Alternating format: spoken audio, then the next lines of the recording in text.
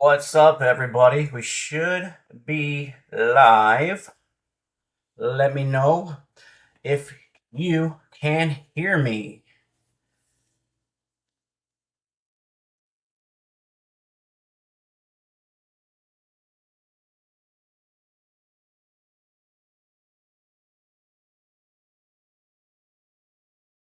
Yes.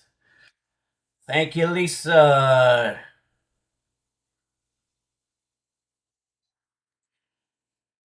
See, Lisa's in here. See, saved by his grace. Great to see you. See, Debbie's in here. Thank you so much, Debbie, for joining as well. Thank you guys so much for that. This off here, so let me see. Get off there, you stupid thing. Awesome.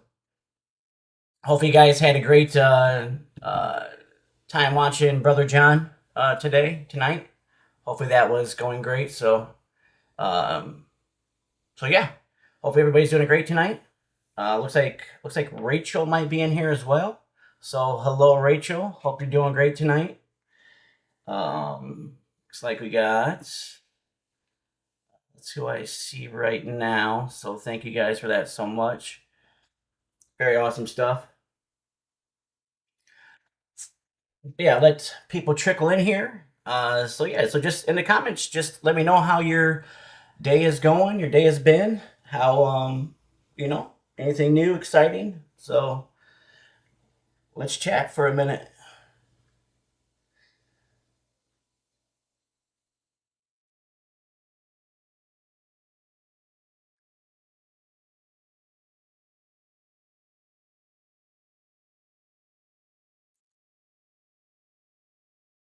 Awesome. Saved by His Grace says, I have looked forward to this all evening. I appreciate that. Thank you so much. Um, Lisa says, my day was a lot better than Rachel's. Care to explain if you want to, Rachel or Lisa, and uh, let me know how that was. So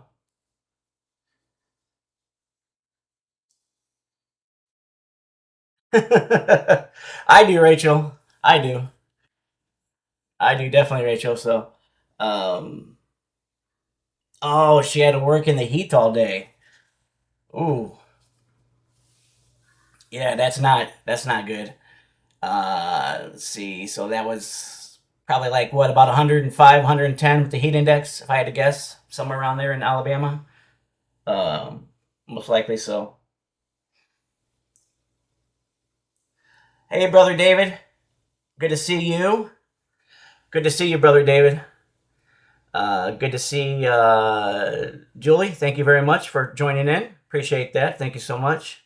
Thank you, brother John, for the raid, for the stream raid. Appreciate that so much. You guys are more than awesome. You guys are more than conquerors. So very just thankful. So blessed for all that. So thank you so much. See, brother Shane, uh, brother David. Um, Saved by His Grace. Julie, thank you so much. Thank you everybody who's joining in right now. We got about 400 people in here, roughly. So uh, if you guys don't know who I am, my name is John. I go by John Boy. Uh, Huge weather buff. I teach weather, teach about different, or just about everything regarding to weather. And huge into storm chasing, huge into tornadoes. My really my expertise and stuff lies in severe weather and lies in tornadoes and things of that nature. Um, but yeah. So thank you for joining in. Thank you for coming over from John McKinney, Storm Chaser John McKinney. And if you didn't, please, while you were over there, please like and subscribe to Brother John McKinney, please. So thank you guys so much. Thank you for that. So what an awesome, awesome time I know it's hot. It's hot everywhere, basically here in the United States. It's hot here in Chicago. Very, very, very hot today. Um, and again, it'll be hot again tomorrow. So, but from that, so. But yeah, so I'm glad that we have this community. I'm glad that we're here. I'm glad that you all are here to learn something and me to learn too. Obviously from from you guys as well when it goes into that. So, um, but yeah, if you would please like and subscribe if you haven't yet. That would really help me out and help me to grow my channel here and to just continue to be able to just have these type of fireside chats and types of seminars and learning experiences. So great, yeah. So I just want to welcome you all in there, welcome you all that. So please, again, like and subscribe, please. And so yeah, so I just like to start things off, and if anybody in the chat, just tell me how your day, as I mentioned, how's your day has been going, has your day has been, kind of how I would just start along with that, and so yeah, so let's just see how things are going today. So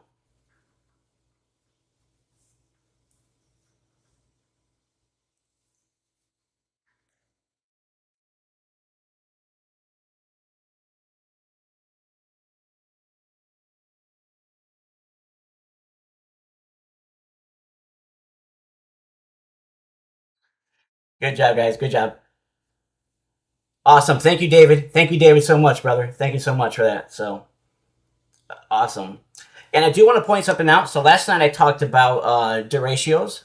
So if you're not familiar with what a deratio is, I'll just give you a high level overview of what we went through last night and what we talked about last night. So for a deratio to become a deratio, it's got to at least travel 240 miles in length.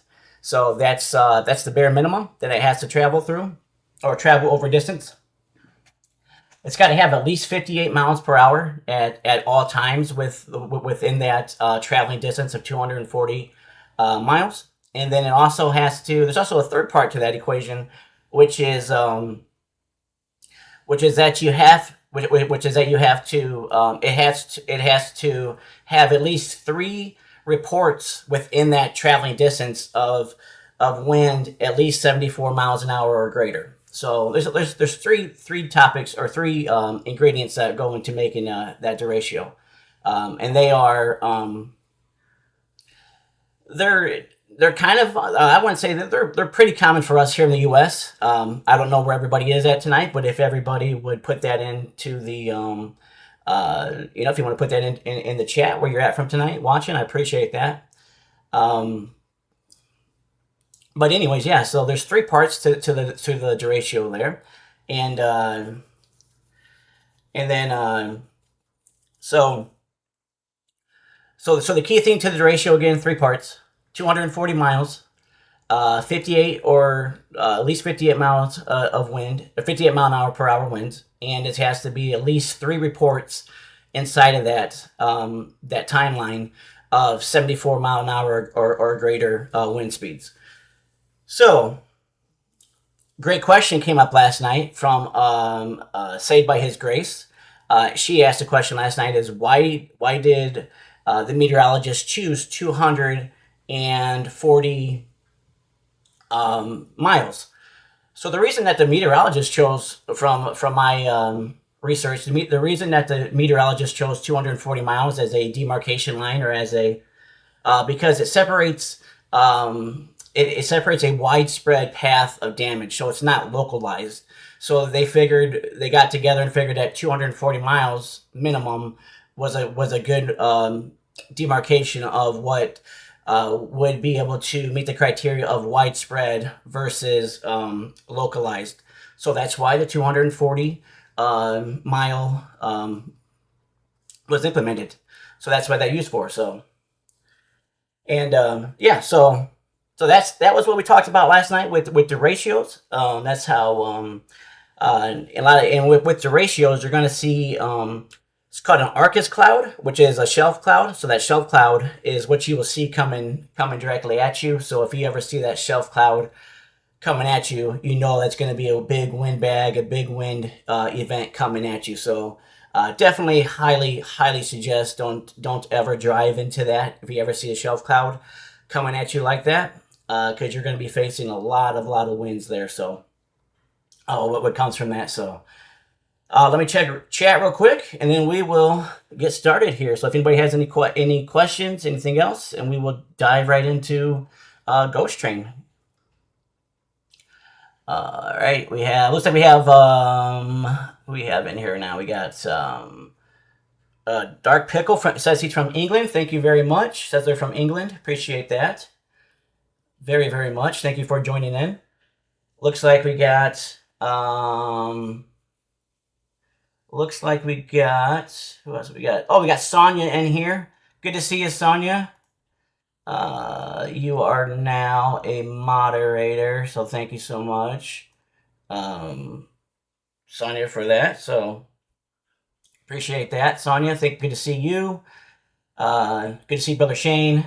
Everybody else who's in the chat right now. So thank you for joining in again. Thank you. Looks like we have Gina in the chat. Hello, Gina. Good to see you. Thank you for joining in here, and thank you so much. We got, it looks like we have Mike Gaming from Canada. So thank you, Mike Gaming, for joining in. Thank you so much for that. So yeah, so it looks like we got some good amount of people in here.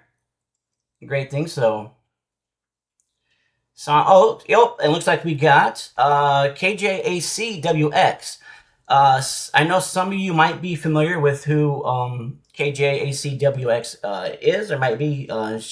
She is a moderator for Max Velocity and a very dear sister in Christ. So very say hello to KJACWX, please. So very awesome stuff there. But yeah, so great stuff. Hope everybody's having a great night. I was only able to watch a little bit of Brother John's stream earlier, but what I watched, obviously, it was very awesome. Very great stuff. So proud and just to be part of, again, the community and part of all that. So yeah, so very great stuff. That just a lot of blessings, a lot of great things. So. But yeah, just before I start, I just want to say, thank you again to all of you. But most importantly, thank you to my Lord and Savior, Jesus. Thank you, just thank you. Without him, none of this is possible. So again, just thank you guys very much. And obviously, number one, thank you to Jesus. So awesome. Very good here. Looks like we got, so looks like we have, oh yeah, Brother David, Tolkar, yes. You are now a mod as well. I knew I was forgetting somebody around there, so thank you, sir. Appreciate that, brother. Trust all you guys. Everything, of course, if Brother John trusts you guys, I trust you guys. A friend of Brother John's is a friend of mine, so it's very good. So Ghost Train, right? So you guys ready to learn about what the Ghost Train is and what that term is? Whenever you hear storm chasers talk about ghost trains, so you may have seen or heard the term ghost train before. Whenever you've been watching a storm chasers, live feed, things of that nature, and so it's actually a term. The ghost train is actually a term that was given by a storm chaser named Max Talbot. MAXTALBOT. I'm sorry, not Max Talbot. I'm sorry, Skip Talbot. My bad. Don't hold me to that. Sorry about that. Skip Talbot. So SKIP TALBOT. Skip Talbot. And so he actually coined this phrase, I believe, I want to say back in the early, maybe 2010s, 2013-ish range, around that time, somewhere around that time. So, but yeah, so Skip Talbot, who coined the phrase there. So it's very big and popular with inside of the storm chasing community. So what is it? What is a ghost train? What is it when you hear it? What is it if you hear Brother John talk about the ghost train, or you hear Freddie McKinney talk about the ghost train, or you're watching, whomever you're watching, and you hear them say, "Oh, got to look out and watch out for the ghost train." Well, that's what you're here for, and that's what I'm here to teach you for, and I'm glad that you're here for that. So let's dive in. So if we look at right here,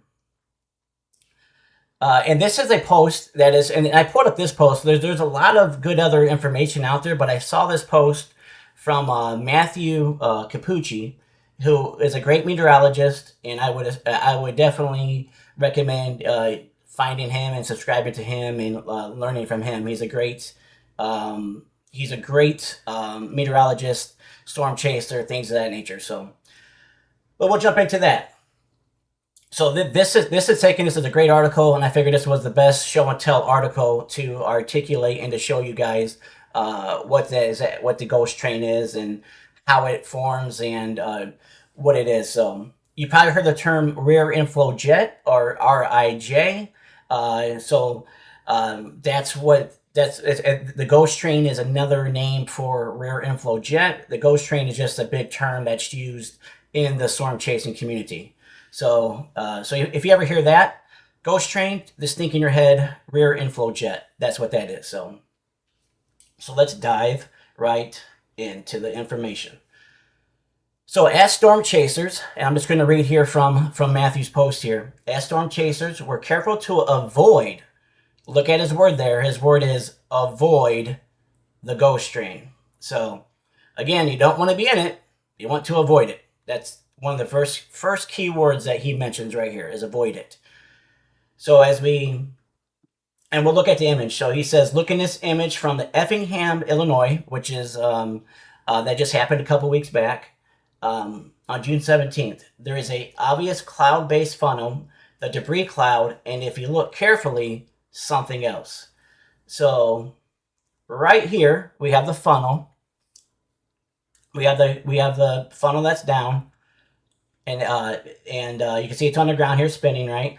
And it's not really fully condensed all the way, but it's definitely there. That's definitely a tornado. So, but if you look off, so this tornado from this picture has traveled from the right to the left here. So if you look at it here, it's traveling from the right and going to the left here. So, and then so if you look at on the ground here, so as this tornado has traveled from right to left, if you look on the ground back here, around these trees area back here and everything, this is what is called the ghost train. This is the rear inflow jet. It follows in behind the tornado on the ground there. And so as you can see, the tornado is already off here in the distance to the left, but back here still is the ghost train winds. So it's very deceiving, and it's still very powerful right here.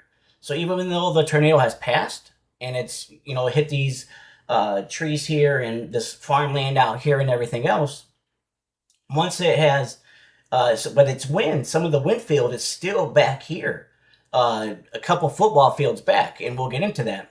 So this is where you would find, and so when you see something like, so even though you see the tornado here, like 90 to 100 mile an hour wind speed is still sitting back here, traveling behind the tornado. So that's why it's called the ghost train, because it's very hard to see, if see at all, especially if it's rain wrapped and things of that nature.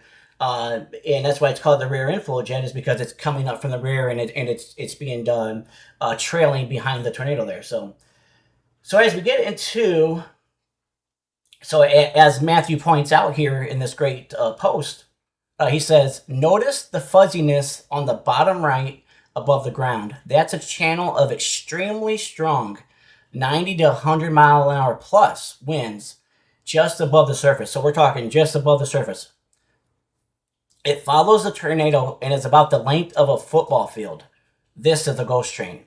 So about 300 feet behind the tornado, you've got 90 to 100 mile an hour per wind, or 90 to 100 mile an hour winds plus, still trailing behind the tornado there.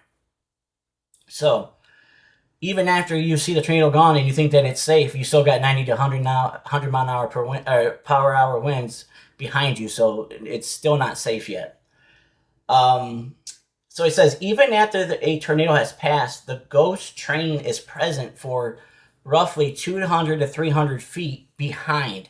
It's often invisible, which is because it's just above ground surface, making it extremely dangerous for chasers. So this is one place where chasers, if they get too close to a tornado, and they end up being on the rear side of that tornado, not only is it going to be the RFD, but they're also going to get hit, they can possibly get hit with the rear inflow jet, and that can suck them in to so that can suck them into the tornado. That can flip them over. That can do everything else. And again, so that's why being too close to a tornado is obviously very, very risky, just due to the fact that not only one, it's a tornado, but two, the ghost train, you don't know where that ghost train is coming from and how that ghost train can affect you. So you just get, so for storm chasing, that's very, very a risky play to get that close behind a tornado like that. So, moving on from that, and so if you look at that, let me go to chat real quick, see if you guys have any questions. I'd like to jump in and out here just to make sure that we're having a good discussion here. What's going on? It looks like Shane says it's always closer to the ground, this rear inflow. Yes, just right above the ground. I believe not even maybe a foot or two off the ground, so it's like right on the ground. I don't even think it's even that tall off the ground. It's barely just above the ground there. So it's yes, but that rear inflow jet will always be really close to the ground right there. And then now I did see somebody say, and we could talk about it too. I saw a rear inflow tail, and we can talk about that as well too here. But yes, so to carry on from that, the ghost train is sometimes called the rear inflow jet, that's what it is. So the tornado is pulling in, so to get a little more climatology into it and meteorology into it, the tornado is pulling in a channel of air at ground level, broad subsidence, or sinking. And above it, it's squeezing that channel, causing the winds in that narrow strip to accelerate. So that's why we have that. That's where that ghost train comes from a more meteorological definition there. So what is the result of all that? So you see the tornado, it goes through, you think you're safe to come out right away and everything else. And then the result is, even after the tornado passes, tornado strength winds may scream along the ground for another 20 to 30 seconds. So that's quite a long time still to have tornado strength winds even after the tornado passes. So that's why too, sometimes if you ever see tornadoes hit a structure or hit something, and obviously you can see them the tornado blow up that structure. But if you give it another 10, 15 seconds later, you can see, sometimes you can see some of that after they had passed. Sometimes once that rear inflow jet comes across that structure or whatever else, you can see that structure move or some more damage caused to that structure. And so it's very visible when you look at it after it's hit something, unfortunately, things of that nature. So that's what is the rear inflow jet ghost train. And again, it's a very, very popular term in storm chasing. It's very popular throughout that. Again, that's some lingo throughout storm chasing as well. And then so it says again, you're looking at the Effingham tornado here just from a couple weeks ago, and you're looking at here back to the right here from the trailing winds of the rear inflow jet. And sometimes you'll see you will see let's see, so you will see like if Reed Timmer or somebody with a TIV vehicle, or or somebody who's gotten close enough to where they will feel those that ghost train and rear inflow jet, and you'll hear them talk about that after that tornado has passed, and they'll say, "Oh, now we got the rear inflow jet coming in. Now we have this." So they're very well descriptive and describing that. So sometimes, and you'll see the car rocking, and you'll see things of that nature. So again, very powerful winds that are still present there on the above the ground there, surface there for another 20 to 30 seconds after a tornado has already passed. So there's a lot of people that aren't aware of that. They think that once the tornado has passed, the winds have somewhat, died down. They have somewhat, gotten a little bit better, but that's why it's called the ghost train, because a lot of times you can't see it, and you don't know that you're in it until you're in it. So, and you'll feel it, and so that's ghost train. That is what again it's a term used throughout storm chasing. Rear inflow jet is more. You'll also hear that term as well, but the ghost train is what you'll hear a popular term. And again, that goes back credited to Skip Talbot, who has amazing videos on storm chasing. If you've never seen any of his videos, I highly recommend you check out his videos on YouTube or Google or whatever else that you see them on. Highly recommend. He's got a lot of great videos and great stuff on there where he talks about this. So that so yes, so Brother Shane says, I would have thought that very thing, was never aware of the sneaky ghost train. Yes, very sneaky and very deceiving and very damaging still through that. So and it can so again, they can topple trees, topple structures. It can again still fling structures, fling roofs, fling things around still in the air even after that tornado has passed. And so that's why it's good. Like if you're a storm chaser or whatever it may be, is you should be at least, I say at least a minute, but of course, nowadays everybody, it's about getting that close enough to the tornado. But you definitely want to be, especially if you're behind that tornado and you're trailing the tornado, so that the tornado is always in front of you. You definitely want to be at least a minute behind that if you're definitely in the path of where it was coming from and things of that nature. So it's so it's very yes, Rachel makes a kind of a good point here. Rachel says it can finally finish off what the tornado did it. Absolutely, it can add in more damage there for another 30 seconds, 20 to 30 seconds there, definitely.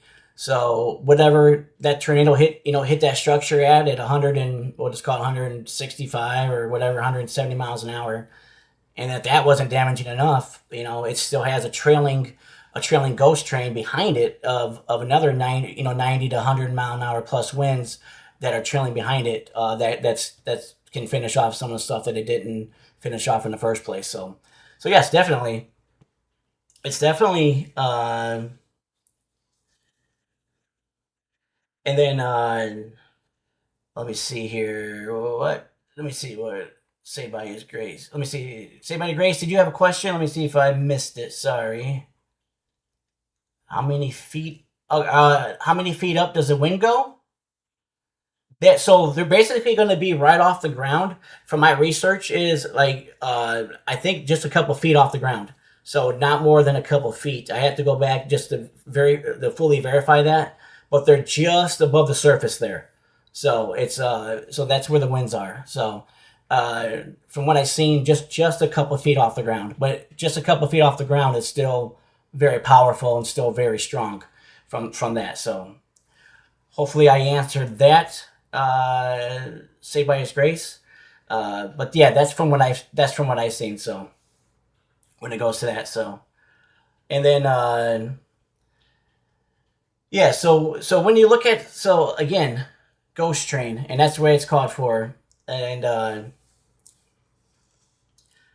you'll like I said, you'll hear a lot of, a lot of people talk about, a lot of people again in the storm chasing community talk about that. But very, again, it's very hard to see if you can see it at all. It's very hard to detect. Uh, so again, that's why, if you've ever heard, like, sometimes people will say, well, go down to your basement if you get hit by a tornado. Wait a couple minutes to come out from your basement. If you can, obviously. And a lot of that's the reason why is because you still don't want to come out right away and then get blasted by the ghost train winds, get blasted by the rear inflow jet, and then you're just going to have a bunch of damage done to yourself. So that's why you definitely want to give it a few minutes. After, unfortunately, if a tornado does strike you, is to wait out a few minutes to make sure that the winds are completely, died down and everything else. So, um, but yeah, so it's very, so again, it's very sneaky. It's very strong when it comes to that. So, but it definitely wanted to. But yeah, this is a great post. Again, this is by Matthew Capucci. He's a great meteorologist, great storm chaser, and just great visuals on this image here. Does a great job of showing that. So when it comes along to that.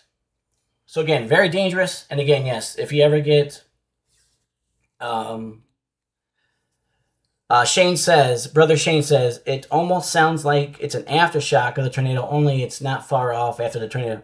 I guess it would kind of be in the terms, I guess, if you're trying to, in the, kind of equate it to an earthquake, yeah, like, or the same type of lingo of it. Yeah, but I guess you could kind of say that in a way. But yeah, but definitely, and then, so you definitely, if you ever do, and hopefully you never get, struck directly by a tornado or get hit directly by a tornado, you definitely want to wait it out a couple minutes before you come up out of the basement, or you come up out of, wherever your shelter is at. Because you just know where you never know where that ghost train is lurking at, or where it's going to come from. And it's going to be very, very hard to see. So that's a broad overview of a rear inflow jet ghost train. So when you hear that term, now I did see somebody say a rear inflow or an inflow tail. So inflow tail, that's going to be cloud based. So that inflow tail is, you can see it off.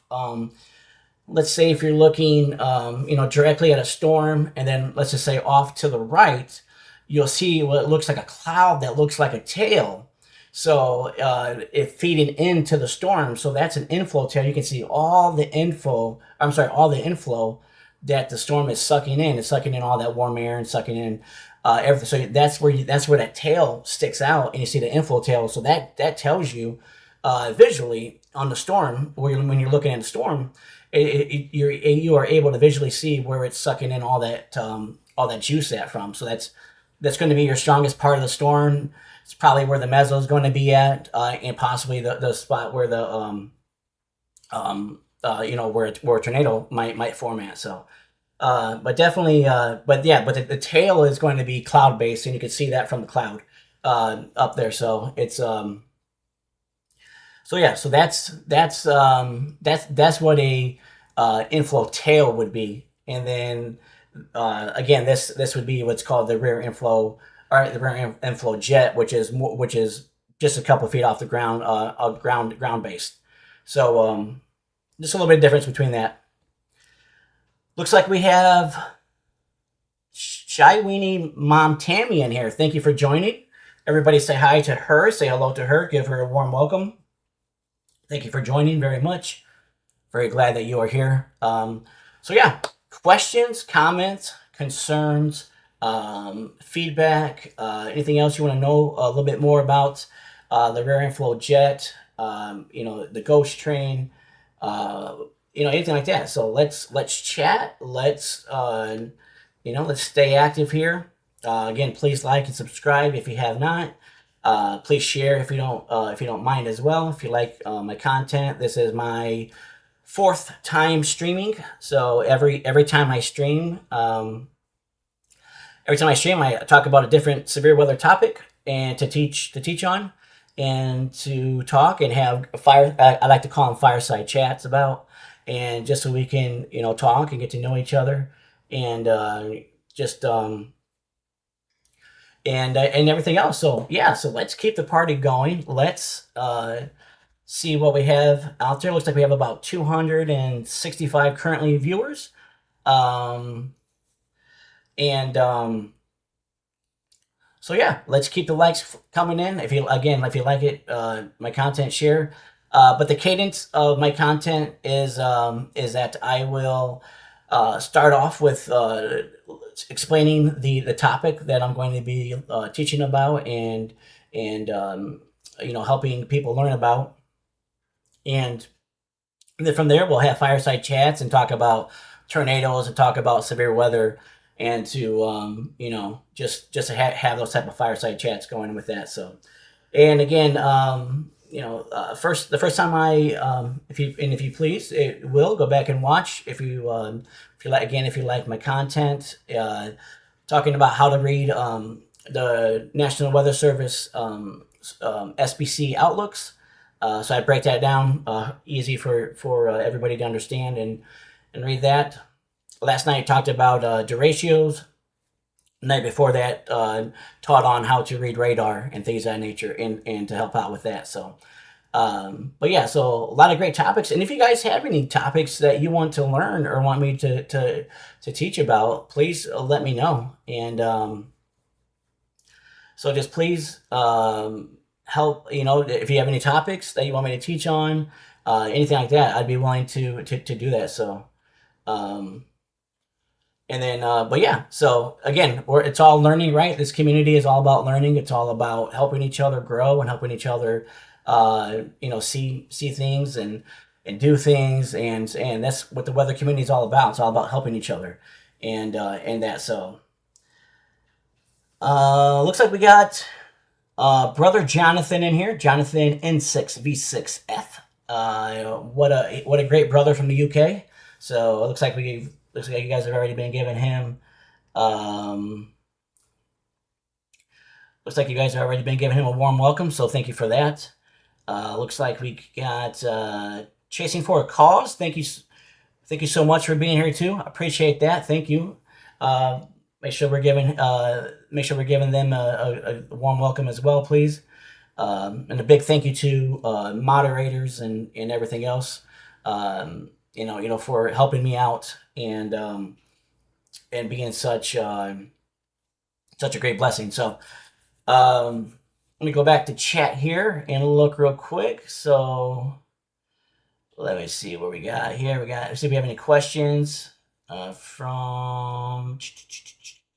Looks like David Tokar says, so how tornadoes start? Just curious. So, are you asking about tornado genesis, David? If that's what you're asking, I can help you. I can help define that for you, and help you with that. So just let me know if you're talking about tornado genesis. So, and Shy Weenie Mom Tammy says, haven't chased since 1994. Need us to refresh. Awesome. Thank you for being here. Thank you so much.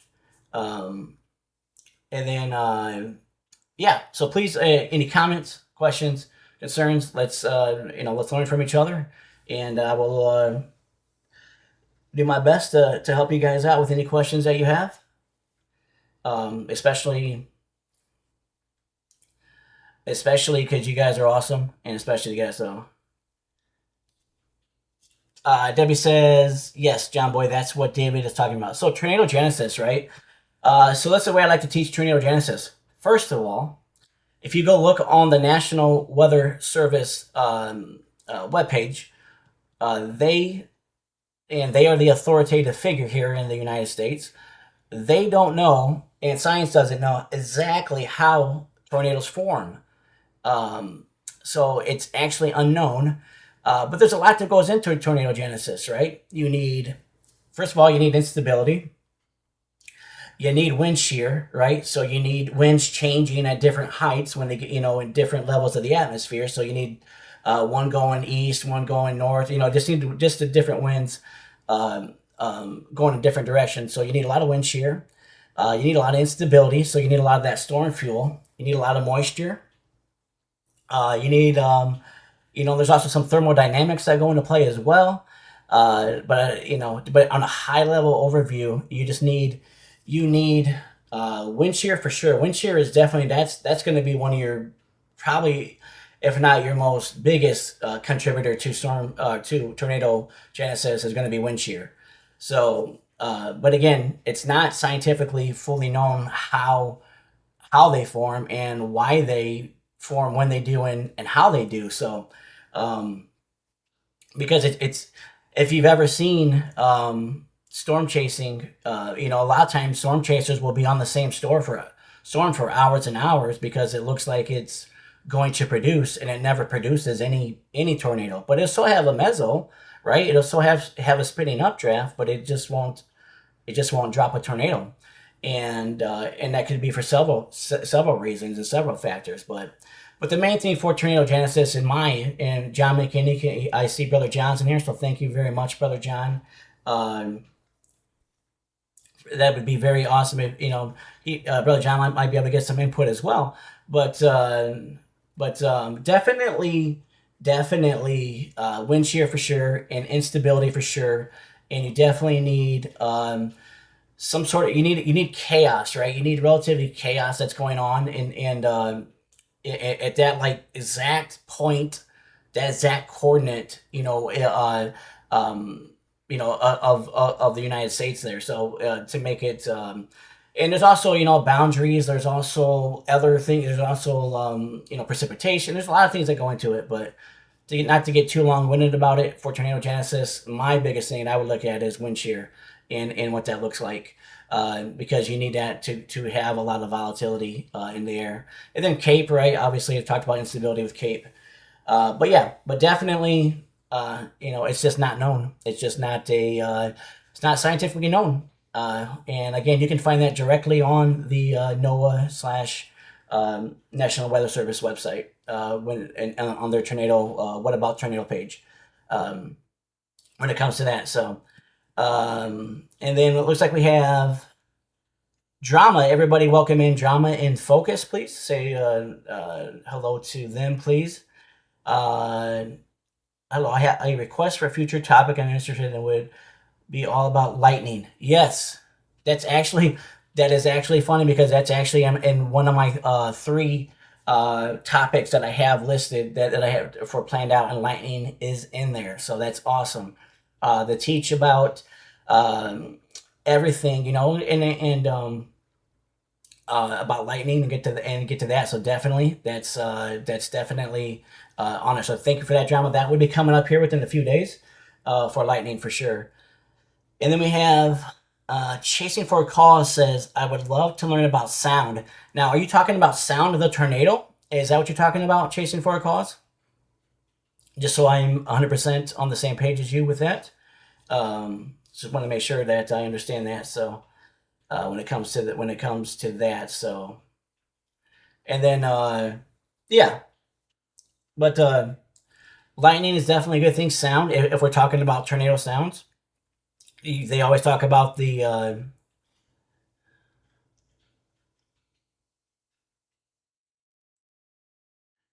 and then Saved by His Grace says, would you please teach us why negatively tilted is more volatile pertaining to severe weather? Yes, we can get in. I can teach you guys about that for sure. Definitely, if you want to get into that, I can talk about that as well. Yeah, absolutely. And then we can get into several topics. I mean, whatever you guys are my audience, right? I work for you guys, so so whatever topics you want to learn or hear about, just put them in there, and I'll get to them down the line eventually.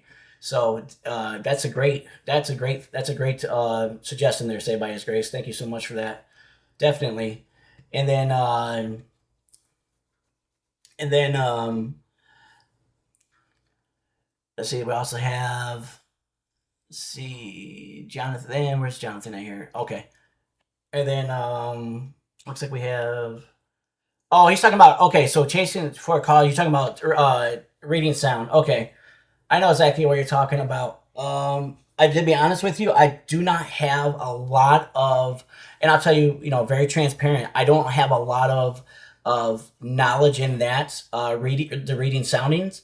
Um, but it's something that I can definitely learn and teach myself, and to be able to teach back, you guys as well. But to be very, open and transparent, I don't have a lot of, what do you want to call, or a lot of learning, or a lot of learning in that area. So, but it's something that I would definitely love to learn myself too, and to be able to read soundings. I know they are on a broad surface on the higher, but I don't know like in depth about soundings.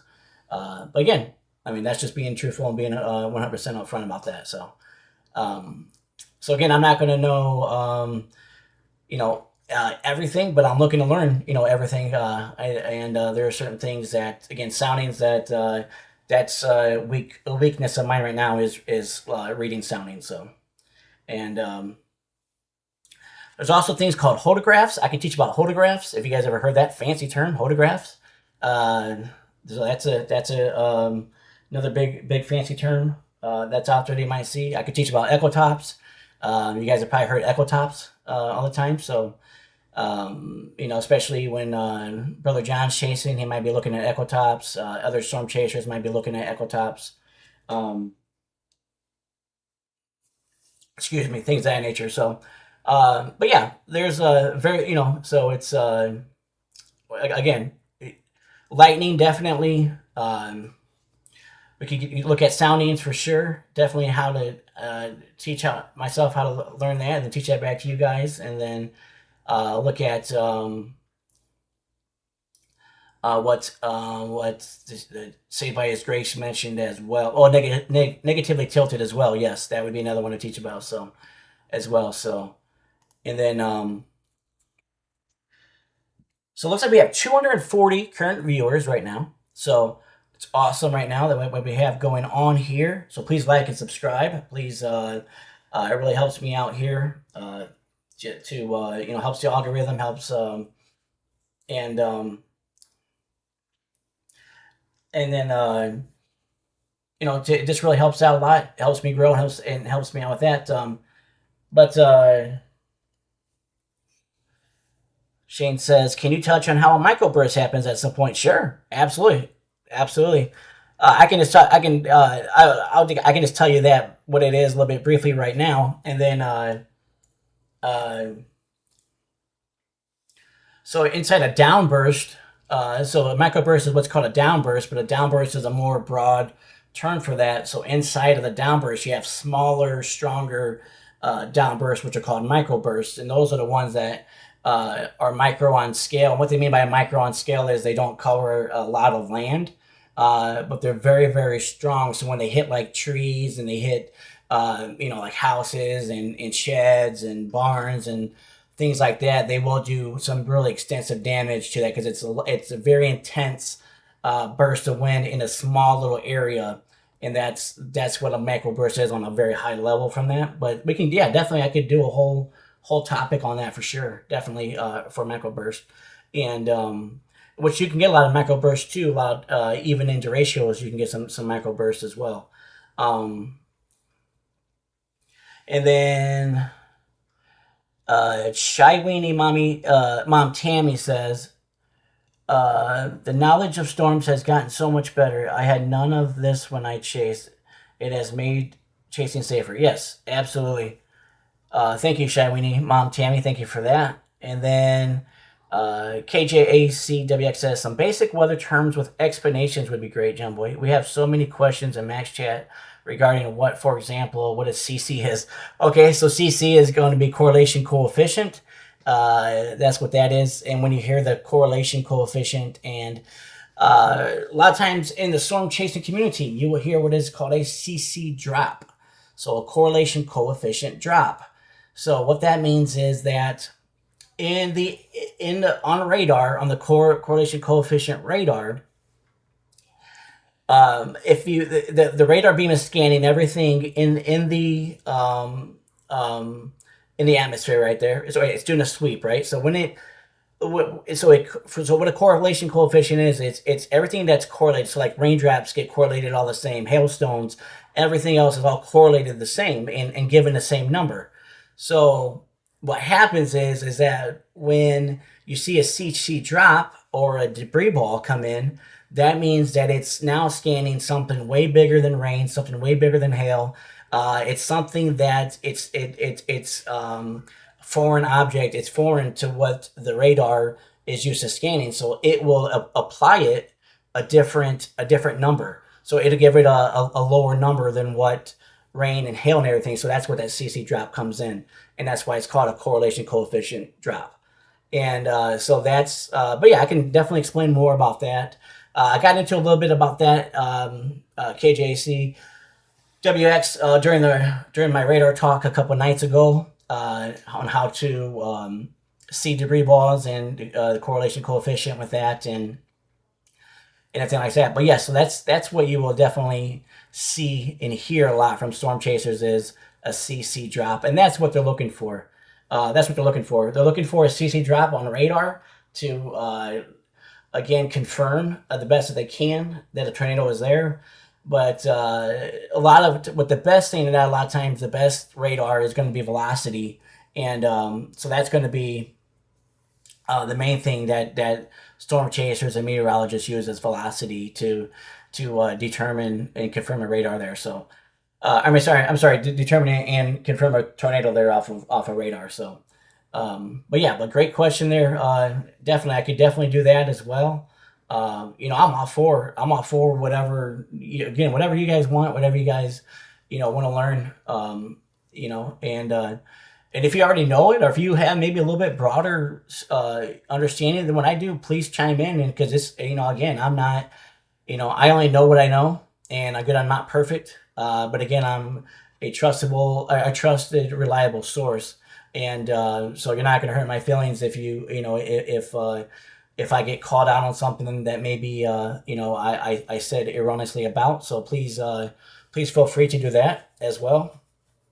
But yeah, so it's again, it's teaching, it's to help people understand and to be safe out there, right? Because a lot of people have never heard the term ghost train unless they've watched storm chasers and everything else, and a lot of people don't know exactly what it is. And so it's just great to be able to help you guys understand that and to be safe out there, especially if you are storm chasing, and B, if you ever get hit by if you ever get hit by a tornado, how to be safe. So KJACWX says that would be great, just a basic terms labeled as such live so we can share it with others. Super excellent. Awesome. Yeah, definitely. If you want to know a correlation coefficient, you want to know what what a debris ball is, I can definitely, create a whole spreadsheet or create a whole thing of just terminology of what those terms mean. Especially in weather sense and storm chasing lingo. I could put together, a lot of storm chasing lingo, that was how storm chasers talk, and how to decipher what they're talking about. And things of that nature. So yeah, just a lot of great stuff. Lots and lots of great stuff from that. So, but yeah. And then, so my question is to you guys and then, do you guys, and this is not to go, if you ask a lot of people what a tornado is, what is the definition of a tornado? What defines a tornado? A lot of people can't actually answer that question correctly. So without using Google or without anything else, what, in your mind, what defines a tornado? What is the actual definition of when a funnel becomes a tornado? And I'd like to know that in the comments here, please. And Jonathan says, what is a multiple vortex? Well, is a multiple vortex is exactly what it's mentioning, right? So It's not a single rotating vortex tornado. It's a multiple vortex. So there's multiple vortices that are either spinning around a main vortice, or or there's just multiple ones that are just dancing along with themselves. So what it is, it's meaning that there's multiple suction vortices instead of just one single suction vortices. Instead of just one single suction vortice, there's multiple suction vortices, and they're usually dancing together, or they're dancing around a single vortice, usually a bigger vortice as well. So that's what a multiple vortex tornado means. So, and a lot of times you'll see the multiple vortexes in very, very strong tornadoes. So that's what. So hopefully, Jonathan, hopefully that helped you with that. When you hear multiple vortex, it's again suction vortices. So that's what that is. So, chasing for a cause says ground circulation. Yes, exactly.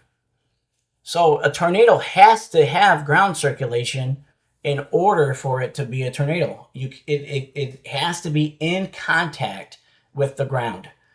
It doesn't have to be fully condensed. It doesn't have to be, fully condensed means fully on the ground. I mean, fully where you can see the full funnel on the ground. So a lot of times you'll see the funnel up in the mesocyclone. You'll see the funnel up there dropping down. But then if you look on the ground, you'll see circulation, but it's not fully condensed, and but that doesn't matter. All it needs is ground circulation, and that's it. And that right there is a confirmed tornado. So, but it has to be in contact with the ground. It has to be. That's the term. That is the definition from the NWS, and that's how they do that. So.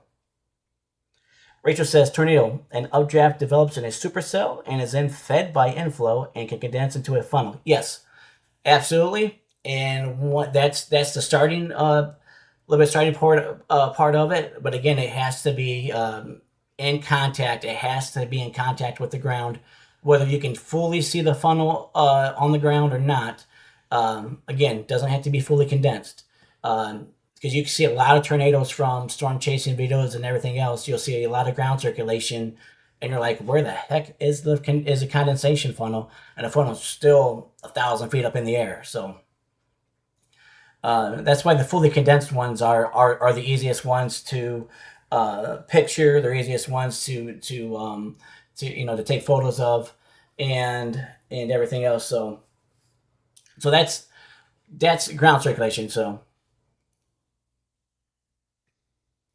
Rachel says you can see debris pull without seeing it touching the ground. Yeah, so debris will definitely give it away, because that says once it's in contact with the ground, once that spinning column of air is on the ground, even though you can't, even though you don't visually see the funnel, you'll see usually it'll be kicking up debris, whether it's corn or whatever else. And just or whatever it's hitting, so debris will give it away as well. So, but yes, it's got to be ground circulation. It has to be on the ground in order for it to be. So remember, a funnel cloud is not a tornado. I know there's like old myths was I seen funnel cloud, seen tornado. Funnel cloud is not a true defined definitive tornado. So, but it is a very, very key to knowing that. If you see that funnel cloud, to know if you see that funnel cloud, that's a good indicator that it will that it has a high possibility of touching down. So, but they don't always come in contact with the ground. So, sometimes they'll just be little dangly bits, as they're called, and they'll just go right back up. So, and with that, so, but yeah. So if you look at ground circulation. Definitely that's what a tornado is. So I know it can get confusing at times. So Saved by His Grace says, question, does a land spout always form from the ground up and a tornado from the cloud base downward? So that is actually a very, very, very great question. So a land spout is a tornado that is formed not from a supercell. So it's a tornado that's formed from a non-rotating cell. So that's what a supercell is. A supercell is a rotating um, thunderstorm.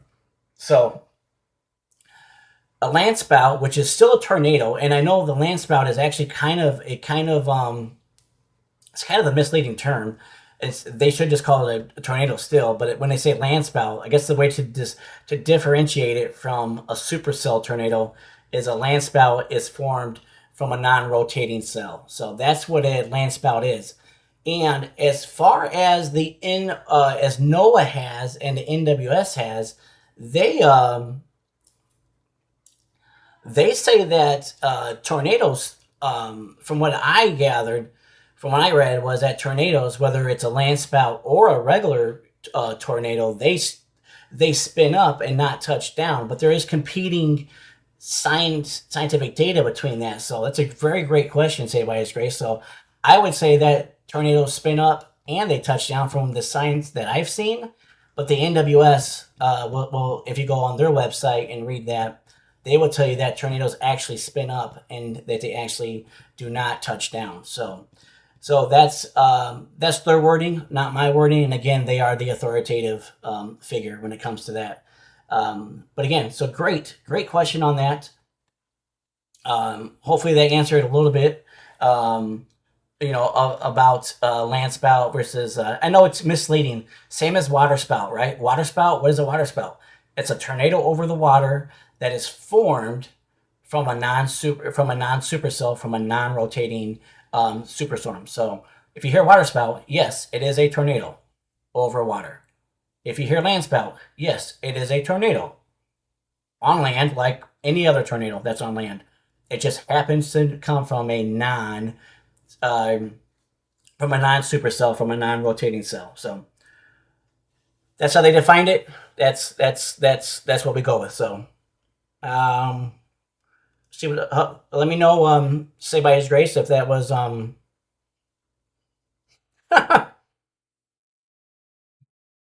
I like Julie's question. What is a sharknado? Okay, so a sharknado is when you have a bunch of sharks, right? And they all like line up in this line, and they get into this pool, and then they all just kind of like start spinning around each other. There's about 100 of them. You got to have about 100 sharks in order to be a sharknado. Okay, so they'll kind of stack on top of each other, and they'll kind of fight each other for who wants, top to be top and everything. So, but you got to have 100 of them in order to make a sharknado. So they will, they'll get in line, they'll start spinning, they'll just start spinning around with each other, and then all of a sudden, they create enough force, they create enough wind around them in order to propel themselves forward, and they just pick up forward speed. So just all the right ingredients come together, and all them sharks get together, and they just form that sharknado there. And you definitely don't want to be in the way of that sharknado, because sometimes they like to put their teeth out first. Sometimes you get a wild bunch out of the sharknadoes. He tries to do certain things that he shouldn't be trying to do, and everything else. So, but yeah, definitely don't want to. You definitely don't want to be in the way of a sharknado. So that's about the best I can describe what a sharknado is. If you guys have any other, definitions of what a sharknado is, I mean, I would definitely think. But I think it's a pool of 100 sharks. They get together, and they're really, really mad, and they're just angry a lot about how the way that they've been treated and how people are treating them. So they just start spinning around each other, and off they go. And after that, you just don't know what's going to happen. Hopefully hopefully everybody's just out of the way of that. So, but yeah, so hopefully Julie, hopefully that answered your Sharknado question with that. So, Shyweeney Mom Tammy says, after the Andover 91 tornado, Andover, Kansas, I believe you're talking about, you could see what the circulation was on the ground. That was fascinating to see. I believe if that's Andover 91, is that the one that struck the Air Force base or the military base? If I'm not mistaken. So, I could be wrong on that, but I do remember there's a very strong tornado there in Kansas, and there's very good video that I ended up hitting like a military base and or a military fort, and it's very you can see how strong and just how devastating that tornado was. Julie says yes, thank you, awesome, and yes, very awesome. Thank you so much. So again, stay away from sharks if they ever get upset. If you see 100 sharks getting together, just make sure you run away from them. So definitely for that. And then yes, McConnell Air Force. Yes, McConnell Air Force Base. Yes, remember that. And then yes, Eric. Everybody say hi to Eric Butterworth. Thank you so much for joining in tonight. Eric Butterworth says yes. The 1991 Andover tornado um, hit McConnell Air Force Base and missed the line of Rockwell B-1 bombers, two packing nukes. Yes, I did hear about a story about that, how close it came to hitting some artillery and nukes and things of that nature. So I'm assuming that would have been very devastating. I'm assuming I don't know the physics behind it and the but if it did strike the nuke, I'm assuming something bad probably would have happened. So thankfully it didn't. So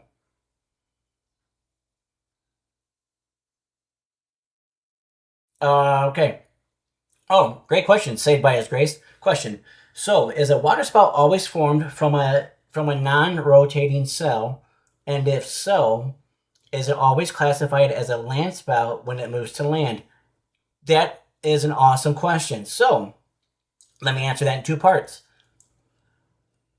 99% of your land of your water spouts, 99 point probably 9% of your water spouts are going to be formed from non-rotating supercells. However, if there is let's say a tornado formed right on the shores of Lake Michigan. So let's say a couple miles from Lake Michigan. But it's heading right for Lake Michigan. So, and this is a supercell. Let's say a supercell tornado formed. So a tornado formed from a supercell. It's a couple miles offshore from Lake Michigan. It's obviously it started on land, and now it's heading towards the water. So it gets to the water and it hits the water. So now, as soon as it hits the water, it becomes a water spout. So that's the only time that from when a tornado that forms from a supercell will become a water spout is when it starts on land, but then it crosses to water first. Then it crosses into water. And then you have but mainly again 99% whatever will be from water spouts will come from non-rotating thunderstorms, but you'll get a few supercell tornadoes that form close to lakes and oceans and everything else. But as long as they start on land, those supercell rotating tornadoes start on land and then they cross onto the water. That's how they would become a water spout from the supercell tornado. So that with that, and then the other part of your question is, it says, and it says a water spout. It says, so is a water spout always formed from a non-rotating supercell, and if so, is it always classified as a land spout when it moves to land? So it depends. So it depends again. So there's two answers to that question. So if a rotating thunderstorm has formed over water, and then from that rotating thunderstorm comes that tornado, and let's say now it's backwards, so now it goes from water to land, and it's from a rotating thunderstorm, it does not get classified as a land spout because it's still from that rotating thunderstorm. However, if the land spout, or sorry, if the water spout is formed from a non-rotating storm, over water, and it moves into land, it will be a water spout, and now it will be defined as a land spout because the storm that it's based from is not rotating. So there's inverses of each other. So hopefully that makes a little sense there and helps you with that. So hopefully I explained that a little bit to your liking there, to your to be able to understand that there. So See what else we have here. Um, we have, let's see here. What else do we have here in chat? Make sure I'm probably missing some things here. Let's see.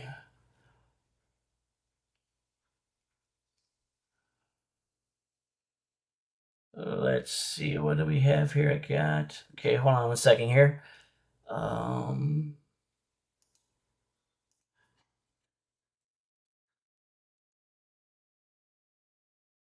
If you guys haven't liked and subscribed yet, please like and subscribe. And it will be very awesome.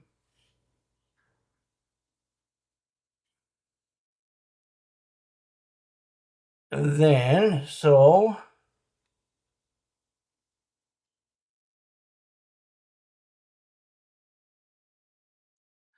let me see here. Sorry. So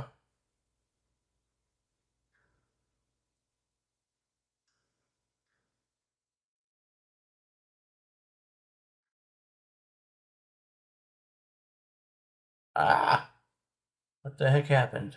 Okay, there we go. Sorry about that. Okay, let's see. Here we go. We have. Oh, Rachel says, John Boy, someone asked about Dust Devils versus Tornadoes. Okay, so who asked that? Let me see. Sorry about that. Okay, KJACWX says, how does a Dust Devil compare to a weak small tornado? My husband often sees them in SoCal desert while at work. They completely touch down and displace a lot of dirt and no clouds present. Yes, because dust devils are formed in what's called fair weather environments. So they're not formed in any type of thunderstorms, any type of that.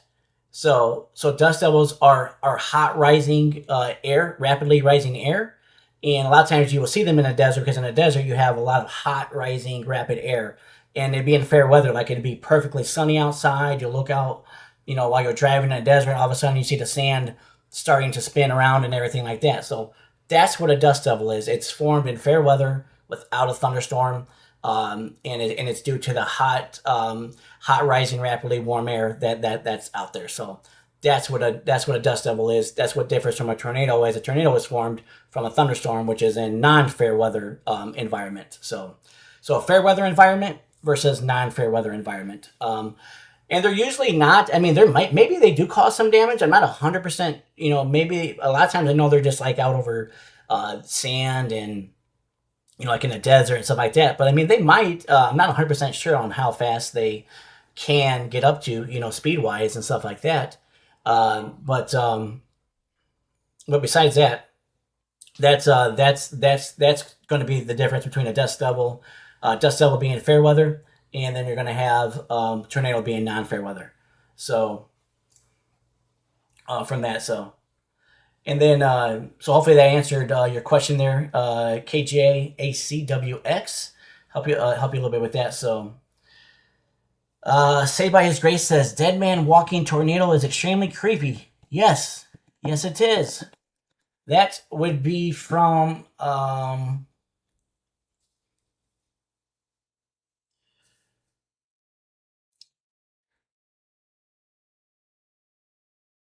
I believe that would be from the 1997 Gerald, Texas tornado, which has great footage of that. You will see the dead man walking, and it lives in tornado folklore for sure when it comes to that. So, see, KJACWX says, thank you, super helpful. I got to see 3 right next to each other in April in the Mojave Desert. Wow. 3 of them. Wow, that is pretty cool. Again, I'm not sure of the strength, on as they get. I have to do a little bit more research into that, but yeah, that would be kind of cool to see as long as they're just spinning out and over the desert. That'd be kind of cool. But yeah, that is really cool to see that. So, let's see. So, Eric Butterworth is talking about the dead man walking. Yep. Then, but yeah, that if you haven't seen any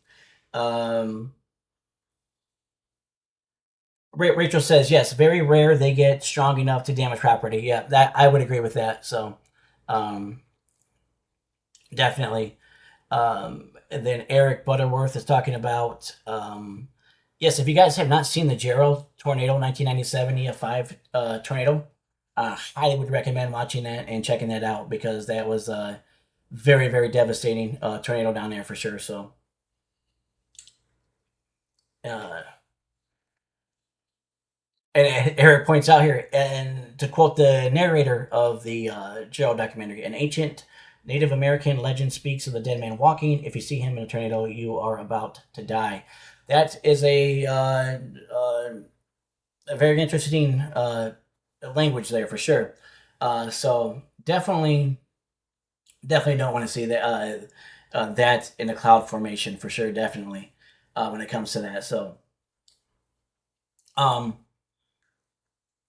Then so we have, yeah, and you can see that, from that Gerald tornado, you can see that dead man walking like perfectly in that tornado. So, very, very, what do you want to say? Troubling, ominous. But just know that obviously that even throughout that God is bigger than all that. There's light that shines over that darkness, and darkness can't overcome that light. So, Shane asks, what's the difference between the ghost train and the RFD? Nice. I've heard talk about RFD on streams. Thank you. So, yes, RFD is what you're going to hear basically 100% of the time on a streamer's storm chaser stream, things of that nature. So RFD is what you have. So if you look at the storm on the back side of the storm, so we'll call it the southwest side of the storm, it's wrapping around, it's pulling in all that air in behind it, and it's getting in what's wrapping around the rear flank, because it's a rear flank and not the forward flank. The forward flank is what's moving. The storm, the main part of the storm is moving forward. That's called the forward flank. Then the rear flank is you have all the air wrapping around the back side of the storm there, and it's getting tighter, and the circulation's getting tighter, and things of that nature. So what gets wrapped around there in the rear flank downdraft, you can get rain wrapped around it, you can get hail, you can get debris. So you get very strong winds that come in, and that's where when it gets really tight around that rear flank downdraft because of all of the air that's being sucked in on the backside of it. So what happens is that's where you start to get the hook echo, and that you see on the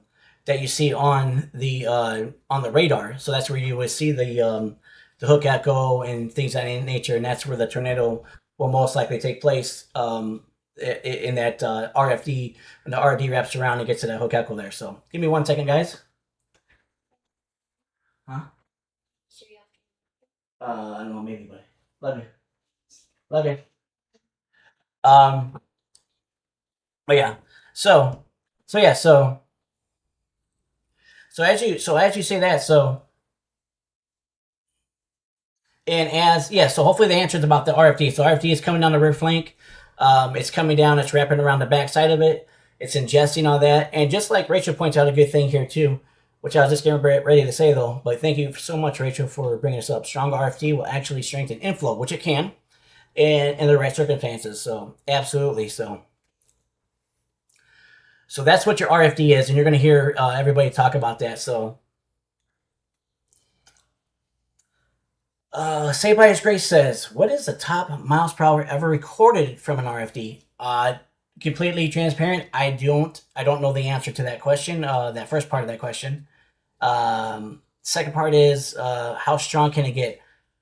Usually, I believe the RFD can usually like 70, 80 mile an hour range, I believe. Maybe a little bit stronger. I'm not 100% sure, but I think it tends to be like the 70, 80 mile an hour range, if I'm not 100% sure. So, says, Jonathan says, right, lovely bunch. I got, looks like he's got sheep to milk or cows to milk. I can't make out what that is. 11 prayers to John Boy and catch on the flip side. Awesome. Thank you, Brother Jonathan. Thank you for joining in. Thank you for helping out modding, just being a great brother in Christ. So thank you very much, Jonathan there. Thank you so much. So And yep. And then so thank you very much, Jonathan. So Shane says, yes, I have, and thank you. Sometimes these chasers get after it with their lingo, and I've lost it. And I've lost. Okay, awesome. And then but definitely, yeah. So definitely, so let's see, RFD. Definitely, it can be very strong. It can still blow out your windows. It can still blow out, your car windows. It can still do a little bit of damage and stuff there. So, so you definitely want to be very very aware of the RFD that's taking place for sure. And a lot of times you'll see and hear storm chasers say is, I don't want to get caught in the RFD because it's going to be some very strong winds. So a lot of times they try to avoid the RFD section of the storm there. So when it comes to that, so but yeah, so that's RFD as I know it in a nutshell of what happens. Climatology speaking, when it comes to that. Looks like we have see if we have anything else here. See, so Eric is talking about Andover. Okay, oh yeah, the Challenger. That was a sad day for sure, and the Chernobyl. Yeah, that was very very bad for sure. Chernobyl was for sure, definitely. Um, yes. Without googling, does anybody know how far east, the furthest east that an EF5 has ever planted? That an EF5 has ever been recorded in history. Do you know the furthest east it ever has been? I'd like to see your answers in the chat, please.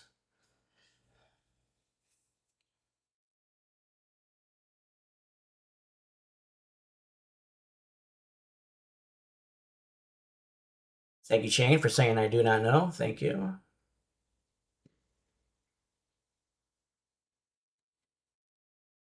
So we're talking the furthest east that a EF5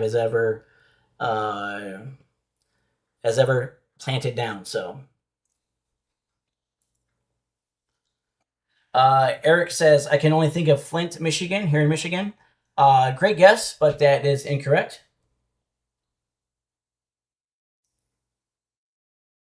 Okay, so Shy Weenie, Mom Tammy says going to have to leave too. Pain meds kicking in. Hopefully you're okay there, Mom Tammy, and thank you so much for joining in. Thank you. Hopefully you enjoyed the chats and getting to learn about ghost train and everything else. So when all that, so thank you so much, Tammy. So we're talking east, right? So we're talking the furthest east that it's ever touched down. EF5, not just any tornado. We're just talking EF5. States. We're talking states here. Sorry, yeah, say by this grace. The furthest east in the U.S. Sorry, I didn't fully elaborate. Yes, fully elaborate on that. The furthest east in the United States. Rachel says Ohio/Pennsylvania. How many of you think Rachel is correct?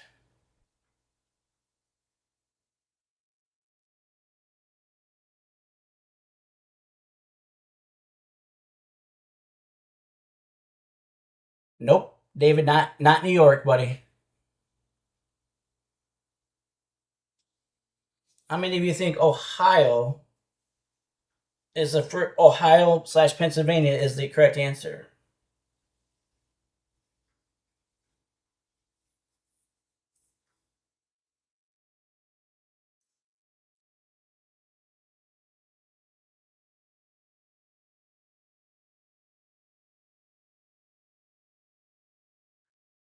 So the correct answer is Rachel's answer. So Rachel's answer is it's technically Ohio is the furthest east that an EF5 has ever been recorded. Just to the it planted just to the west of the state line of Pennsylvania. So it was still in Ohio when it planted, so it counts as Ohio. That's what it goes in the record books as, but not too far from the Pennsylvania border. But so so So the correct answer to how far east one has ever been, EF5 has ever been, is Ohio. That's as far as east. That's in recorded history. And remember, recorded history only goes back to 1950. So if you think about it, there have been multiple, so many EF5 tornadoes, so many other tornadoes that have never been documented or recorded because recordings only go back, what, about 70, 76 years. So everything before 1950 never got documented. And but as in documentation, and in the EF5 in the EF scale, well, at the time was the F scale, Fujita scale, but didn't come in until the 70s. So that's so yeah. So but according to records, is Ohio is the answer. So great job, Rachel. Everybody, yeah, it looks like people are saying, yeah, W's for Rachel there, for getting that correct there. So that's just goes to show you that from the east of Ohio in Pennsylvania, New York, New Jersey, all those other states, there has never been a recorded EF5. So just keep that in mind from that. So and then let's go to the invert or the opposite side. What is the furthest west in the United States that an EF5 tornado has been recorded? Furthest west.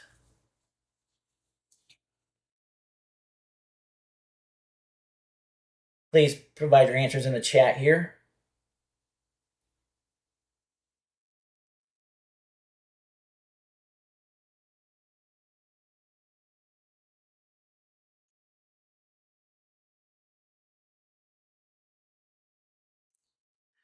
Debbie says Texas, Kansas. Julie says Idaho. Uh, Idaho, great guess, Julie, but that is incorrect. Debbie says Texas or Kansas. See what anybody else has to say here.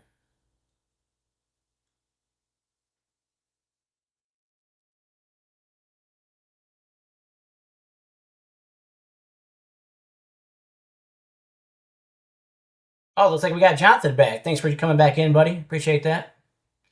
Rachel says Nevada. Shane says Eastern Washington State. Rachel says Nevada.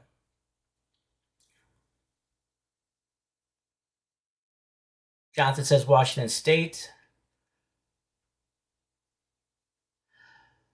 The correct answer is Texas. But which EF5 in Texas? And so what that is, the furthest west tornado ever in the United States, ever documented, is in Texas. It was actually the Lubbock, Texas tornado. So Lubbock, Texas, that's as far west that an EF5 has ever been documented. Not Gerald, Eric, Lubbock. So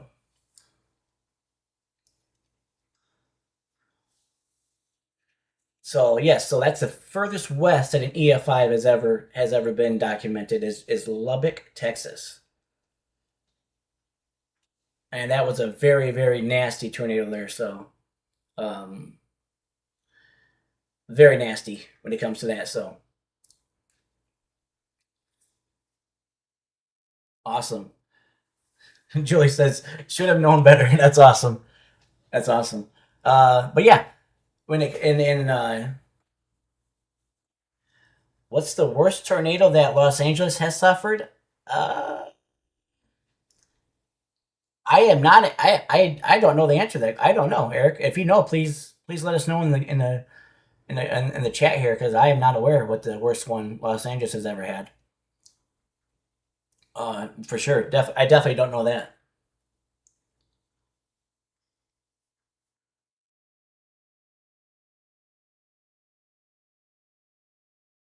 Oh, Shane says I didn't hear EF5 at first. Part of my answer. It's okay, brother. It's okay, man. Definitely. So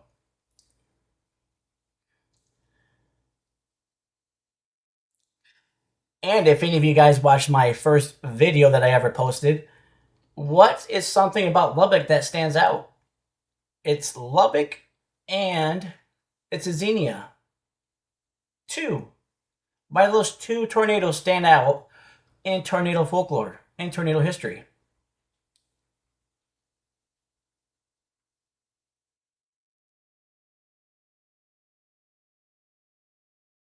Let's see if anybody remembers my video or about that, about EF5s from a couple weeks back. So, why is Lubbock and why is Xenia?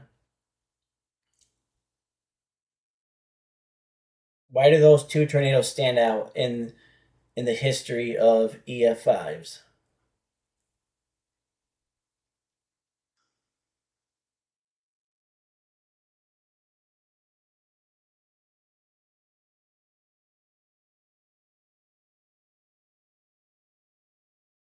Shane says, I didn't see the first video. I appreciate your transparency. Thank you, brother.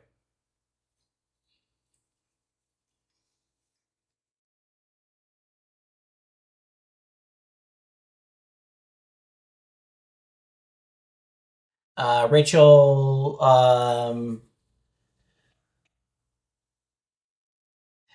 Rachel, that is incorrect, but good guess.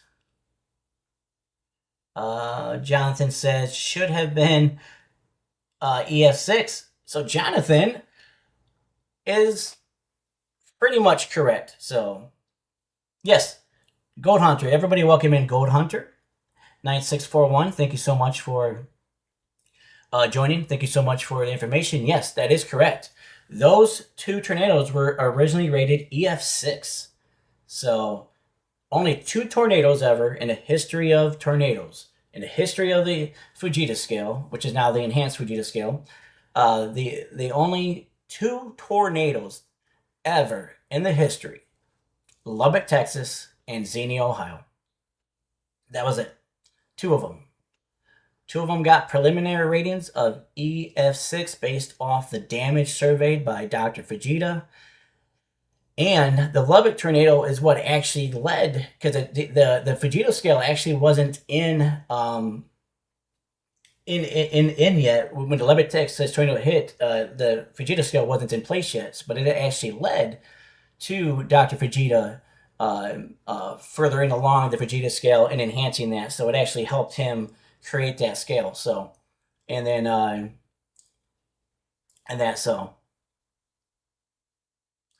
Gold Hunter says the government would not let them write those at F6 because of it being an undescribable type of damage, which wouldn't be possible to do. Absolutely. Yep. So there was, they, so when the Xenia, Ohio hit, and Dr. Fujita said at that time, had there been an F6 at the time, the scale was just, it wasn't EF, it was just F. So at the time, he said that had there been an F6 rating, the Xenia tornado would have gotten an F6 rating. So that's how bad that damage was in Xenia, Ohio that day. And from that, so and it's actually a lot of there's a lot of people there that refer to that time there as the time that when the clocks stopped around about 4 p.m. ish. So that's kind of how they remember that time is when the clock stopped around that. So, but yeah, I believe that was 74. Someone keep me honest here in the chat, please. But I believe that was 1974 when the Xenia came through, because that was part of the April outbreak there, if I'm not mistaken. Just off the top of my head, knowing that. So, but yeah, so those two tornadoes. Those only two tornadoes, Lubbock and Xenia. The only two to ever be preliminary rated F6, EF6 at that time. So, very good with that. So, next question. In your mind, what is, I'll get to that in a second. Thank you, Brother David. David says, I'm heading out now. See you all soon. Thank you, Brother David, for joining. Thank you, Brother David, for modding. Thank you for being a brother in Christ. Thank you very much, David. Have a great night, buddy.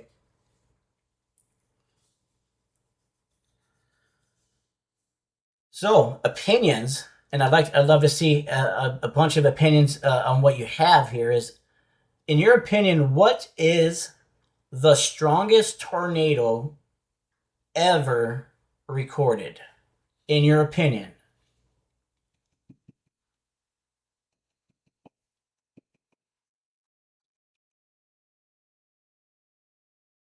love to see those answers in the chat. Love to see those what people uh, what people think, because I have uh,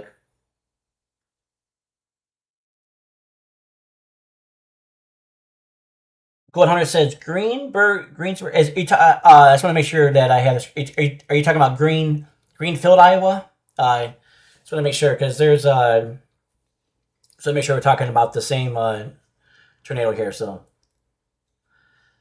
and then uh, Eric Butterbrush says 1999 Moore Bridge Creek. Okay. Jonathan, that has nothing to do with tornadoes, buddy.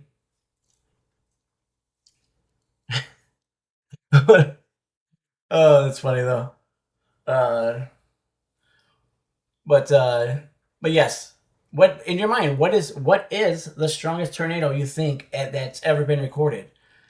And what do you think? What do you think that?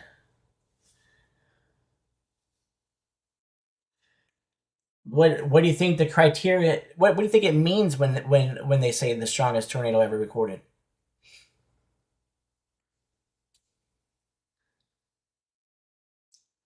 Because to me, it's subjective, and I'll get into that in a second after I see a few more answers here in the chat. So keep them coming here in the chat. Okay, Shane says speed. All right, so you're talking about wind speed, Shane? Is that what you think should be rated? What they mean by strongest, or how will some of them get rated? Jonathan says 2014 Pilger, Nebraska. There you go. Those were twin tornadoes there. EF4s at that. Wind speed, okay.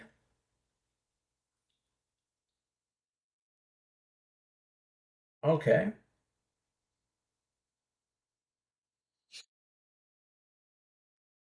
All right, so a bunch of you are saying wind speed, which is it's obviously so to me it's subjective, right? So a lot of times you hear people say, well, the strongest tornado ever was Bridge Creek Moore, right? The wind speed, or the wind speed measured in El Reno 2013. So a lot of times they'll use wind speed, as being the strongest ever recorded there. So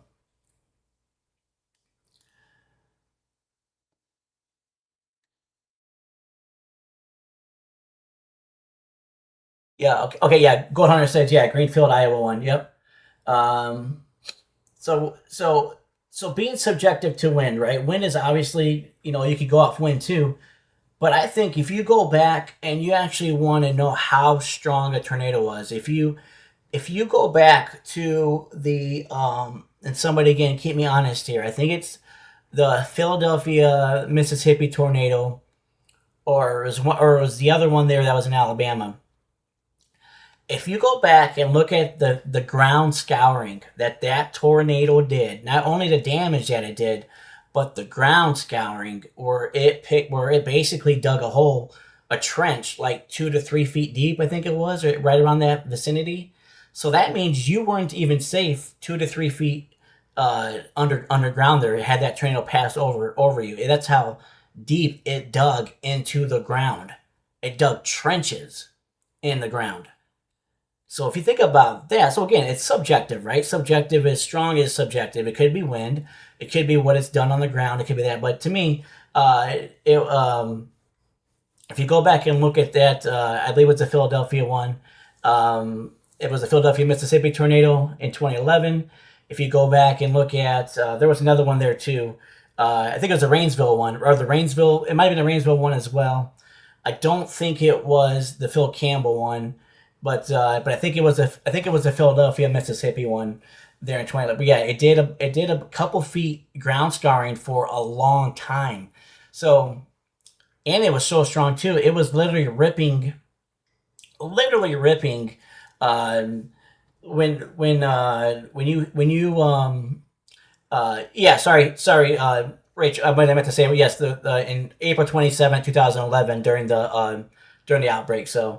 Uh, so if you think about that, I mean those EF5s that day, the Philadelphia one, especially that one, that was literally ripping like safe. You know how people go down in like safe shelters like outside on the ground. Storm cellars. It was literally ripping storm cellars out of the ground, up out of the ground. That's how strong it was. So to me, it's subjective when it comes to that. So to me, I think that if you want to look at something like that, strong, and then wind wise, yes. If you look at Greenfield, if you look at the Bridge Creek War, 1999. You look at the El Reno tornado in 2013. Uh, if you and so if you look at, I mean, there's so many things that goes into.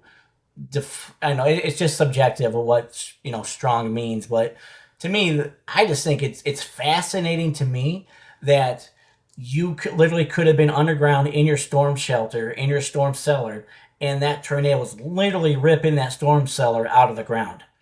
That's terrifying because that's supposed to be your safe spot. So that's literally how strong that tornado was. We're just digging trench. It's literally digging trenches in the ground.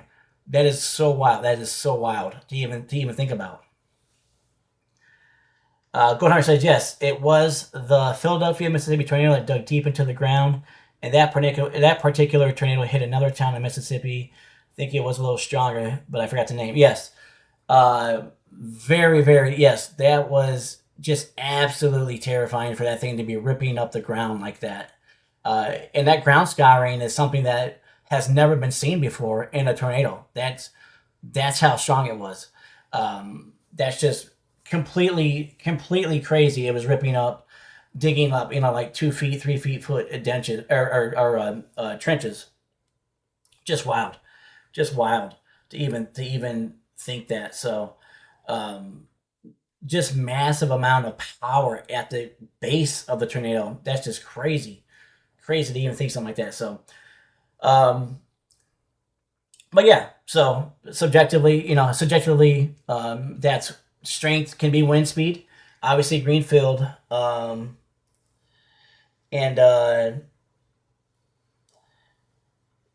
Gold Hunter, great thing. Yes, Mayfield, Kentucky. That's another great tornado. I mean, in tornado history, not great for what it did. But Mayfield, Kentucky also dug some trenches in the ground, I think over 2 feet deep with ground scouring in the fields that had never been plowed before, which were hard clay. I would assume, I don't recall hearing about that, but I will take your word for that. And if that's exactly as what happened, that is very powerful.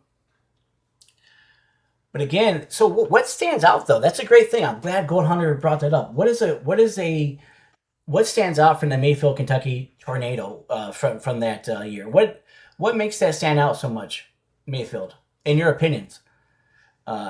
Why is that such a? I'd like to know your opinions on why Mayfield stands out. Why that tornado stands out for, and I'll give you my opinion on that. But I'd definitely love to know your guys' opinion. Definitely love to know. Um, but that's so.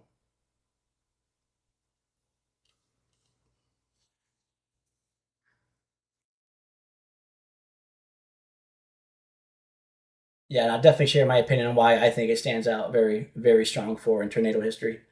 Um, but definitely, yeah, definitely keep opinions coming. Keep what you what you think,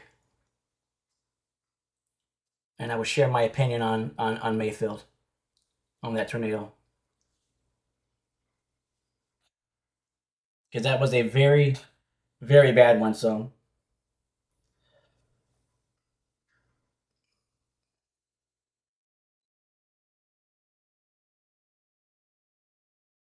Gold Hunter says one thing about Mayfield is how it lifted the locomotive off the track and carried it up the side of a hill, just a short distance. But that's something that almost unimaginable being so heavy.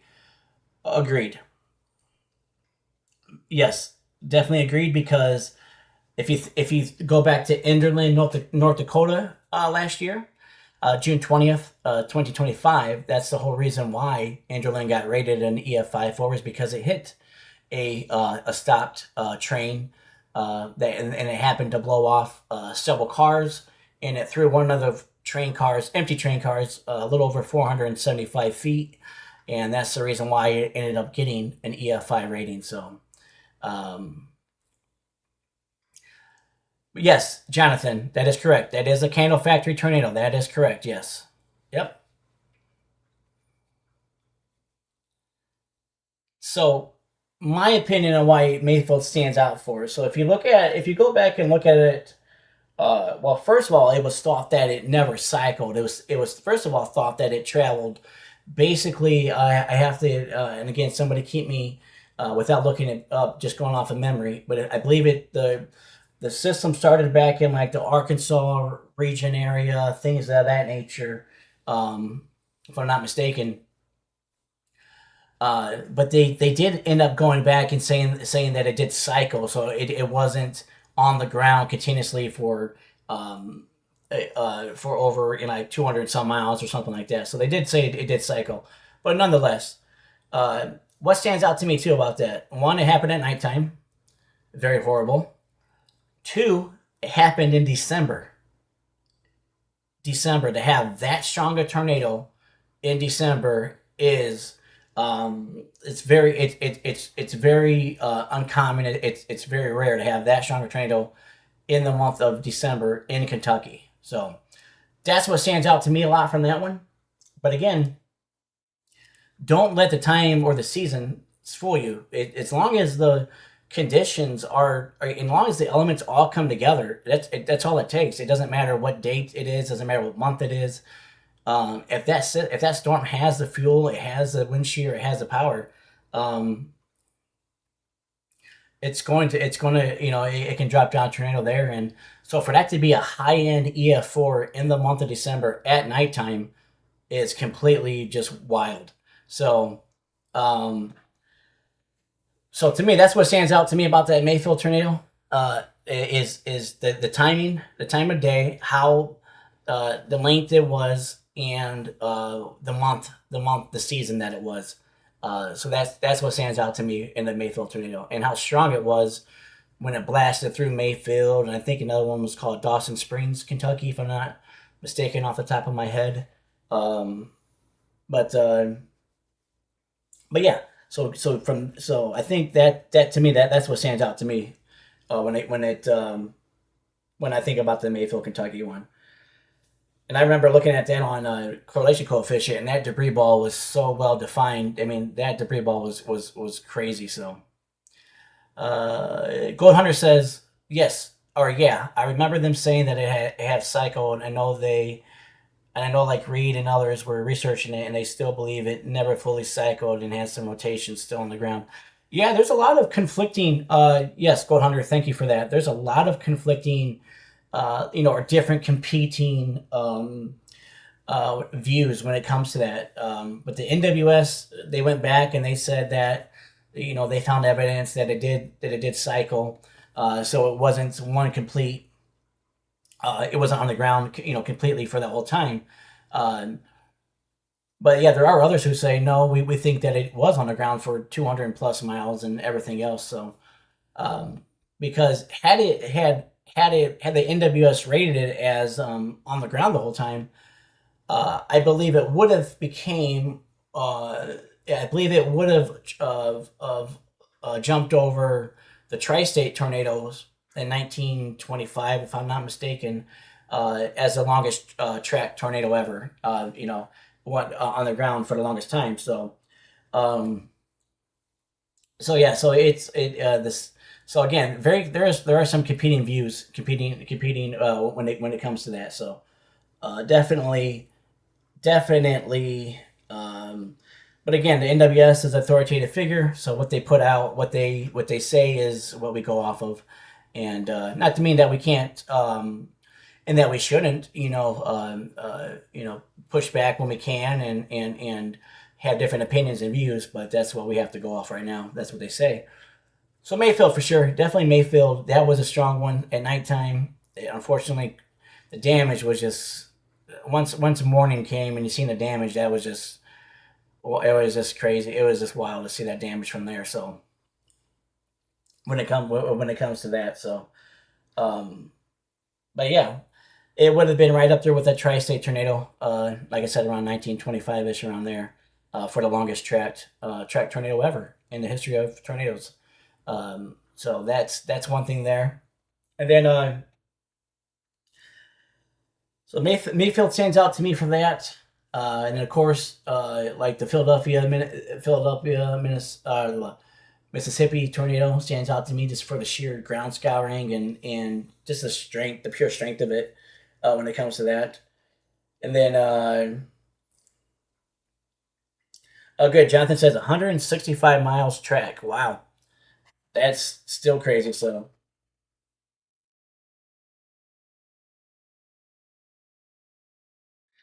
Rachel says, great input, Rachel. She says they found a 3 mile stretch of damage without contact, and it wasn't on the ground ripping, but it was still obliterating buildings.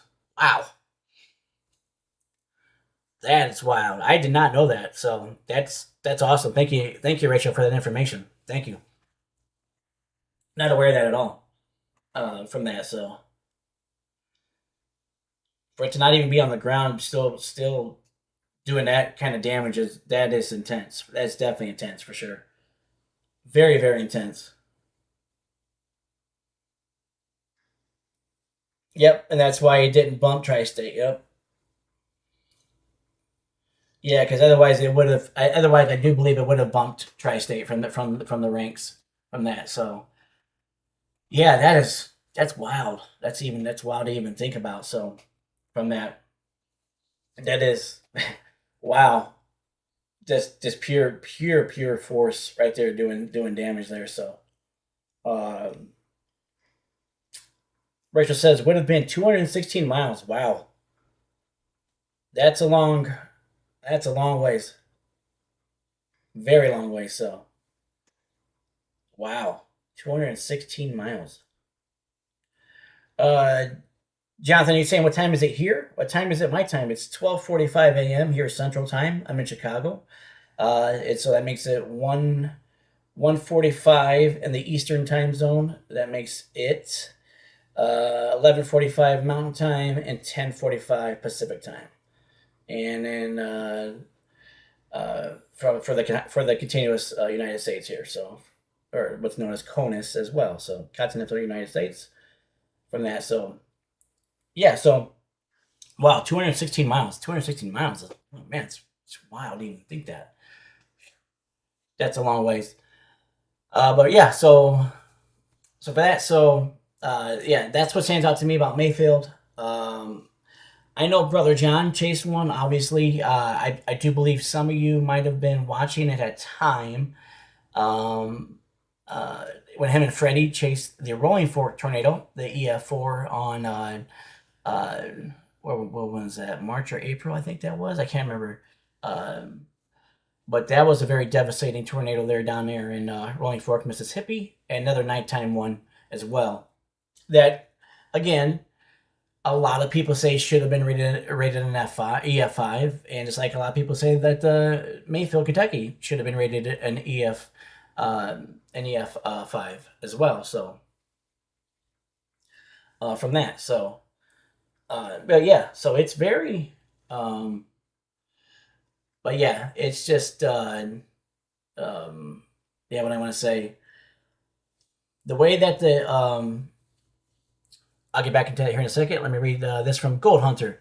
The Mississippi tornado that dug deep in the ground and considered really strong in Philadelphia and Smithfield. Smithfield, yes, thank you. I couldn't think of the other one. Smithfield, I think was the name of the town, and it could be wrong on the video. Yes, Smithfield, that's the other one. Yes, thank you so much for that. Yes, and then yes, definitely. So Thank you, Gold Hunter, for that, for definitely. But yeah, so again, the NWS uses, if you're not familiar, the NWS uses 28 damage indicators when they go out and survey tornado damage. So and those indicators range from houses being slabbed to how the houses are built, what they're built out of. That also has damage indicators of trees nearby. That's damage indicators of and then so there's a lot of different damage indicators. There's 28 of them, and then there's eight degrees of damage that goes inside of that of those damage indicators as well. So, but yeah, there's so that's how things get rated on the EF scale is all through DIs, what they're called DIs, which is damage indicators. So it's not based on wind; it's just based off of the damage from what the wind did. But it's not just purely based off. It's not just based off of wind. So, which the wind scale, if we talked a little bit about last night, is the wind scale is used over in the UK, which is the Toro scale, which they use just specifically wind. Doesn't have to damage anything. Just has to have the measured wind. And then once it hits a measured wind criteria, that's how it gets rated a T6 or a T5 or a T7 or T8, whatever it may be. So, but it doesn't have to hit anything. So that's the difference between what the UK uses over there and what we use in the US. In the US, we use damage indicators. So it's all based off of damage. Jonathan says, John Boy, can you please explain rain wrapped? Yes. Rain wrapped is when you cannot see the tornado because it's wrapped inside of rain. So it's wrapped inside a curtain of rain. So it's obscured. You can't see it at all. It's being hidden inside of the rain. So at that point, that is called the cage. It's called the bear's cage. So the tornado is the bear, and the cage is the rain. So the rain acts as that cage around the bear. So rain wrapped means as soon as it goes rain wrapped, which a lot of them do, a majority of them go rain wrapped. You're not going to be able to see where that tornado's at. You're not going to be able to visually see where that tornado's at all. So there's a thing. So sometimes people try to get too close, right? And storm chasers, meteorologists, or whomever's out there chasing, they get too close. And there's a term that's called getting inside of the bear's cage. And that's a spot where you never want to be in because you're basically going to be wrestling the tornado inside of all the heavy driving rain, blinding rain, and everything else. So the bear's cage is not a position or spot that you want to be in for that. But yes, so that's what rain wrapped means. It just means it's obscured by rain. It means that there's a whole sheet of rain wrapped around the tornado, and you cannot see the tornado at all. You can't see if it's going left to right. You can't see if it's coming straight at you. You can't see anything. So that's rain wrapped for you, brother. Rachel says, the scary part of that is that the very outside rim of that curtain looks to be raining straight down. Exactly what he's talking about. Yep. Yeah. And then, yeah, so that's what it is. Yeah. So imagine you visually see, because so very rarely, right? Very rarely are tornadoes actually very good photogenically. A lot of times you have to catch them in that early stage. You have to catch them in that early stage before the rain starts wrapping around the RFD, and that's what's happening. The RFD is going to bring that rain around, and they're going to start wrapping around into it. So you catch them in the early stage of that. That's when they're the most photogenic, is in the early stage. So, but very rarely you have to be early to the party. You have to be on that storm. So that's when they're going to be the most photogenic. But that's not always. Well, sometimes when they plant, they immediately go rain wrapped. Sometimes when they plant, they don't ever go rain wrapped. So there's just a lot of difference into that. But most of the time, it's in the early stages of that when they first plant. But yeah, as Rachel just says here, just behind the curtain is chaos. Yes, just behind that curtain or the cage is pure chaos, and that is a lot of people have unfortunately been caught in that without understanding what that is, and so what that they're not. So yes, if you ever heard the term "in the bear's cage" or "by the bear's cage" or "the bear's cage," That's what the bear's cage is. The rain is the cage. That's the steel bars on the cage. That's the bars. That's everything like that. And then the bear is the tornado, and you can't see anything. You're not going to know which way it's going. You can't see its trajectory. You can't see how it's moving. If it's moving left to right, if it's coming straight at you. So you have to play that safely there. And I know there's a lot of people who have gotten caught in that, and unfortunately, uh, sadly enough, that's unfortunately has cost people their lives, and there have obviously been people who have lived to tell about the tales as well. There's a great video of from Tanner Charles. Maybe you guys have seen it, but Tanner Charles, if you guys don't follow Tanner Charles, he's a great storm chaser. He got caught up in a storm. I believe it was in Illinois back in like 23 or 24. I think it's in 2023. His video is on YouTube, so you can check it out about him getting hit, with it by the tornado, and he tried to escape it too late, and then there was a brief gust of wind that came out in front, and then brief wind that came out front, and it knocked down like a ghost wind that came out and knocked out the power lines, and then so as soon as it smacked those power lines, the power lines came down in front of him, and he got trapped in between the power lines and the tornado. Gold Hunter says yes. The Tanner Charles video is that where he's in the backseat with the other people in the car when they got hit, or actually I think it's been hit twice. Yes, that's the one, Gold Hunter. That is the one. Yes. So what happens? But if you go back and look at that video, you can actually see that bear's cage coming at him. You can actually see the rain in front of that tornado coming at him. Obviously, they're obviously. So obviously, he's stuck there because he can't go anywhere because of the power lines down around him. You can hear the power lines going off and everything else. But when he points the camera off and when they're asking where the tornado is and he says it's right here, you can see the rain and everything else, the cage coming at him, and then you can see the bear there.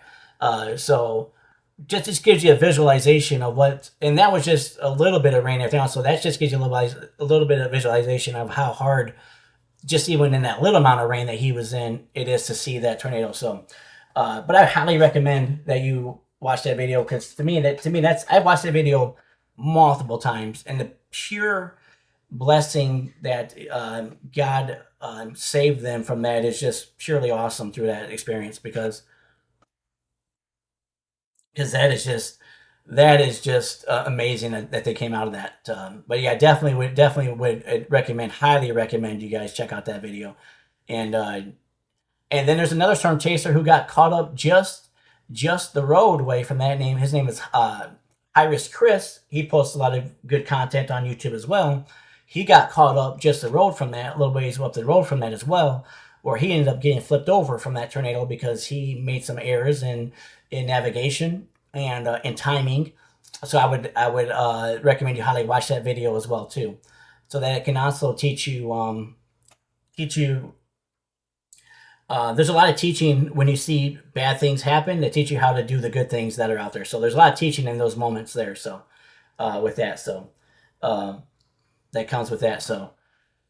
But yeah, definitely recommend those two videos for sure. They make a lot of great content. But yeah, Tanner Charles is obviously, if you guys know Tanner Charles, which I know a lot of you do, that's pretty much Freddie McKinney's doppelganger. That's his twin brother, as they like to say out there in storm chasing. So it's pretty wild. So Gold Hunter says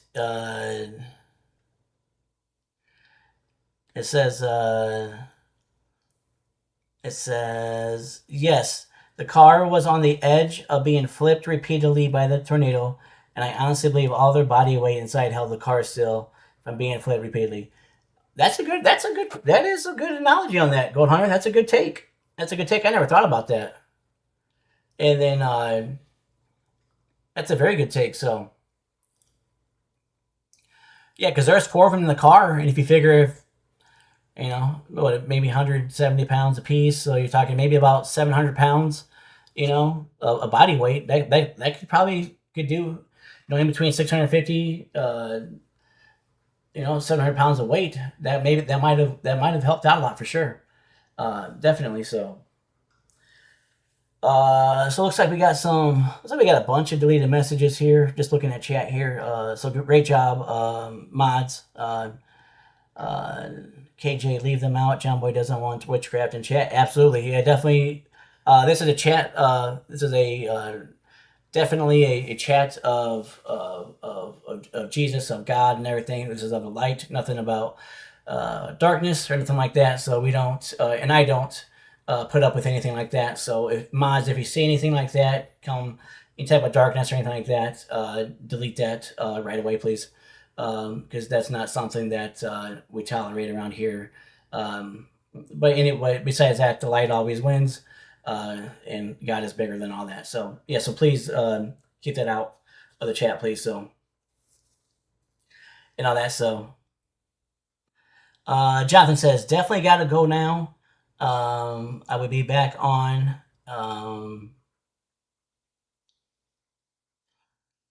Yes, thank you, Jonathan. Thank you, brother. Thank you, brother Jonathan. Yeah, so I'm actually gonna pull up here in about 5 minutes.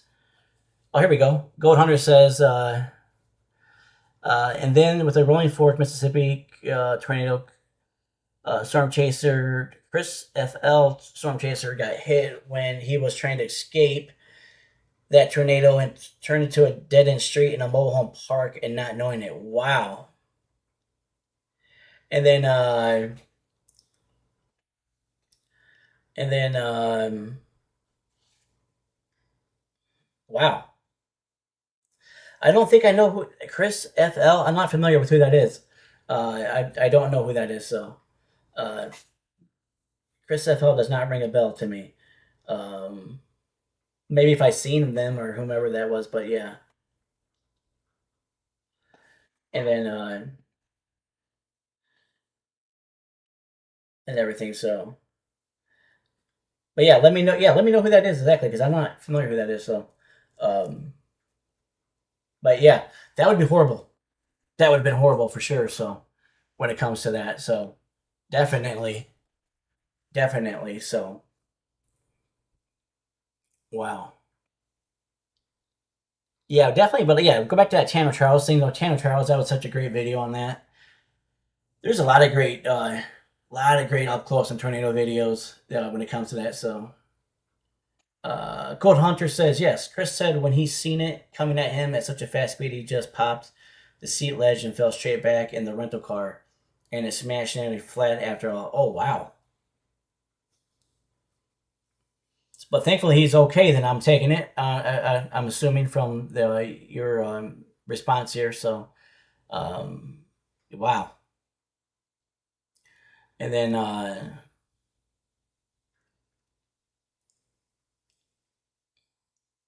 yeah, that's wild. So yeah, you got to be. Ooh, yeah, you got to be. Man, yeah, that's.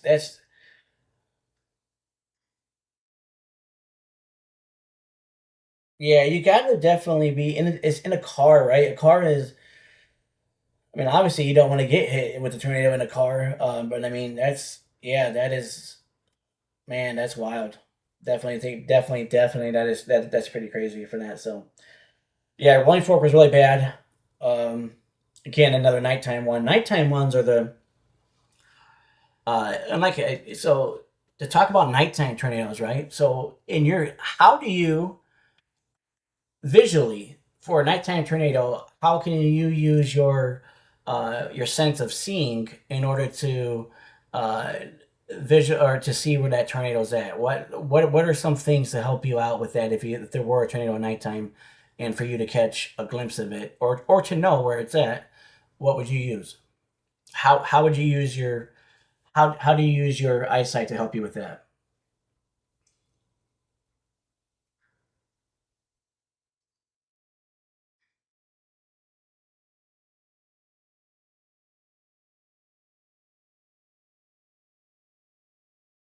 Let you know in the comments. Yeah, let me know how you how you would gauge that at nighttime a tornado. What would help you understand and know where a tornado's at? Because you never know. Might be a tornado at nighttime, so and you might need to utilize the proper or the type of uh, senses in order to understand and know where it's at. So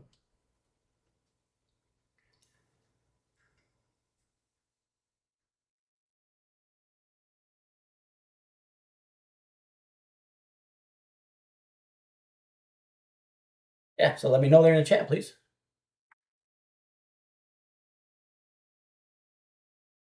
And while you guys are doing that,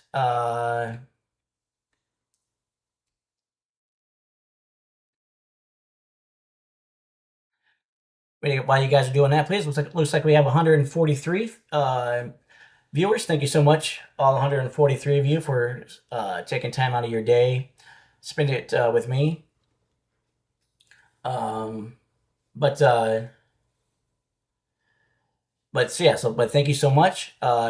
Again, my name is John. If you're just tuning in, I go by John Boy. So that's my nickname. That's what I've been. It's been my nickname ever since I've been a young kid.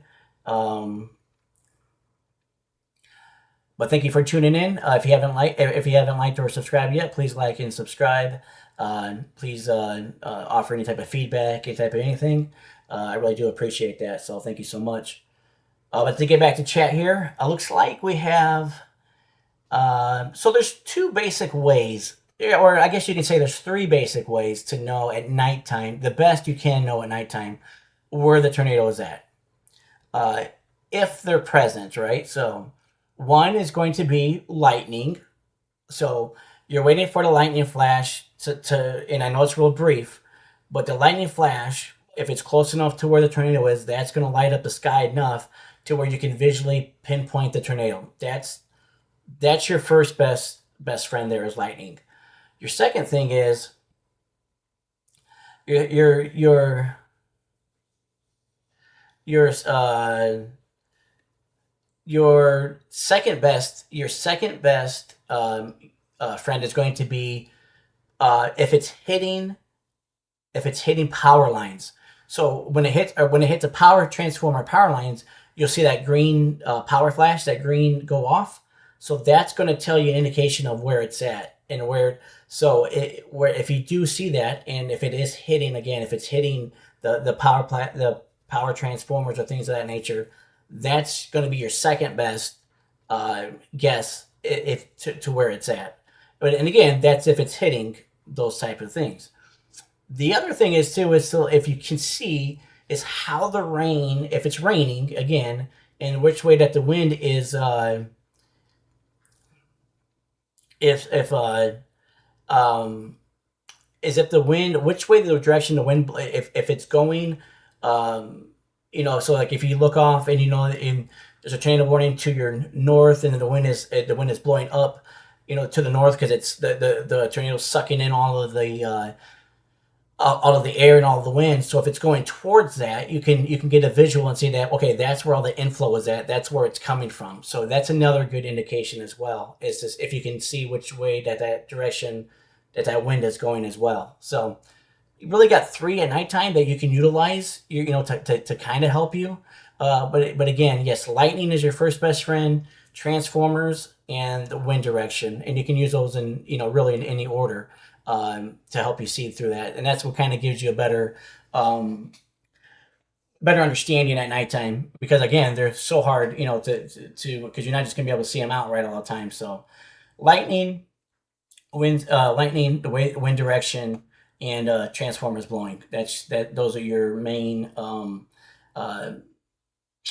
indicators of where that tornado is possibly at. So from that, so definitely that. But again, very scary. Obviously, they're nighttime tornadoes. Obviously, so um, and then and then yes, Debbie, nighttime power flashes. Yes, those are the. Yep, as I was mentioning. Yep, about the um, the transformers and things of that nature. Yes, definitely. So that's what gives you the visual cue of what's happening there. So um, so those are things to look out for and things for to see there. So but yeah, but definitely with that, definitely with nighttime, it's so hard. Obviously, you got to use.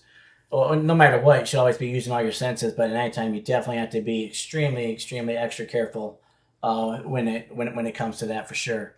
And then and everything else. So sometimes if it's really close to as well, sometimes your ears will pop because of the low pressure, or the pressure gets lower there. So depending on how close it is, sometimes you'll get an ear pop. Sometimes you might. I actually see it here in chat. Sometimes it's very. I think it's. Uh, I don't know if it's scientifically proven, but I believe it probably there's enough is. Some people will get like start hurting in certain places of so like arthritis and stuff like that will start acting up and things like that. So yeah, so I think that there's a lot of truth to that as well. So there's a lot of different types of ways to kind of feel that and everything when it comes to that. So with that, so thumbs up if you guys are still enjoying the stream, enjoying what we're talking about, enjoying just our fireside chat here that's going on. So thumbs up if that's thumbs up if you guys are enjoying all that. So let me know that, please. So it looks like we have thumbs up from Shane. Thank you, brother. Appreciate that. We got looks like we have 125 viewers in here right now. Again, please like and subscribe if you haven't already, and please chat with us. Be open in chat, and yeah, welcome to the family. So thank you guys so much. Gold Hunter says they have said you can look for the small concentrated clusters of horizontal lightning strikes in the sky, and that generally where the wall cloud would be. Okay, awesome. Never. I don't think I ever heard that. That's pretty cool, man. I appreciate that. Thank you. That's the information to me. So, don't think I ever heard of that before. So, that's very cool though. That is cool. So, yeah, but those are the most terrifying ones are at nighttime because clearly, I mean, just for obvious reasons, right? So, and even storm chasers will tell you that chasing at nighttime it has a complete uh, degree of difficulty to it and a severe risk to it involved. Definitely. So when it comes to that, so well, yeah, definitely. When nighttime tornadoes happen. So and there used to be I remember growing up and maybe you guys heard it too, but I remember hearing a lot too when I was younger that like oh um tornadoes don't happen at nighttime or they can't happen at nighttime and I just remember hearing that a lot growing up and of course as a kid you believe you believe it um and then everything like that so and but so that leads me into my next question, which I like to ask people. What I like to ask is heat lightning real, or is heat lightning not real? Let me know in the chat, please. KJack says, how many days before a rainstorm can any of you feel that it's heading your way? Such a previous injury starts hurting. Oh wow. I do believe there is some truth to that, or truth to that. I think a lot of people that happens to a lot of people. So Shane thinks heat lightning's real. Saved by His Grace says not real. It's just distant lightning. Debbie says heat lightning is real. David Tokar says, "Wow, yes." Or you hear this is Gold Hunter. Gold Hunter says, or you hear a lot of old timers say tornadoes can't happen in the hills, and I'm like, folks, don't ever believe that because they most definitely can happen in the big hills. It's been proven. Yes, tornadoes can happen wherever, whenever, as long as the conditions are correct, and as long as the conditions are there and the ingredients come together. It doesn't matter if it's a hill, a valley, a mountain, wherever they will and can happen. Nighttime, daytime, whatever it is. Uh, so looks like we have some competing views here. So it looks like we have some people saying that heat lightning is not real, and some people saying that heat lightning is real.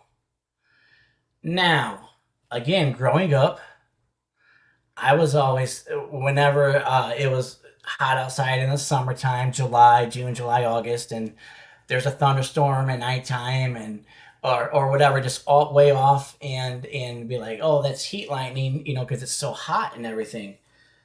Well, in reality, in meteorological terms and any other reality, heat lightning is not real. Again, heat lightning is not real. So there's heat can't produce the heat that we're thinking about here, like uh, how hot it gets and stuff like that. It's not hot enough to create lightning in and of itself. So what you're seeing when someone says heat lightning, what you're seeing is an actual storm off in the distance, but it's close enough to where it's very visible and very bright. But what is it? It's lightning from another storm. So it's not heat lightning. Heat lightning is not a real thing.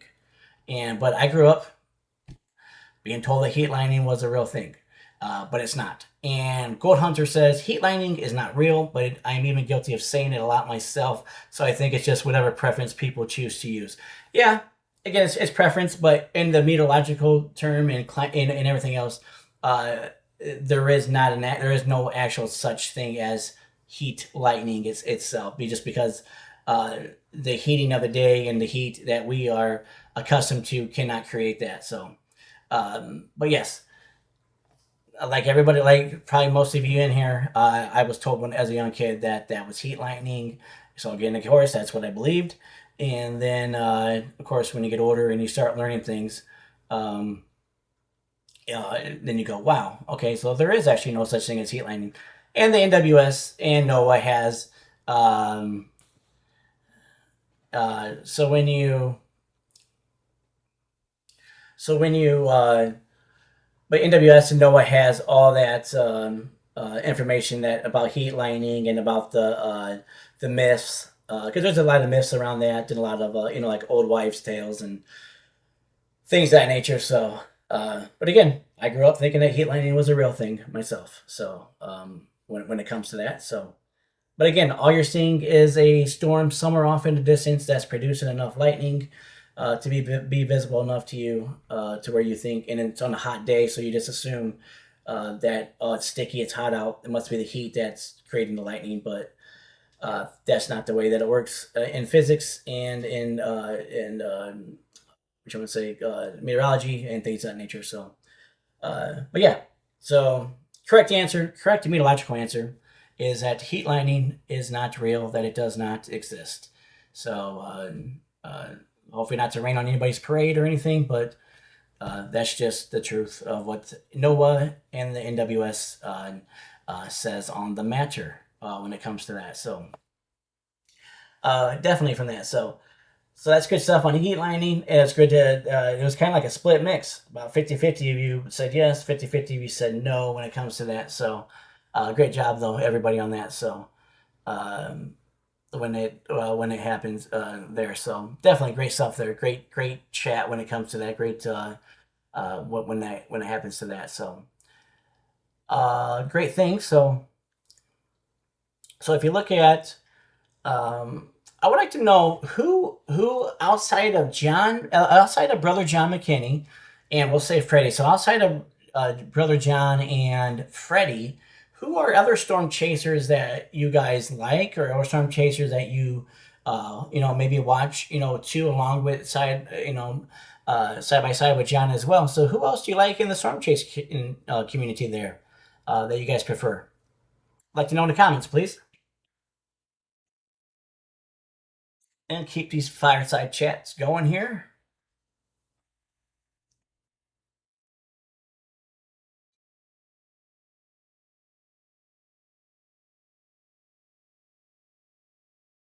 I'll tell you guys who I like as well. Saved by His Grace says Stormrunner Media. Okay. Awesome. Thank you for that. Saved by His Grace.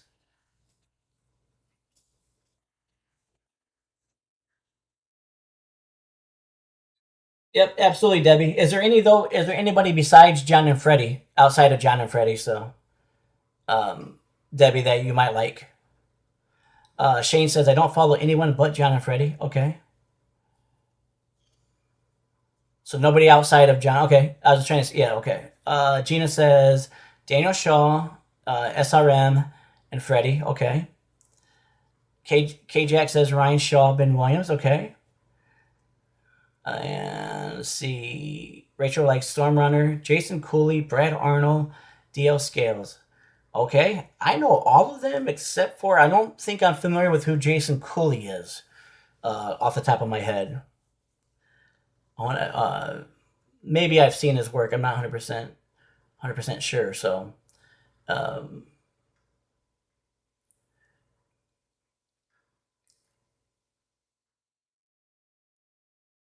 Saved by His Grace says I watch Max. She's talking about Max Velocity to keep up with my favorites. Absolutely. And so Rachel says Daniel Shaw, Connor Croft. Okay.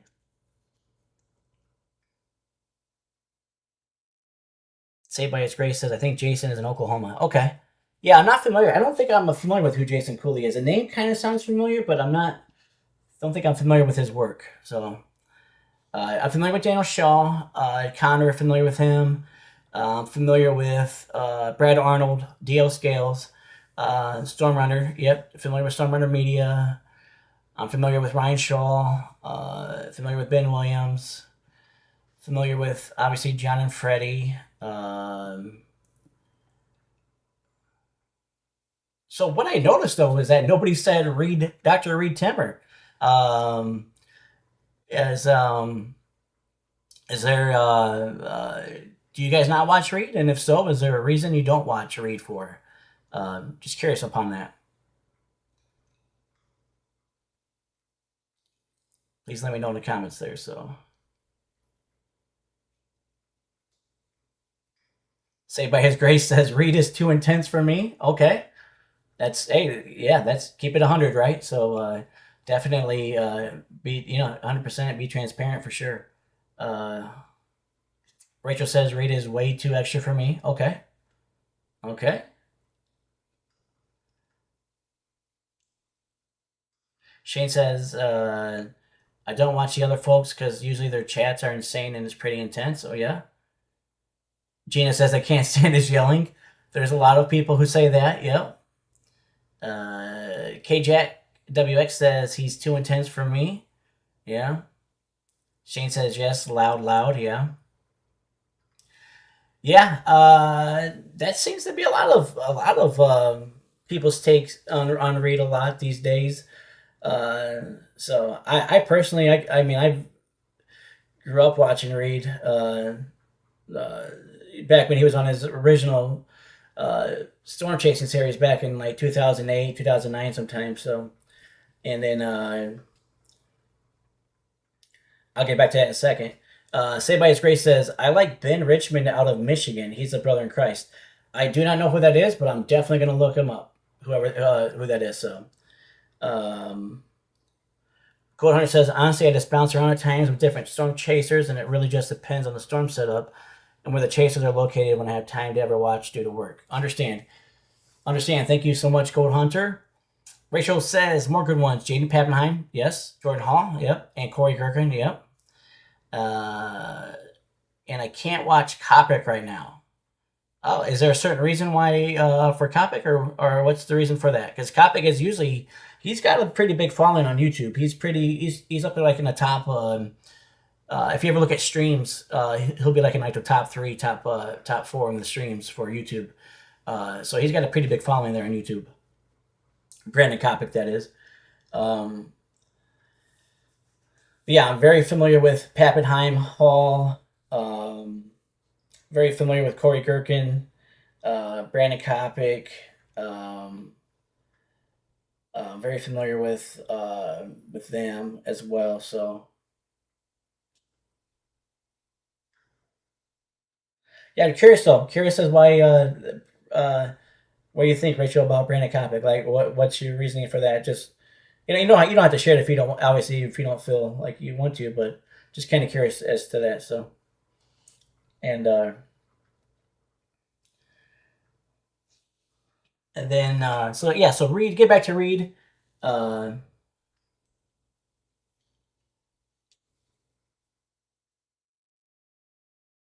oh, okay. Hey, everybody has their own. Hey, I respect that, Rachel. Definitely respect that. Rachel says uh, he talks Jesus, but he gets really immature on the two ways with the boys. Not a very good example of being a mature Christian. I'm praying about it. Okay, I understand, Rachel. Everybody has yeah. I mean, obviously, everybody has their views. So you're obviously entitled to your views, and that's yes, stand on your views, obviously, Rachel. So awesome about that. I've never, I haven't ever watched like a long stream of his or anything else, so I don't know. So I can't speak upon that, but uh, I can definitely see where you're coming from, though. If that's um, definitely from that. So um, and Say by His Grace says I've heard Kopic say some sexual innuendo things. Sorry, not sorry. Unsubbed. Oh wow. Did not know it was like that. Okay. And see what else we have here. So we also have we also have. Oh yeah, sorry. I was gonna talk about Reed. So to get back to Reed Timmer, he's not. He's been around for he's like an OG of it right now. He's been around for so long doing it. Yeah, he's got a different. I don't have anything personal against. Like I mean, I don't have any. Uh, Me personally, the way he does things, I know it can rub people the wrong ways, and he is intense and he is loud, and I get that, and so everybody has their own opinions, but yeah, I definitely respect all your guys' opinions, and and love all you guys for your opinions. Um, I like it. I like Reed because he does he still does more good for the community than not, and I've never met the guy, so I don't know how he is personally. I don't know his attitude or his the way that he is. But besides that, I think that. But yeah, can he definitely rub people the wrong way? Absolutely. So I absolutely can see where that comes from. And but yeah, everybody has again to each his own, and but definitely respectable, or definitely respectful of your guys' opinion of that. So. Gold Hunter says now sometimes I do watch the guys that lives up near John and Freddie, and his name is Nathan Moore in real life, and him and John and Freddie seem to be good friends also.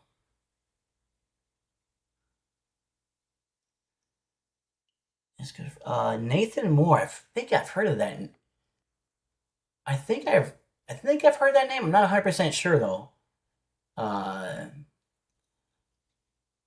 I know I've heard a Storm Chaser in real life. I think that somebody goes by that name. I'm not 100% sure. Um, I think I've seen them on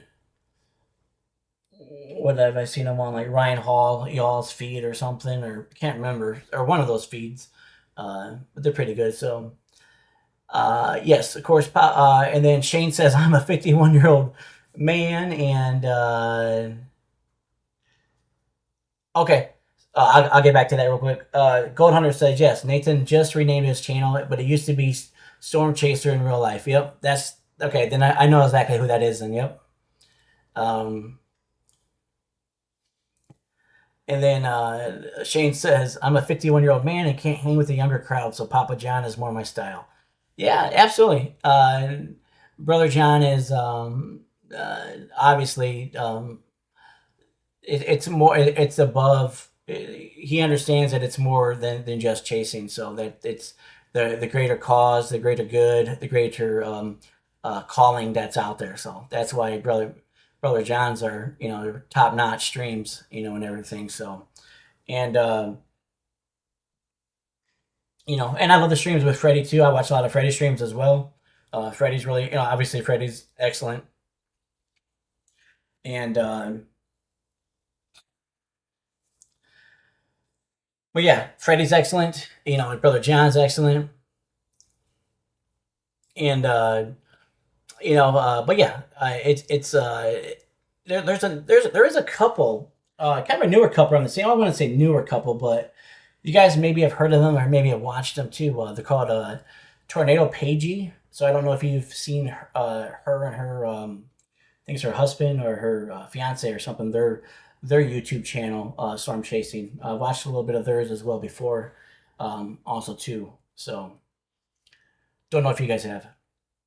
I like John and Freddie, and they also used to live here in West Virginia for quite a long time before moving back to Nebraska. Awesome. Awesome.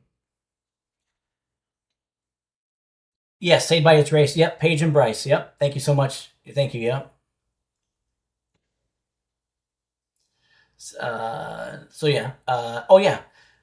Nova and Mike DeLange. Yes, very good. Yes, Mike DeLange is very awesome. Yep. And then Nova. I believe somebody correct me if I'm wrong, but I think Nova is his daughter, if I'm not mistaken. I think she's uh,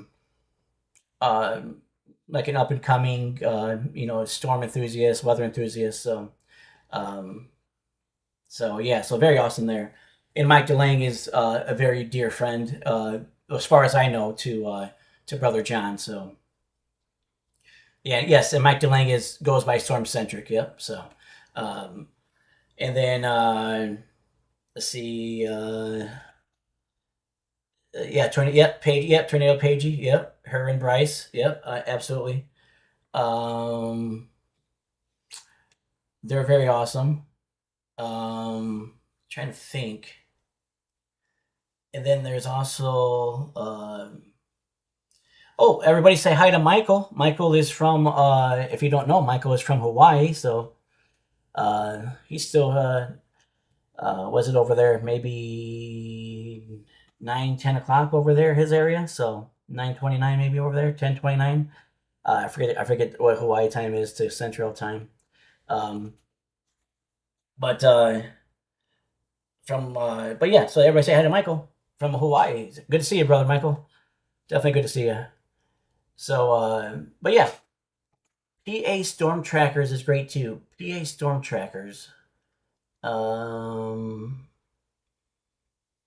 Oh, so Michael says it's 8:29 in Hawaii. So Michael's it's dinner time for Michael right now. So uh so the sun's probably not even set yet in Hawaii. It's 8:30. I would assume it's probably, oh no, they're pretty far south. Maybe it is. So uh but but wow, but cool thing over there. So definitely when it comes to that. So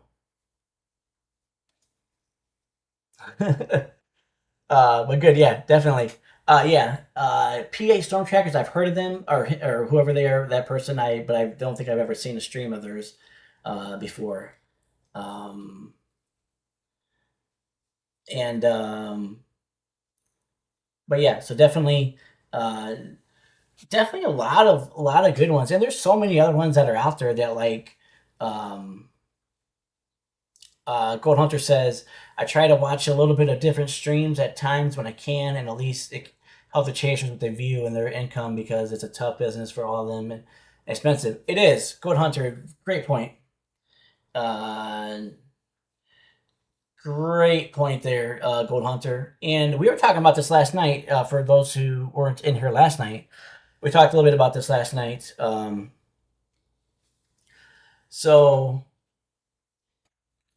the behind the scenes that goes on for storm chasing, the dedication, the commitment, the rigorousness of it, that just the sheer that you have to willingness that you have to be willing to drive 10 hours, 12 hours to just get set up for your chase in your location and then go drive around again for another, you know, 8 hours again or something, so it takes stamina. It takes a lot of will, a lot of commitment. You have to be very dedicated to that.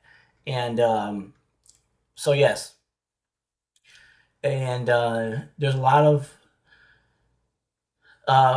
yeah, so a lot of I think a lot of the professional storm chasers would tell you that the majority of the time it's just driving, right? Like I mentioned last time, like we see when they go live, we see the finished product, or we see them at their finished product of how they're when they're chasing. But a lot of them had just either woken up, or maybe they had just driven 5 hours from their previous location. So it's a so you definitely have to be committed to that. Definitely have to have that drive, the passion, and what it takes to keep going. Through all that, because you're going to go through ups and downs. You're going to go, you know, the chases that you don't ever capture anything or see anything, and you're going to have what you might call a letdown or a failure of a chase, and you have to be okay with that and accept that, to know that you might have just driven 12 hours to not see anything, and that's just the way that it goes. Uh, that's what comes with the territory. So yeah, so very good on that. Thank you, Gold Hunter, on that. Yeah, it's definitely. I think it helps out a lot of the storm chasers, especially the professional ones. When we do pop around and pop into their streams, and and give them give them a like, or something, or a sub or something, that helps them out a lot with that. So, but yeah, there's a lot of great. Yeah, Brad Arnold is another one. I think I saw Brad Arnold's name. I was never familiar with Brad Arnold until I started watching Ryan Hall a couple years ago. That's when I became familiar with Brad Arnold, but never before Ryan Hall. I was never familiar with who Brad Arnold was or is. And but yeah, great work, great work by Brad Arnold as well. When it comes to that, but yeah, there's a lot of I think what's the other name? Edgar O'Neill. I think some of you guys might know who Edgar O'Neill is. He's another one that's out there as well. That's kind of got a decent sized following out there as well for storm chasing. That too. So, but yeah. But I mean, obviously, we're all here because of Brother John, and and obviously we all love and support Brother John. In his endeavors of storm chasing, and everything else when it comes to that. So, but yeah, and obviously great mods. I mean, obviously I've met you guys through Brother John, so you guys are great mods to him. And obviously, and then KJAC, she helps out with she's a moderator for Max Velocity, so, and a sister in Christ, so she's very awesome as well. And it's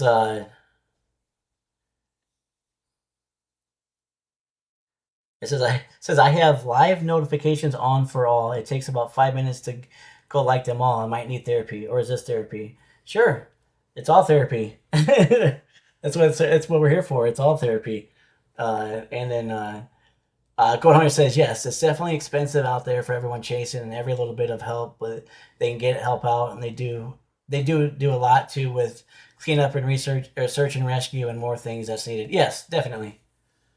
Saved by His Grace says, Tornado Talk family, I must leave. Praying for you all. Have a peaceful day, evening. Thank you, John Boy. Looking forward to the next one. Thank you, Saved by His Grace. Thank you for your love and support and encouragement. Appreciate you definitely joining in for tonight, and everything else. So and everything. So yeah, it's very very awesome. And so thank you so much, everybody. If you can, please say goodnight to Saved by His Grace, please. And let's see. So KJX says you're very sweet, John Boy. I love this channel. What a great mod squad you have too. Yes, I have this mod squad from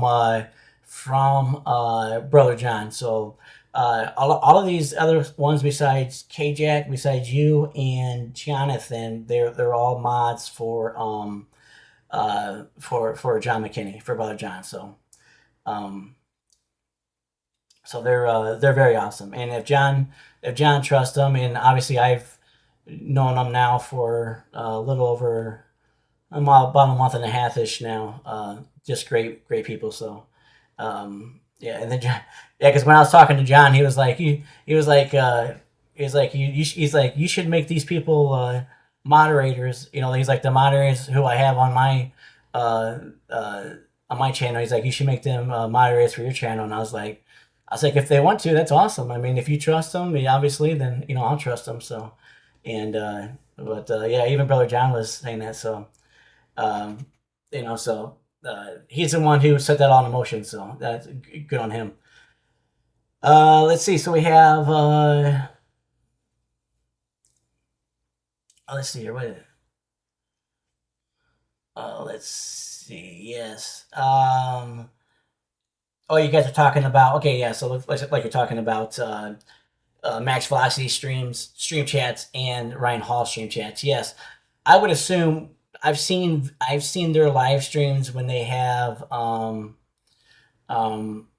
like 100,000 people in there. Like so that stream, that chat has just I don't even know. Well, KJACWS can talk about how probably how the max velocity chats just fly through and I don't know KJAC are those chats turned down? Like are those slowed by like 60 seconds? Are they slowed? Do you guys slow the chats down in order to make sure you can catch things as they happen? Um, but it's because I'd have to assume, and maybe I'm assuming wrong. I'd have to assume that those chats would have to be slowed down, uh, just because I don't know how you would catch everything in real time, unless that's what I would think. Yeah, and then yeah, Rachel says they do on theirs. We don't have to yet on John's. Yeah, I would assume like on yeah. Wow. So KJAC says a little bit, but it's insanely fast. We are super focused on the chat. Wow. I would assume there'd have to be quite a few moderators in for sometimes those chats he gets. Like I said, he gets live. Live sometimes some live streams with 100,000 people in there. So that's got to be that's just got to be a little bit insane to mod all that. Um, so, but I'm assuming he's got maybe an army of mods. I don't know. I'm not quite sure, but I would assume he would have something like that when it comes to that. Um, but nonetheless, sometimes it's just a couple of us, depending on who is available. Well, that seems wow. That seems pretty intense. If there's only a couple of you guys, for sure. Uh, Especially with all that flowing through and how fast that is. So definitely. But yeah, great job though, KJ, for sure. That's awesome. If there's only a couple of you guys doing that, and that's going on happening that way. So, and then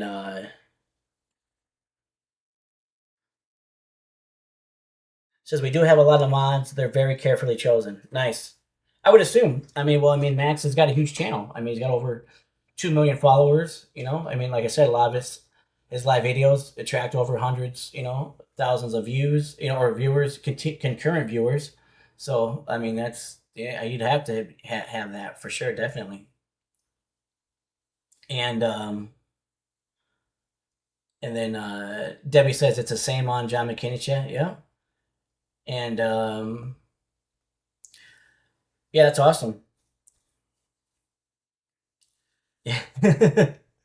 Yeah, it's KJ. Yeah, KJ says it's relaxing to be in a smaller channel, on a smaller channel, just to sit and learn. Absolutely, absolutely. So definitely. But yeah, I wouldn't. Definitely, that would have to be some flying through stuff with Max on live for sure. When it comes to that, so. But I'm proud of Max. I'm happy for Max. Max is, again. To be that young and to have that kind of already building a brand and a business, and to just that's awesome stuff, man. So that's just more power to him, and super proud of him for that. And so that's very cool. Definitely very cool on Max for that. So And seems like I don't know the guy. Obviously, I've never met him or anything. So, and but yeah, very cool for him to do the stuff that he does, and all that good stuff. So yeah, I mean, good on Ryan Hall too. I mean, Ryan Hall, it's all like, good on all those people who do stuff like that, and who take the time out to do that and everything. But very good on both of them. And yeah, so but yeah, so looking at that, as we talked about with yeah, so good on all you mods. Thank you, mods, for all that. Thank you. You guys do such great work. I mean, just such awesome work.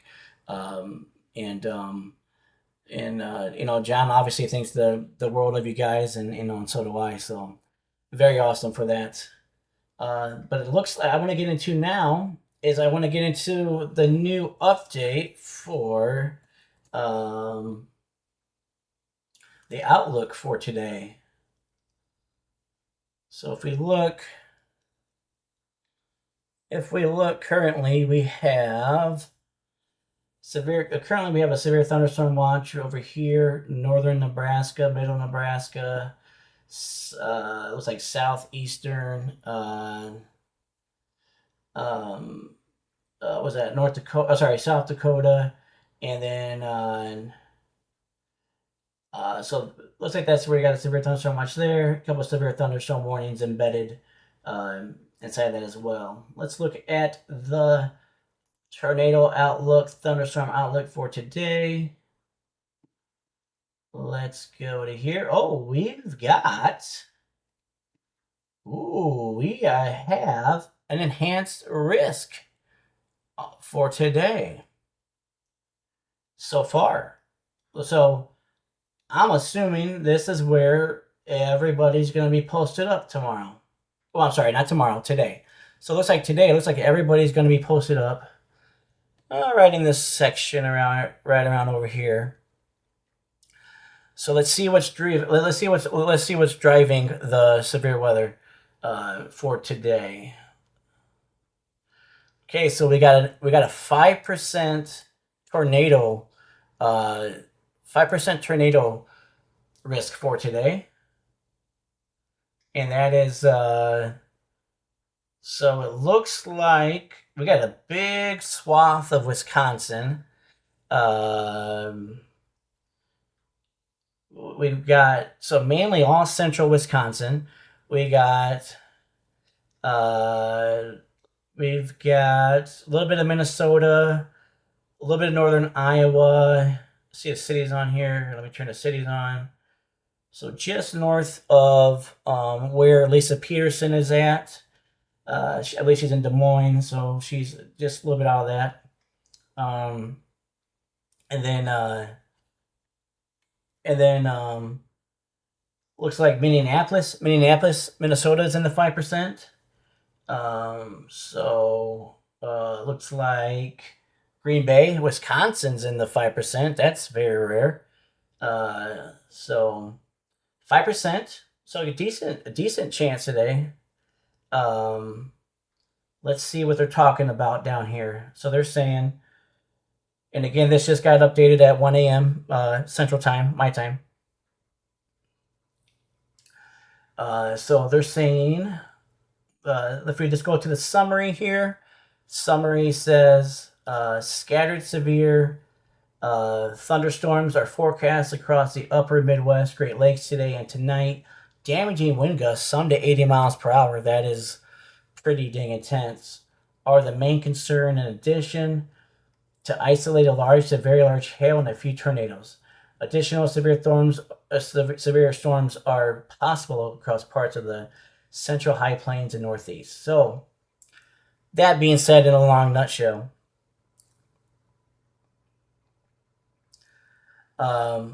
this is where I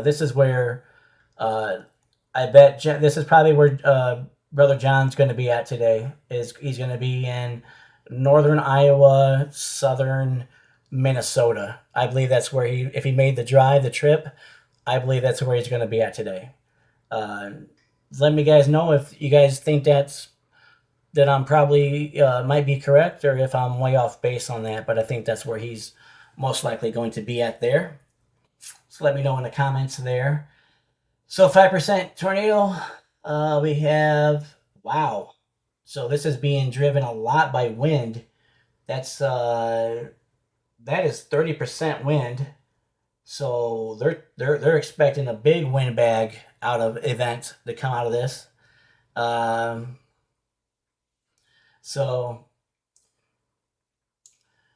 30% wind with the hatched area here with the SIG. Is that SIG 1? SIG 1 on it. Okay, so yeah, they're expecting a big wind bag event up here. And then let's see what the hail's showing. Hail is 15% with the SIG 1 intensity as well too. So so I would say this is where the action is at today. And because I say today because it's 1:47 my time. So so this is definitely where the majority of storm chasers, if not all of them, are going to be at today.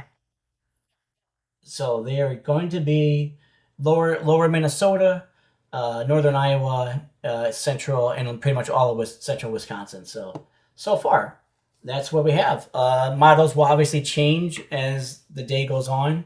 They might change a little bit, but they will definitely change in some sort of way. And then so definitely that. Let's look at the day 2 model. Let's see if it's been updated yet or not. Oh yeah, that just got updated as well. So day 2 model, we got a slight risk for day 2. So day 2 being what I will call tomorrow because, like I said, it's 1:48 my time. And then so tomorrow looks like John might be back probably around the Iowa, South Dakota, northern Nebraska area. Let's see what tornado they have. Oh, so they already have a 5% for tomorrow for the day 2 outlook. So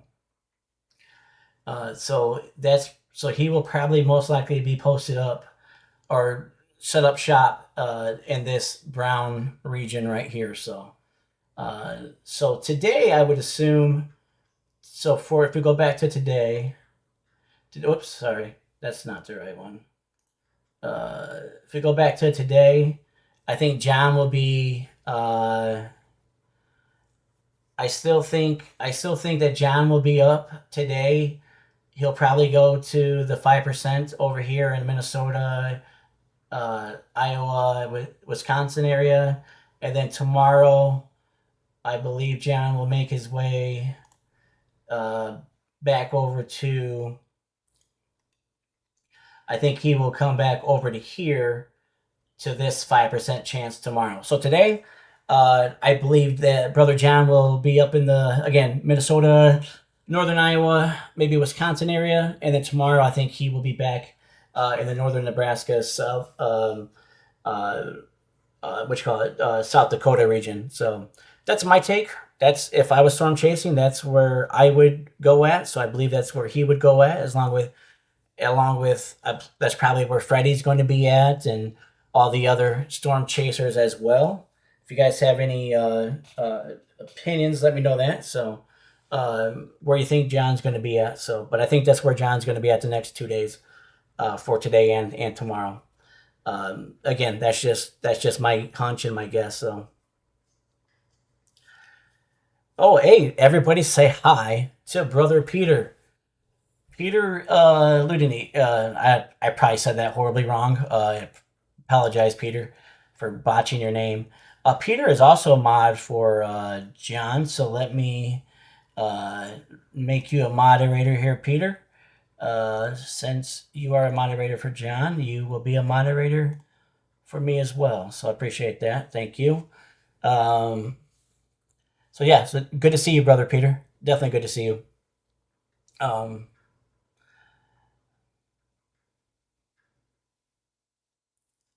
And it says, Gold Hunter says, yes, KJWX, yeah, it definitely does, and titles and thumbnails really make it stand out.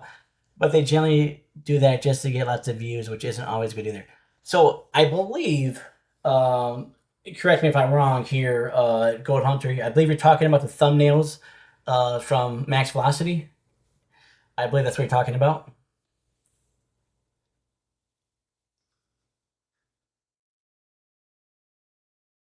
God bless you too, brother Peter. God bless you too. Good to see you in here. Good to see you in here. So Peter, we were just talking about we were just going over the outlook, the convective outlook for today and for tomorrow, and where I believe that where I believe that Brother John is going to be storm chasing at, and I believe that all of us in here probably have the same belief of where he's going to be chasing at, and so for today, Peter, if you missed it, today there's an enhanced risk. Uh, they have an enhanced risk out for this area highlighted in the orange right here. And so, but the 5% tornado is through here. This is what the brown is. So this is the area that I believe where that Brother John would be chasing at today in this section over here. And then tomorrow, I believe that Brother John will be chasing in this brown section right here with another 5% tornado risk as well. So that's where I believe that Brother John's going to be at for the next 2 days, and as well as with many of the other storm chasers, probably Freddie and whomever else. So, and then KJACWX says maybe they're thinking it's whatever they need to put on there to get the word out. Okay, I wouldn't know. Just thinking out loud. If we're talking about thumbnails, I think that's what the conversation is, thumbnails. Because if we're talking thumbnails, yeah, I've seen Max's thumbnails. He does a lot of the same things as Ryan Hall does too. It's to kind of like to get the catchy, to draw you in type of thumbnail. So it is, it's each their own. They do what they want to do, and if it works, it works, and if that's for the, it's good on them. So, but I believe that's what's being discussed here. So I know it can be off putting to some people. Some people don't like to see those thumbnails like that. Where it's just like, oh, this is going to be the worst, and things like that. So but yeah, but they both. If you ever look at like Ryan Hall's type of thumbnails too, he does the same thing as Max, where he'll make it stand out to where it's like eye popping and eye catching. So yeah, I mean, yeah, they're definitely not copying each other. KJ, definitely not that. I'm not trying to say that. That's not what I'm trying to say. But they both make the same similar type of thumbnails in order for it to be eye popping and eye catching and things like that. So, but again, that's what they want to do. Then that's what they want to do. But if it's whatever draws in eyeballs, that's what the main goal is. That's what they're trying to do. So, but on that, but yeah, so definitely, uh, and then it's like but yeah, but again, to get back to the outlook. So again, the outlook for tomorrow. I'm sorry, tomorrow. I keep saying tomorrow. I meant today because it's almost 2 a.m. my time. So for today, the outlook for today is it's going to be driven here, but it's enhanced risk here. So which is a pretty good swath of an enhanced risk. You usually don't see enhanced risk this far up north, especially like over northern Michigan. That's yeah, you usually don't see that, but it's July 1st, and this whole season has been kind of weird. So you just never know. Um, but currently, we have this ridge of high pressure that is set up right in this region right here. So that's why you don't see hardly any storms or anything down in this region. They're all riding the jet stream, which is coming up in this direction and coming out here. So that's why you see it a little bit further north for, because of the jet stream and everything. Um, but yeah, um, I'd have to look at the parameters, but I think that enhanced probably is the highest it might get today. But I don't know. I haven't looked at all the parameters yet to see if they would go up to a moderate or anything. I don't know what the parameters are showing. So from that, so that's day one and day two. So I think that's where and day three is not updated yet. Day three usually gets updated. Um, Day three gets updated like another hour or so, I believe. So yeah, day three gets updated here in about a half an hour or so. Half an hour my time. So, or I mean, it would get updated at 2:30 my time. So that's when day three gets updated. But yeah, so um, but yeah, so I think Brother John, again, to get back to that, I think Brother John that's where he's going to be at today. That's where he will be at tomorrow. And let's see what Peter has to say. Peter says, I was watching some documentary about the El Nino being longer earlier in this year, the U.S. changing the tornado season for this year. Oh, wow. It might be. I am not aware of that, but it's possible for sure. So Rachel says, off to bed for me. It's been fun, y'all. So thank you so much. Rachel, thank you so much for modding, for your support, for your encouragement, for being a sister in Christ, everything. So thank you so much, Rachel. Appreciate all of your just everything that you do. So thank you so much for your kindness and everything. So have a great night, Rachel. Everybody, please say good night to Rachel, please.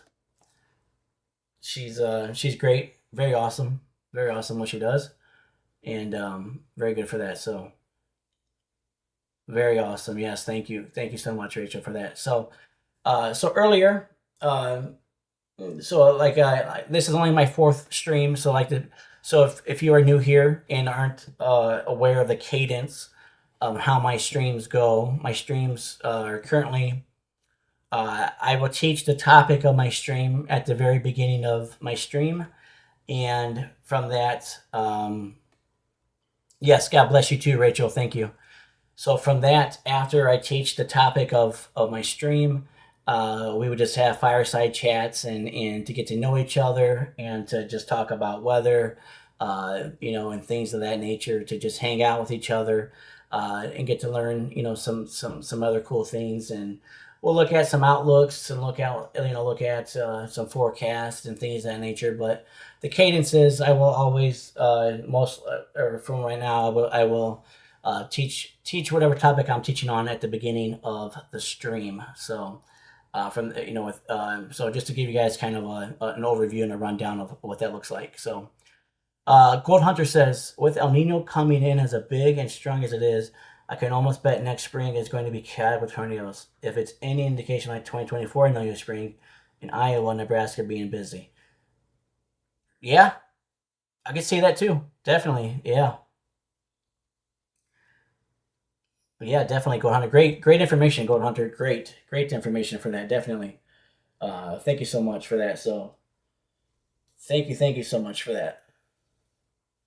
Yeah, definitely. El Nino and El Nino obviously play a big role into our weather patterns, into what happens for us here in the U.S. So uh, obviously that's being monitored and watched, obviously, all the time. So yeah, definitely.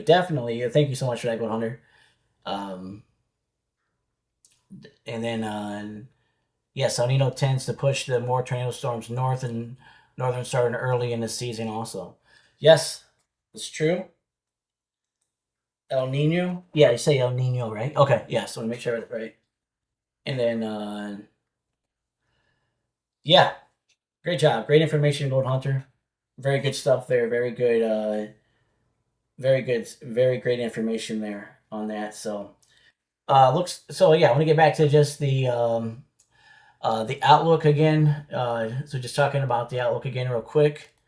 The enhanced risk. So again, this is where all the storm chasers are going to be posted up today and live streaming from today. That's just I'm just hedging my bets on that. That's where they're going to be at, right up in there. From that, so are you guys all and I can teach you about it real quick if you want me to. Are you guys all familiar with about what mesoscale discussions are and what those mean for weather and from the SPC? And if so, I can kind of give you a quick overview of what mesoscale discussions mean, throughout the day for the SPC. So what that looks like. So what comes from that? So mesoscale discussions.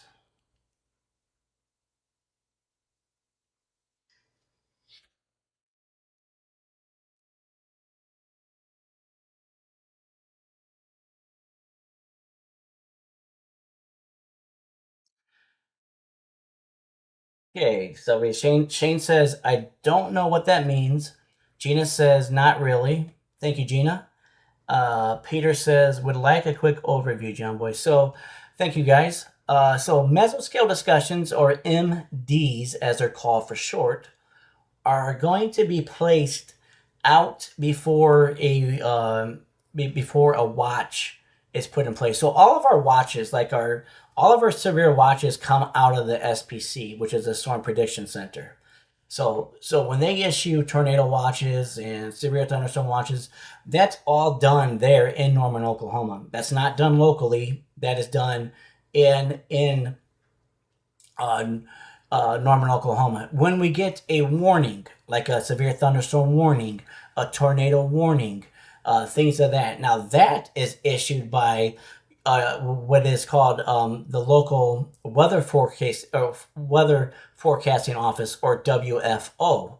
So those come locally. The warnings come locally. So if you look on if you're in the United States and you look and there's a tornado warning, it'll say which forecasting office locally issued that tornado warning. But all the watches come from Norman, Oklahoma, come from the SPC.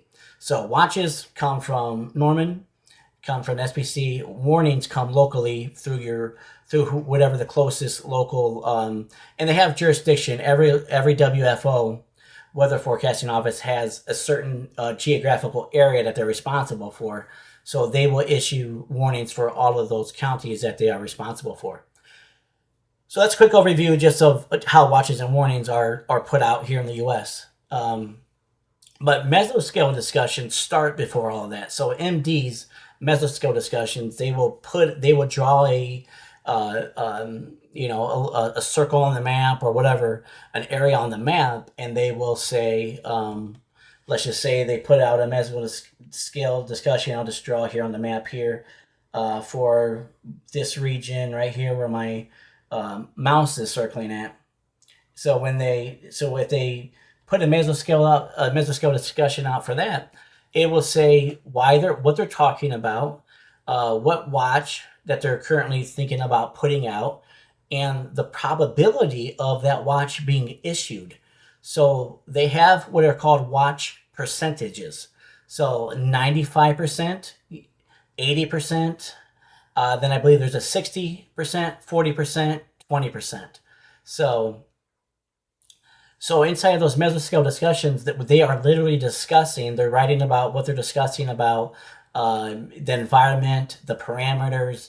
So inside of that, so if you ever look at the mesoscale discussions, you can get a great idea if a watch is going to be put out. So even before you get that watch on your phone, if you read that mesoscale discussion before you would actually know before that watch is going to be put out, because you're reading that mesoscale discussion. So if you see 95% watch probability, that's going to get issued. If you see 80%, that's going to get issued. Anything anywhere from 60% below, that's when it kind of gets really iffy if they're going to put a watch out or not. But again, those mesoscales, if you're reading those mesoscale discussions, you'd actually be able to see and know before a watch ever comes out and hits your phone or hits anything else. So those are what mesoscale discussions are called. It's what MDs are called, and they put those out again before they put a watch out for a certain area. So uh, thumbs up, makes sense.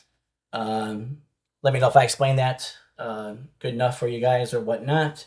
But yeah, so let me know what you think about that. So those are what mesoscale discussions are. And you can find those on obviously the NWS website right here. And it looks like they have a current mesoscale discussion out right now. So that's great. We can look at the current mesoscale discussion.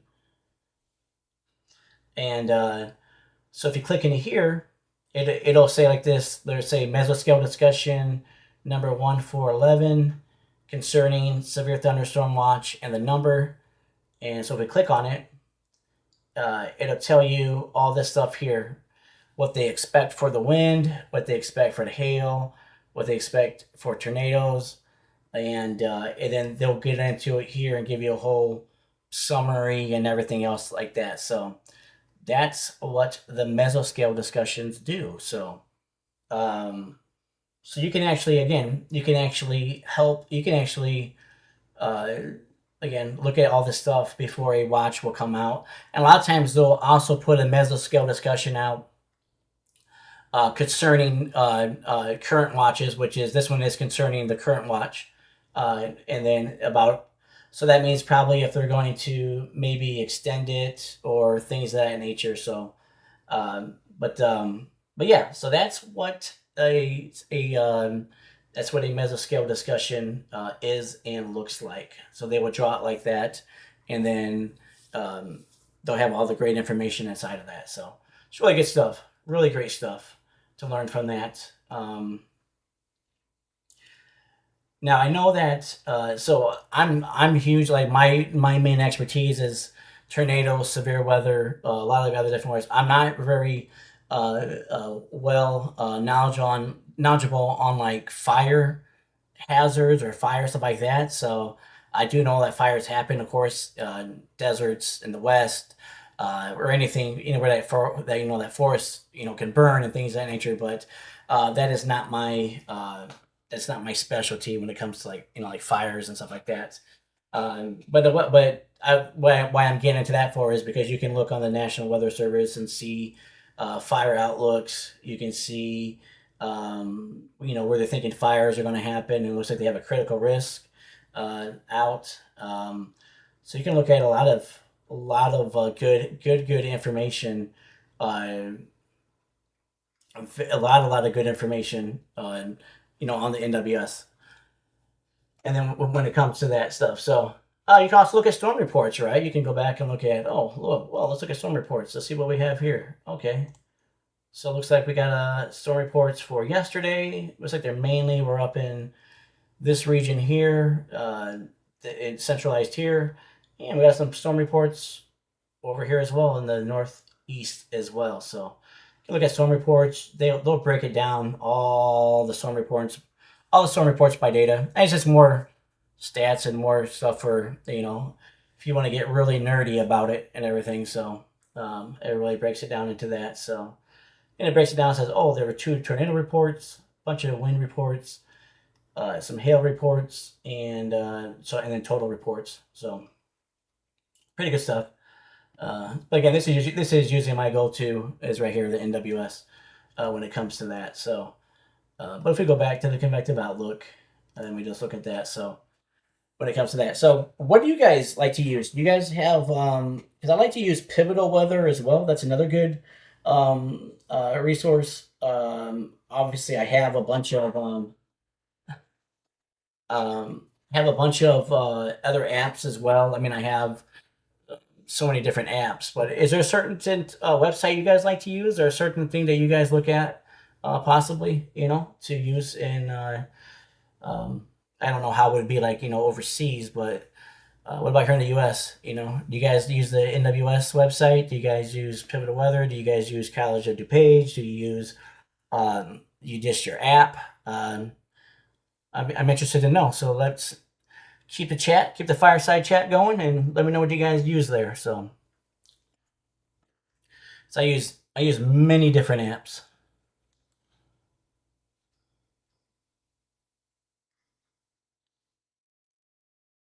Shane says he uses the Weather Channel app. Okay.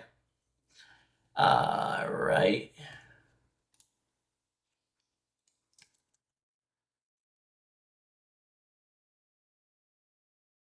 So I use WeatherWise. I use TWC. I'm putting it in chat right now. I use Radar Omega. Let's see, what else do I use?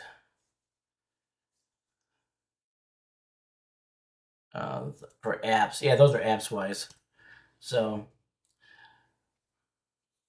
yeah, those are a lot of apps because I love WeatherWise and Radar Omega because I can get into, um, satellites and CAPE and forecasts and models and looking at things like that as opposed to just a normal app.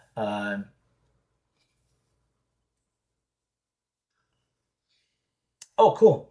Peter says in the UK we have a weather office for different parts of the UK. Then they do the outlook for a few days at a time. Oh wow, Peter, where are you? If you don't mind me asking, Peter, where are you at in the UK? Um, because I know Jonathan is from North Yorkshire. Hopefully, I got that correctly. So just wondering if you're around his area or not. Gold Hunter says pretty much use now the WeatherWise app, but now GR2 Analyst is good, but good creep version in the upper tiers is outrageous expensive, but it's super good too. I like WeatherWise even though it's based out of England, but it seems to work very well here in the States.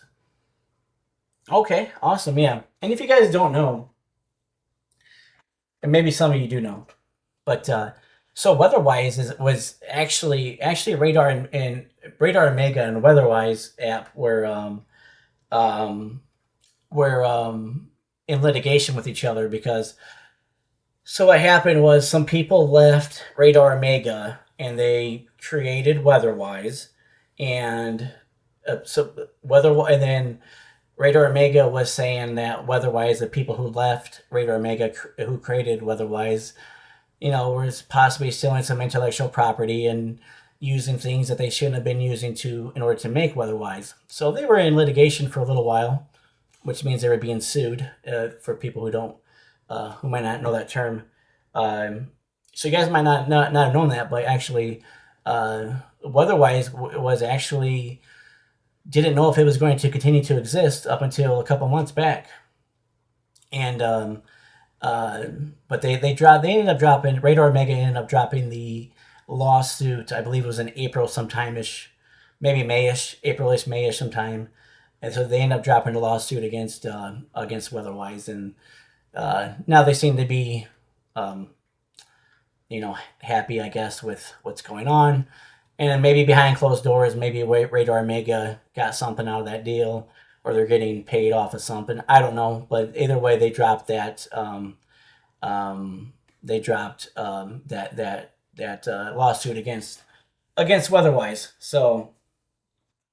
Um, but yeah, again, they believe again people. There's some people that worked at Radar Omega. Some obviously, and you can look it up. It's all public information, and but they worked there and they started WeatherWise and they just basically in a nutshell, Radar Omega was just claiming uh, you know I believe it was stealing intellectual property, utilizing tools that they, weren't allowed to use, things of that nature. So that was their, and then setting up a weather app to compete against them. So there was a lot of things that were going on there. But I'm assuming they came to a uh, deal outside of court, and I guess both parties are happy. So that's where we're at now. So weather-wise continues to be weather-wise. But there was a time where it might have.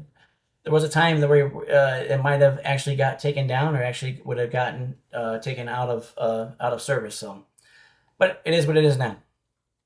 So just a little bit of information there between those two apps there for that. So, but yes.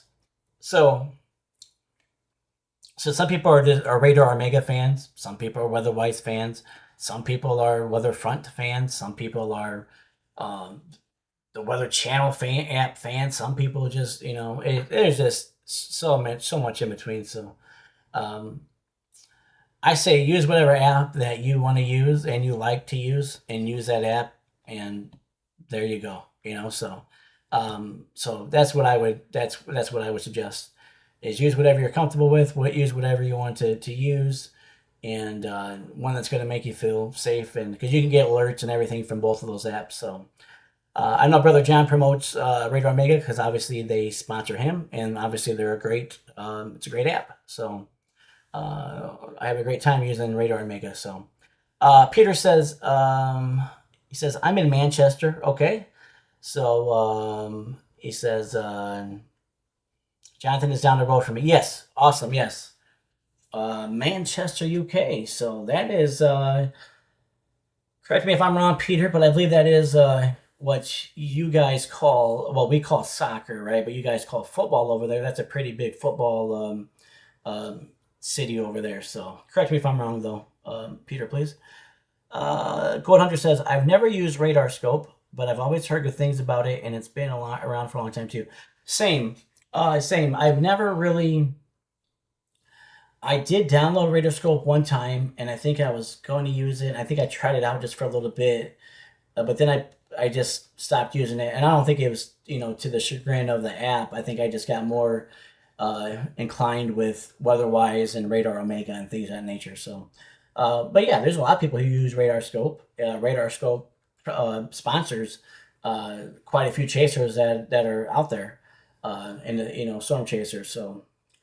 Another app that storm chasers are sponsored by too is My Radar. That's another app that sponsors storm chasers as well. So you got Weatherwise who sponsors. You got Radar Omega. You got Weatherfront. You got Radar Scope. You got My Radar, and there's probably other stuff that probably other ones that we don't know about. So. And then he's yes. Peter says yes. You have Manchester City and Manchester United, then local teams from around Manchester, and it's the same for other cities and towns. Okay.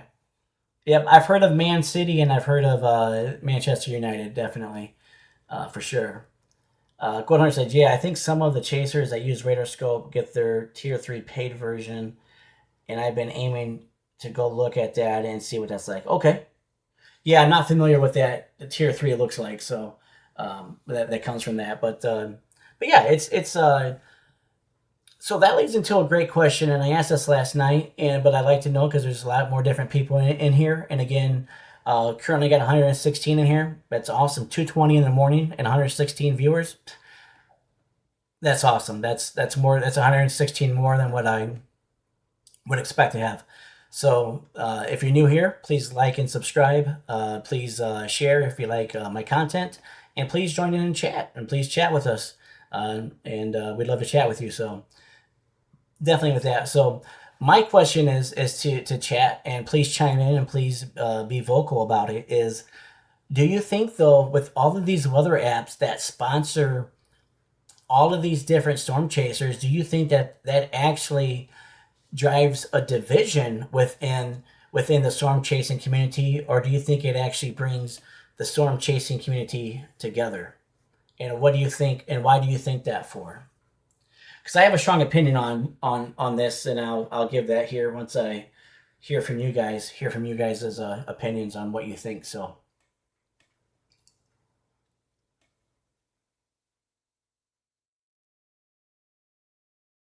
Yeah, so please let me know in the chat. And again, welcome everybody.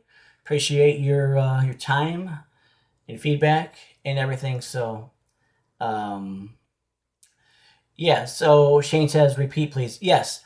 So do you think that actually that do you think that having competing apps, so do you think that Weatherfront sponsoring people, do you think that Radar Mega sponsoring people, do you think that, we got all these different apps that sponsor different storm chasers. So a lot of storm chasers are sponsored, they're sponsored by different apps. So do you think that by being sponsored by different apps, do you think that that's actually uniting the storm community, the storm chasing community, or do you think that's actually driving a division within the storm chasing community because of sponsorships, money, things of that nature? So I do have an opinion of that, and I'll get to that. Peter says it brings them together. I heard a few chasers say so. Okay.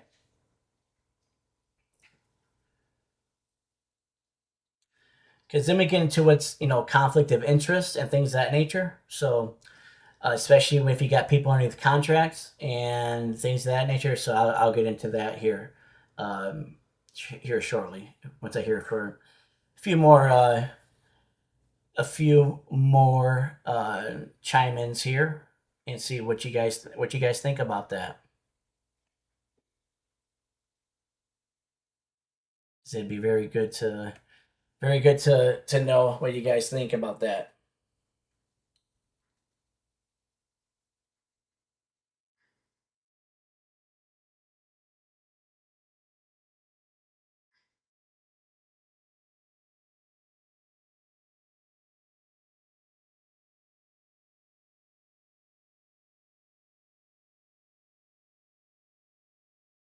Yeah, so please definitely.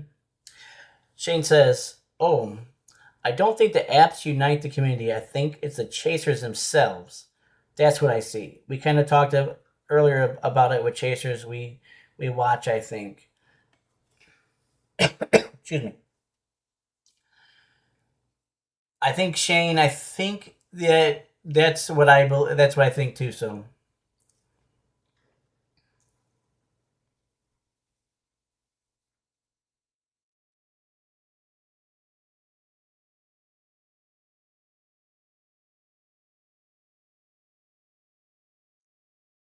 yes, good, great input, Gold Hunter. Great input, Shane. Great input, Peter as well. I think that yes, the storm chasers do get along great with each other. I completely understand that. Um, but what happens is when you get so many different competing weather apps or investors or whomever else into the playing field, then you create a lot of conflict of interest, and what that does is, and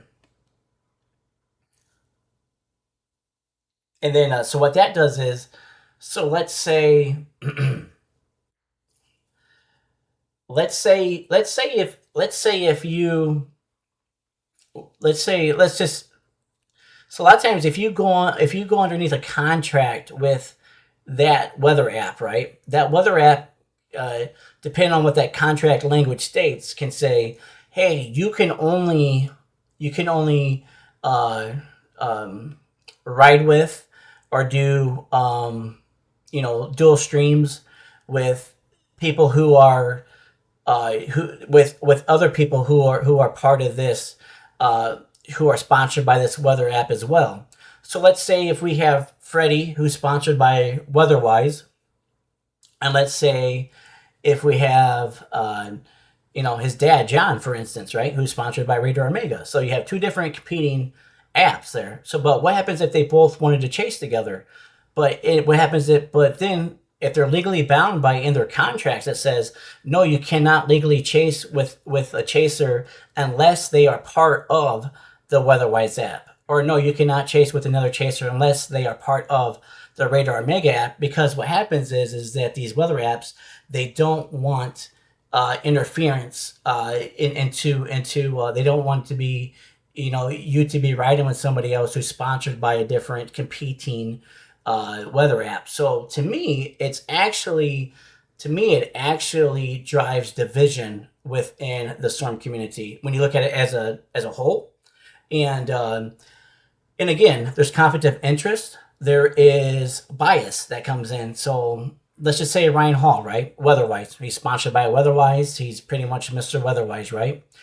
Let's say if he's going to redirect, right, to a channel after he streams. So let's say he's got 100,000 viewers in his stream. He's ready to redirect to.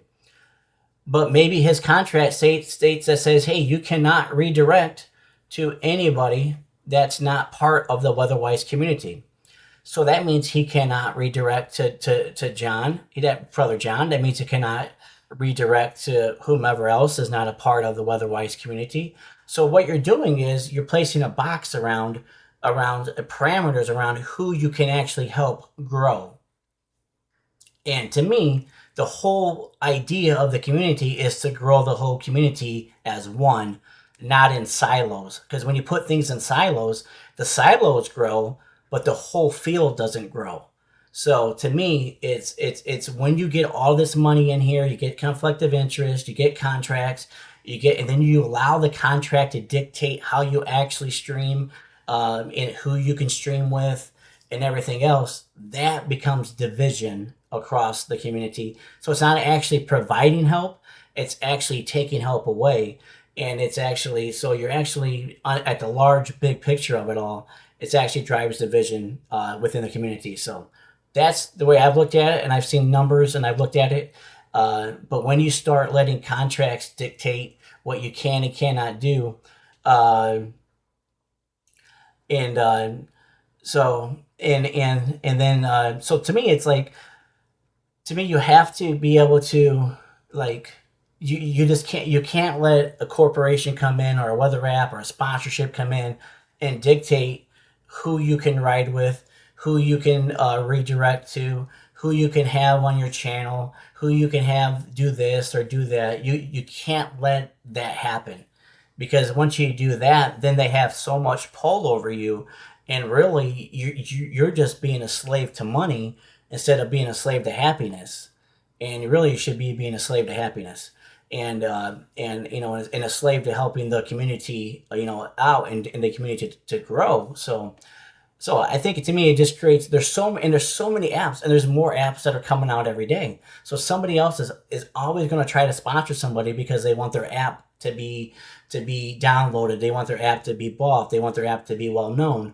So when you look at it as a whole, right, as a whole big picture, I mean, just imagine if brother John and Freddie could not stream together because they're with two different organization enterprises. To me, that to me is wild.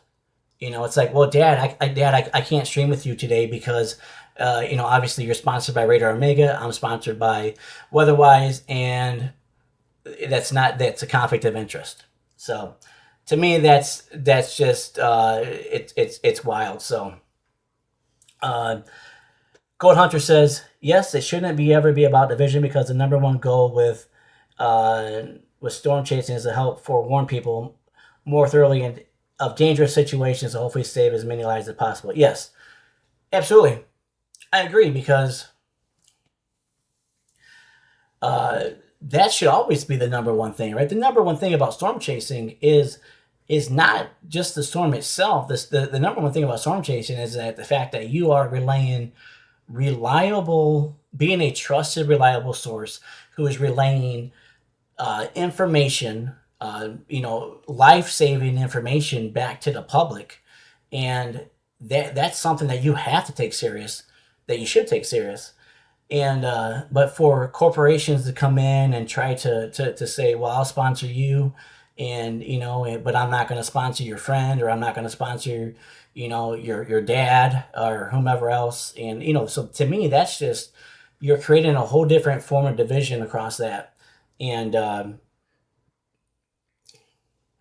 and some would say, on the flip side, people would disagree with me, which is fine. Some would say, well, the more apps, they're bringing in more money into the community, and they're helping other people thrive in the community who else wouldn't. But at the end of the day, I understand that logic, and I understand that argument.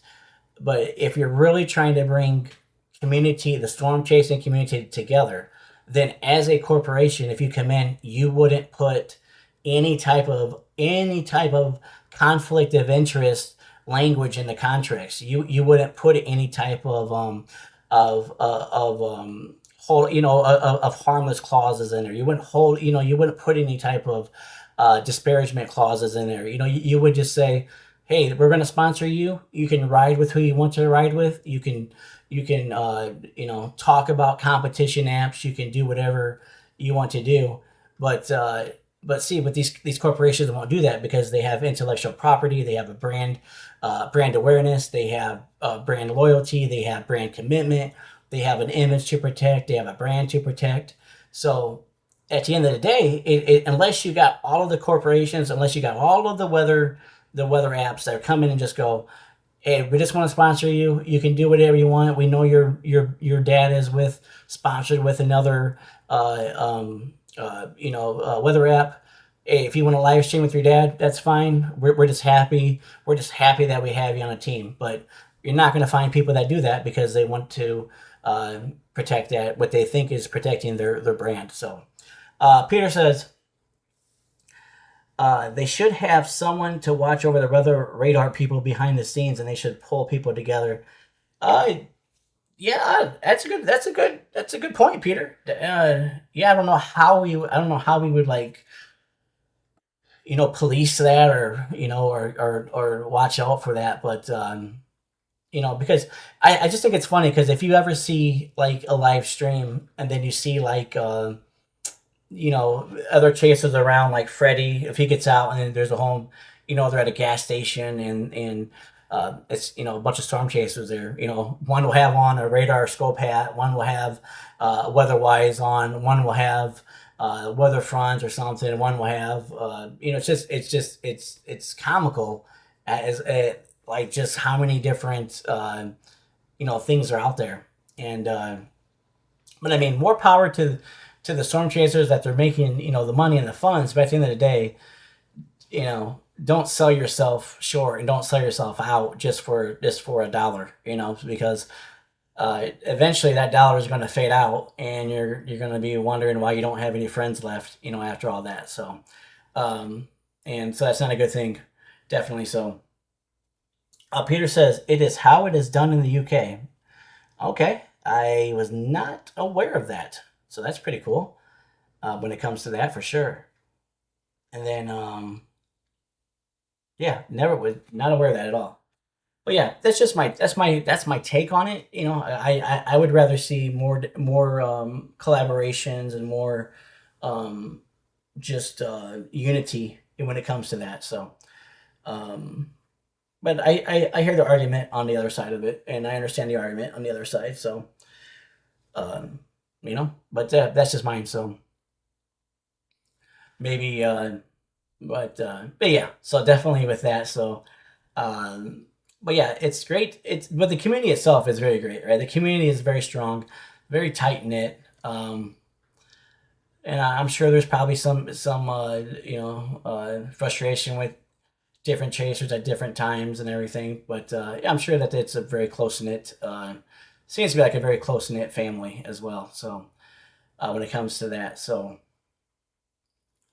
but yeah, so good with that. Good with uh, just kind of like the community itself, how it and how it regulates.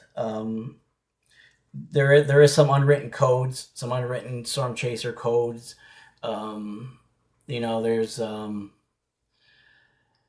but really, yeah, you really just in that community, you've got to be able to. And I know everybody wants to stand out, so that's what I'm trying to say is I know people want to stand out, but you want to stand out for the right reasons and not stand out for the wrong reasons. So definitely inside the community for sure. And but how many in here have been watching? So let's change gears here real quick. How many people in here have been watching into what is it? Into the Storm Chasers, or in the Eye of the Storm Chasers? I'm sorry. Who's been watching that series? That with Freddie, and Brother John was on the second one. So, how many of you guys been watching that?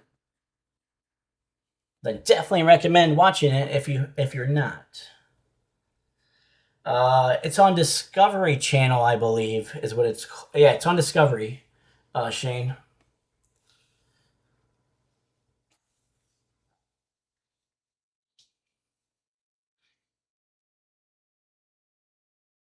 It's on Discovery, and it's on an app too. I can't remember. Maybe it's Discovery Plus or one of those streaming platforms it's on as well. Um, so it's called In the Eye of the Storm Chasers. Let me look that up. I will put it up here, and um, definitely, yeah, it's right here. So, so it looks like it's on. Looks like it's on Discovery Plus, and so it just came out technically 2 months ago, or technically back in May, but May 17th it premiered, and um, so it looks like there's been, I think, 5 or 6 episodes. Uh, oh, KJACWX says, "Good night, John Boy and everyone. Thanks for the great stream." Thank you, my sister in Christ. Thank you so much. Appreciate your help with the modding and everything else. Thank you for all your input and for just being here and your encouragement and your support. Thank you so much. Definitely appreciate it. Have a great night. So everybody, please say good night to KJACWX, please. And yeah, so if you look at this, so In the Eye of the Storm Chasers here, right? You got Reed. Here's Reed Timmer. And for those who don't know who Reed is, this is Reed right here. And then if you look at, thank you, Julie, very much. Thank you. Um, uh, and then if you look at over here, this is Brandon Kopic. For those who don't know who Brandon Kopic is, this is Brandon Kopic. Um, and then if you look at, well, this one's not showing, so, but, oh, that one hasn't come out yet. Okay. But, so we got, oh yeah, that was number 5, sorry. So this is episode 1. And then episode 2 is what Brother John McKinney was in. So Brother John McKinney's in this episode right here. And then, so I would definitely, if you watch any of these episodes, I would definitely say watch episode number 2. So if you watch, Freddy's in, I believe, yeah, Freddy's in number 2 as well. I think Freddy's also in number 1 as well. And then we have number 4, number 5, and obviously you can see Freddy right here. This is Freddie McKinney for people who might be in there who don't know who Freddie McKinney is. This is Freddie McKinney right here, and this is Eli, his storm chasing. I believe Eli is his videographer and his best friend as well. So this is Eli right here. But yeah, so definitely check out the show. It's on Discovery and it's on Discovery Plus. So I don't know how that works over in the UK or outside the US. Not very familiar with that. So yeah, and then so if you yeah, so if so but yeah, definitely watch episode number 2 for sure, because that's got Brother John in it. So and that's actually when he and Mike DeLange chased the Enderlin tornado last year. So it's a very good episode. Definitely recommend you guys checking out all the episodes for sure.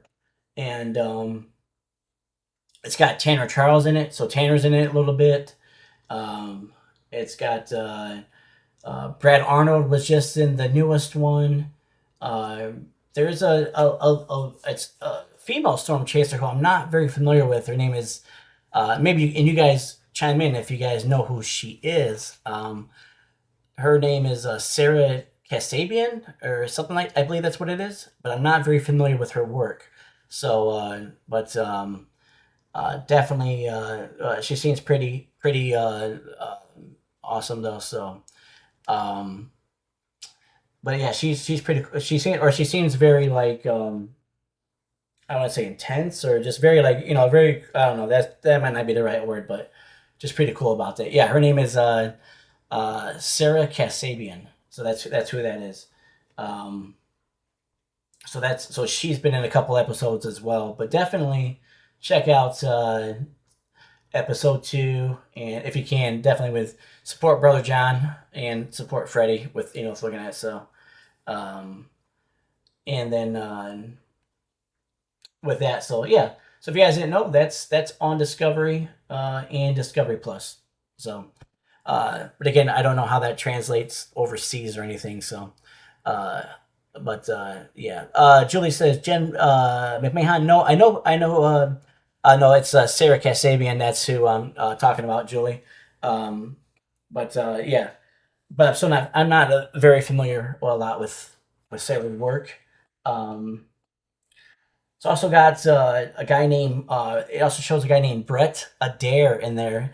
You guys might have heard or seen Brett Adair because he's got a lot of good photography out there, videos out there, storm chasing and things of that nature. So he's a pretty well known name out there in the storm chasing community.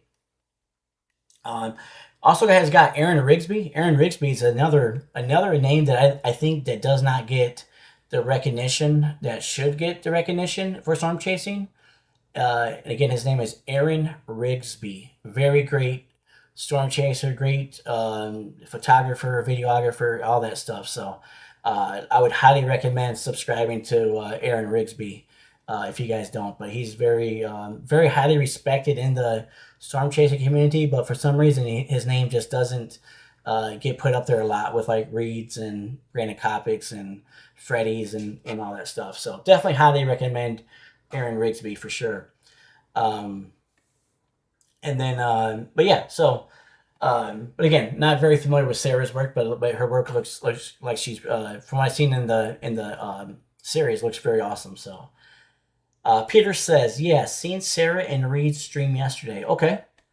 So was she part of his stream or was she just in it as he was just driving or was she actually like in the Dominator with him that you know of?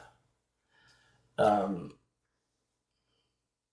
And at least that's a great question. Have you guys actually ever seen the Dominator in person, or seen it on the road, or seen any tornado intercept vehicle, or any TIV as they're called, vehicles on the road? Anybody's ever seen that? Whether it's here in the U.S., in the UK, wherever it may be. Have any of you ever seen something like that out there?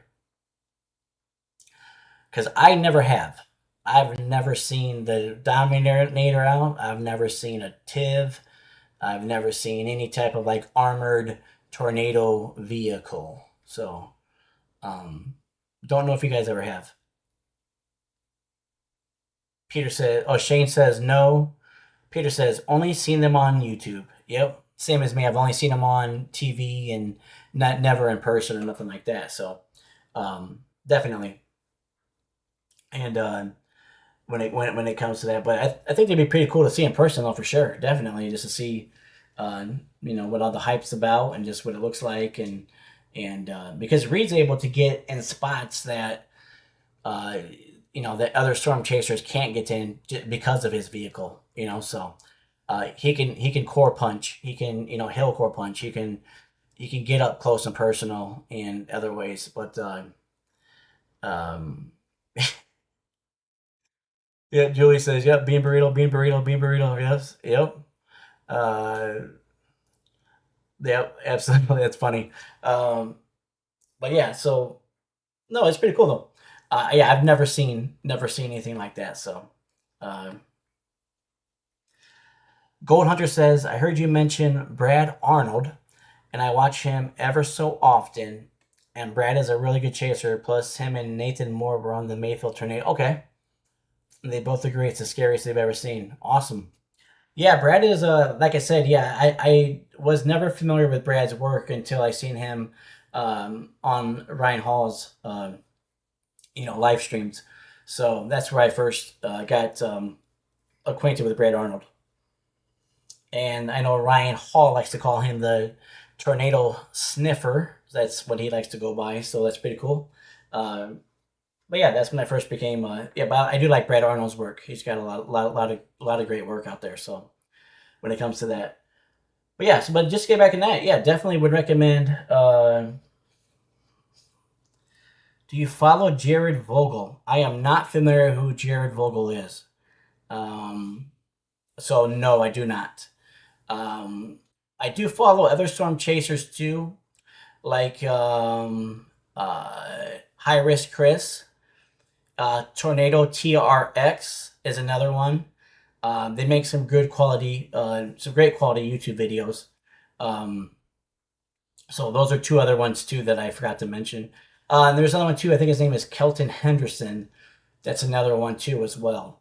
Um, that that I've seen a lot of videos off of too as well. So, Gold Hunter says yes. Brad is a very good chaser, and he lives, I think, in Huntsville. Yes, he does, according to the episode that he's actually on in the Eye of the Storm Chasers. He actually talks about that. So, and he's been chasing a lot this year all over the country. Yes, absolutely. Yes, I do believe he's there. So, um, but yeah, there's a lot of great storm chasers. I mean, there's so many great ones, man. There's so many, uh, and there's so many ones that we don't even know about, really, and that are out there. And so yeah, so there's a lot of things. But yeah, Julie, if you want to tell me who Jared Vogel is, that would be great. I'm not familiar with who that is, so um, that'd be cool. But yeah, like I said before, Connor Croft, he's from my my hometown region, Northwest Indiana. So I watched a lot of his videos, Connor Croft's videos, live streams, things of that nature. So um, he's pretty awesome. Yeah, there's a lot of great people on it for sure. And but yeah, but I would definitely just get back to In the Eye of the Storm Chasers. Definitely, yeah, if you can check out these videos, but definitely check out uh, the episode number 2 that's got John McKinney, brother John McKinney in it, because just show our support for him and everything. And I would actually go back. I would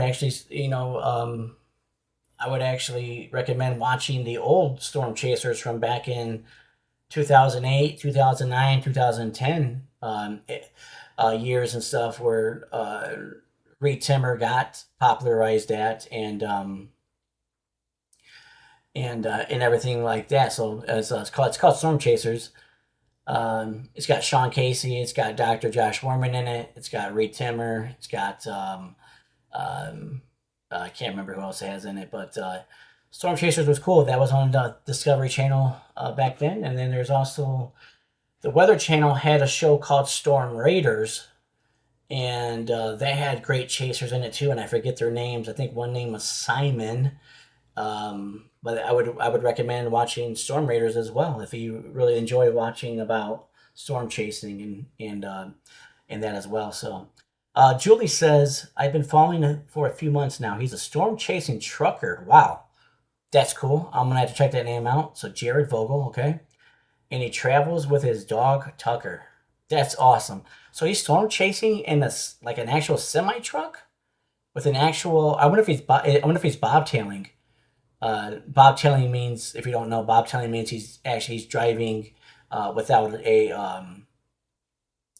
the trailer on the back of the semi. So, um, but that's pretty cool. I mean, if he's out there like in an actual like semi truck, that's awesome to do that. So that's pretty cool. I have to look him up. Jared Vogel. Okay, awesome on that. Very cool. Very cool. Very cool.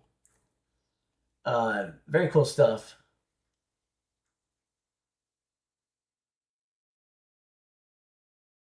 Oh, okay. Oh, okay. I got you. I got you. Oh no, he has his own vehicle for chasing. Trucking is his first job. Oh, I was gonna say that would be pretty freaking awesome if he was out there. If he was out there actually chasing in a semi truck, that would be freaking cool. I think that would be cool. Somebody should do that. That'd be a niche, right? That would be like you wouldn't. That'd be something that you haven't seen. I mean, obviously it'd be really hard to maneuver and stuff, and it's probably why nobody does it. But I mean, if you could do it from a safe distance, I mean, but that would be very next level storm chasing. I mean, that would be. I actually think that would get a lot of views just because it's a niche. It's different. Nobody's doing it. I think that that would actually might be a big payday there for somebody. Um, Gold Hunter says, yeah, I know who she is talking about, meaning Julie, talking about Jared Vogel being the truck driver and storm chaser, and I have seen a little bit of his content. Is neat. That's cool. That is awesome, yeah. But yeah, that would be wild though to see somebody storm chasing in a freaking big old semi. Yes, honk the horn for tornadoes. So as a tornado goes by, it's telling you to honk the horn. That's awesome. Uh, that's freaking amazing. But yeah, so it's very freaking. I don't know. Honestly, man, maybe somebody does. I don't know. I have to look that up. Maybe somebody already does that. But I just see that. I see that as being like I don't know, being different, right? Being a niche, having your own type of what you want to call it out there, being different from everybody else. So that's pretty cool. Definitely, that would be actually be wild. So, but yeah, Jared Vogel, not familiar. I have to check him out and look him up then for sure. If you guys have any other recommendations on storm chasers who I haven't mentioned, or yeah, please let me know because I don't know all of them. I mean, I know a lot of the main big ones and a lot of the other ones, but like I said, there's a lot of them out there whom I don't know about. So, Gold Hunter says, I used to drive trucks years ago, and it is definitely something you don't want to be driving in a high wind or tornado possible type uh, of weather study. They're a handful to begin with. I would imagine. I would have definitely imagined for sure uh, that would definitely be wild for sure. So um, I just think it's wild. Like when I see videos of like semis driving like straight into like tornadoes or straight into like severe wind and everything. And I don't know if it's because they're just not weather aware, or they're just doing it to do it. But yes, the next thing you know, especially if they have a trailer on the back of them, right? The wind's going to go underneath the trailer and just topple that trailer over. So that's why the semis flip so easily, is because especially when if they're not bobtailing, if they have a trailer on the back of them, that's why they flip so easily, because that wind gets underneath the trailer and just topples the trailer easily. So um, yeah, so I don't know. Maybe you might be able to do a bobtailing. I don't know. Maybe that might be a little bit different. I mean, I still know it's a heavy, tall. It's not very aerodynamic, but you definitely couldn't do it with a semi with a trailer on the back. You definitely couldn't do it like that. But but yeah, maybe might be able to get away with it if you stay far away from the tornado. Um, but then again, you have to shift through like what is it, like 16 different gears or something, or 20 different gears, and so I don't know. Probably not the best thing to do, but it just would kind of be able to kind of be different though to see somebody out there doing that. So, which I'm surprised that I haven't seen anybody out there doing that. So, when it comes to that, so Peter says armored Humvee chasing would be fun to watch. Armored, okay. Uh, and see, Shane says McKinney Crew is my favorite. Awesome. You're our favorite too, Shane. Thank you, brother. Uh, Gold Hunter says, yes, driving semi truck is tough enough with the smaller traffic out there zigzagging, yeah, out and around you all the same time, and they're knowing you can't pull out as fast or stop near as quickly as they do. Yeah, it would be an absolute nightmare. It would be an absolute nightmare to see that out there for sure, 100%. Peter says, do trucks in the U.S. shunt when they slow down and stop? I know they do in the U.K. Gold Hunter might be able to answer that if you're talking about semis, because I've never driven a semi. But Gold Hunter might be able to answer that question better than what I can when it comes to that. But yeah, I don't know. That would just be, it would be a sight to see if all of a sudden you just see a bunch of Toyota RAV4s going down the road, and all of a sudden you see a big old semi behind all of them. It would just be, oh, that would be pretty freaking funny. Oh man, oh, that would be wild to see for sure. But yeah, so yeah, but again, yeah, definitely good, good stuff to watch. Storm Chasers, the original, In the Eye of the Storm Chasers. This one that's out now. Um, Storm Raiders, that was on the Weather Channel. Definitely good stuff to watch about storm chasing if you're into all that, and learning about all that and everything. So um, some chasers take it way serious, or more serious than what other chasers take it. But you know, everybody storm chases for a reason, and it's usually for a different reason than the person next to you. So, um, but yeah, so it's awesome on that. Gold Hunter says, Peter, here in the U.S., we have heavier hauling limits for gross weight, and the trucks are much longer also, but they are very similar to trucks over there in ways when driving them. Okay, awesome. Very awesome.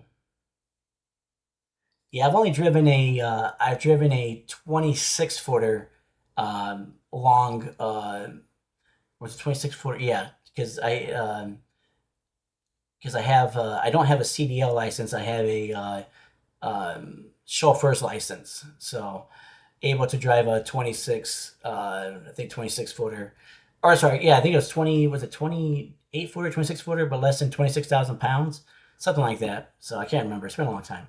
Um, but that's what I have. I have a chauffeur's license, but not a CDL or nothing like that. So when it comes to that, everything. So it looks like we got 95 at 3 o'clock in the morning. We got 95 current viewers, 3 o'clock my time, Central Time.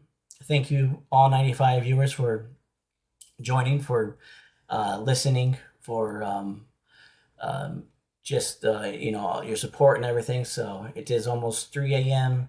Central, 4 a.m. Eastern, 2 a.m. Mountain Time, and 1 a.m. Pacific Time. So very cool on that. Um, so thank you guys. Thank you, 96. Thank you guys very much. 96 more than what I would expect at 3 a.m. in the morning. So again, if you're new here, please like and subscribe. Again, my name is John, but I go by John Boy. It's a nickname that I've had, that I'll always have, ever since I've been a kid. And actually, I have me and my wife, we have a 9-year-old son, so he's a junior, so he's a John Boy Junior, and I'm John Boy Senior. So the kid's a rock star. He likes and loves weather as well, so he's just very awesome at everything he does. So super proud of him, super proud of him very, very much. So, but thank you all. If you all are new here, again, my name is John Boy. I do teachings on weather. I do teachings and on different types of weather phenomenon. We have fireside chats to chat and get to know each other, and to grow the community here, and to stay involved with one another, and to grow as a community. So, and this is my 4th live stream, so I'm still a newbie, still a baby face, still getting my feet wet with the live stream and all that. But so very thankful for all of you who are in here right now, currently at 104 current viewers. Thank you so much for that. So again, just very thankful that you all are here right now. So when it comes to that, so yeah, so chime in. Please let us know where you're from. Please let me know. If you're enjoying the content, please speak away in the chat. We'd love to hear from you and to talk with you, and to speak. Because it's a community of growth. It's a community of growing. It's a community of getting to know, um, everything. So, uh, Shane says Colorado Rockies. So I did you just bust in with some baseball here with us? Because that's pretty cool if you did. So, um, I'm from Chicago, so I'm a huge North Sider. I'm a huge Chicago Cubs fan. So that's me. Always been a Cubs fan, so always been a North Sider. That's what I, so. But anyways, that's a little bit of that. So, but yeah, so if you're just joining in now, we just looked at a little bit about In the Eye of the Storm Chasers. Uh, but she says, no, I live up in, oh, I live up on the Rockies. Oh, gotcha. My bad, brother. My bad. I'm a New York Yankee fan. I am actually, after the Cubs, I would say New York Yankees would be I would say would be my second or third team. So I'm a huge Aaron Judge fan, that's for sure. So definitely with that, I definitely like the Yankees a lot for sure. I also like the Phillies as well because of they have a guy named Kyle Schwarber on his team, and he used to play for the Cubs, and and I love Kyle Schwarber, so he's just awesome. So also a Phillies fan as well, just because of Kyle Schwarber. So, but Cubs fan number one. That's obviously that's I bleed what they call bleed Cubby blue. So but that's what that is. So, but yeah, um, yeah. So, and then I also make videos. My main videos that I make are 7 rare facts about weather phenomenon. So I made one video already. It's the first video I ever made. 7 rare facts about EF5 tornadoes. So if you haven't already, please check that out. And then I also talked a lot too about my mental health crisis that I encountered at the end of 2024 into 2025. So very open and very transparent about that as well, because I don't want anybody to suffer in silence or anybody to believe that they can't make it out of a dark place. And so just uh, to really just get the word out there about mental health, and that people suffer in silence, unfortunately, and unfortunately people end up unaliving themselves, and obviously we don't ever want anybody to ever do that. And so just to let people know there's hope, um, and there's help, and to not fight or to not fight in silence, and that I'll always be a listening ear, or I can do whatever I can to help somebody. So yeah, so I posted, very very open with that, with my mental illness crisis that I went through, and when it comes to that, so please check out my content if you haven't. Appreciate that. Gold Hunter says, I meant to ask you earlier, John Boy, are you going to start covering live stormy events on this channel, or do you chase? So that's a great question. So I've always there's a saying that there's room for two, and what that means is that there's room for people, to make content like Max Velocity, like Ryan Hall. So I've always thought about doing something like Ryan Hall and Max Velocity. It's just uh, you know, really putting that plan together and putting a team together to do that. So I would love to do that. And but have I chased? No, I have never chased. Just a big fan of the community, but I've never personally been out there and chased before. And just always been a fan and studying it, and for 20 plus years. And so just that. But yeah, so I don't, it's wherever the good Lord leads me on this channel.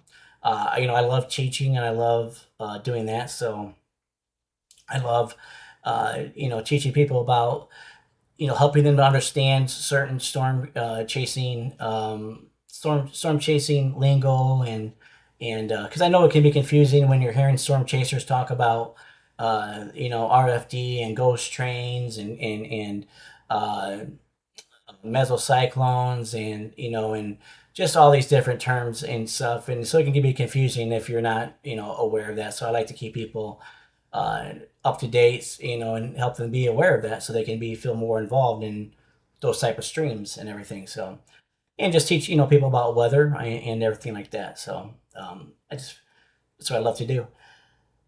Peter says, "How about going with John McKinney for a few streams?" John. So when me and John McKinney met uh, on again, it wasn't in person. We didn't meet in person. We met uh, on Google Meet, Zoom, whatever you want to call it and stuff. He actually mentioned that. He's like, well, maybe we can get you out there for a few chases, and I'm just like, yeah, whatever. I'm not pushing it. I mean, if the time comes, the time comes. Um, you know, so so if it happens, it happens. But yeah, I mean, I that would be pretty cool to go out there with him. But I'm not pushing it, on him, or I'm not going to make it seem like that's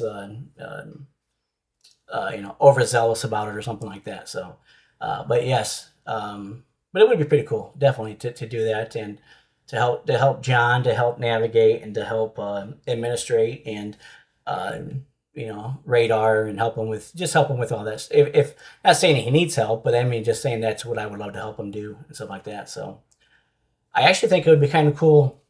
We talked about this last night. I think it'd be kind of cool to have more of like a behind the scenes type of view into storm chasing, because we don't really get to see behind the scenes in storm chasing, so we don't get to see a lot of the travel in between chases. We don't get to see what happens, the commitment and the dedication and being away from family, and what that means. So um so I think that there might be you know some uh, some good value in that, some added value into behind the scenes of storm chasing. At least to me, maybe not to everybody else, but I don't know. Let me know, guys. Do you guys think that a behind the scenes look into storm chasing would be kind of cool, or is that not something that you guys would be keen on, or be um, you know, or is it something that would interest you? So let me know if a behind the scenes look, would be cool. Interested to know your guys' opinion of that. So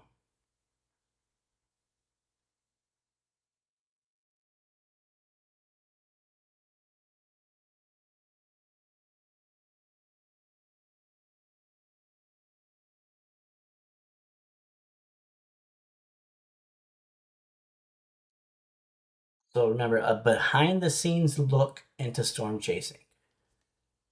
So like maybe how they set up their vehicles, maybe how the equipment that they're using, to get a more of an in depth, behind the scenes look. Maybe why they're choosing this area today versus choosing a different area. Why they're. So what do you think? What do you guys think? You think that's something that you guys would be interested in?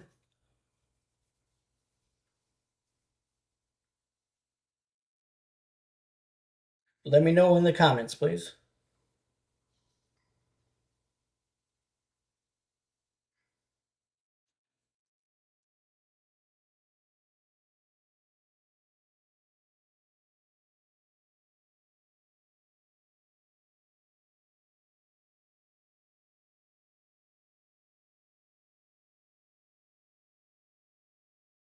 Shane says, "I've heard before some chasers say that." Peter says, "Sure." Shane says, "Won't go because others in same area."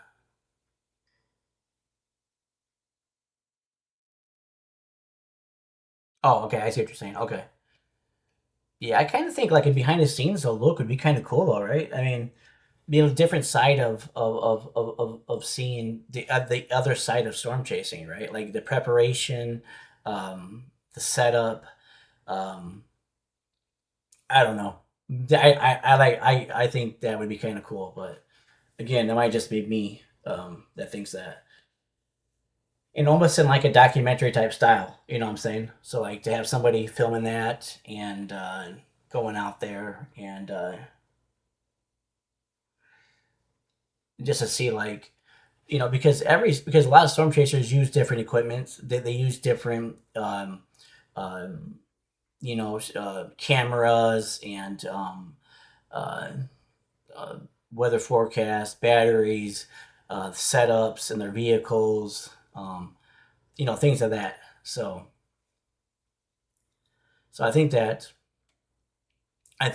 behind the scenes would be kind of cool. Just like why does Brother John, McKinney, why does he have his setup the way that he has his setup? Like, why does that work for him, but it might not work for somebody else? So and vice versa. Um, so it's kind of cool. I think that'd be kind of cool. And then just not only that, just kind of like the day in the life of like, just what that kind of looks like from behind the scenes. But no, I kind of thought that was kind of cool for that as well. But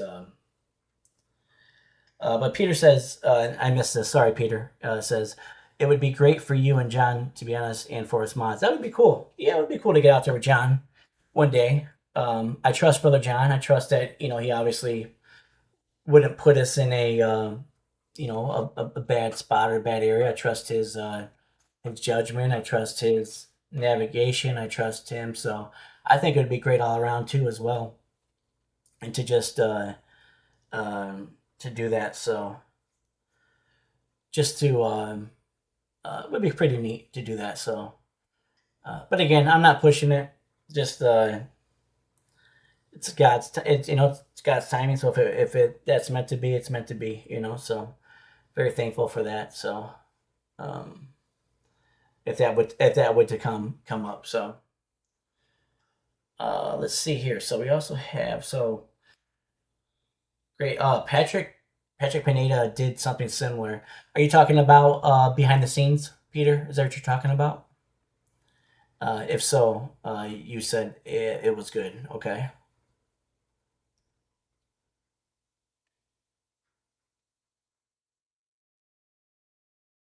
very good.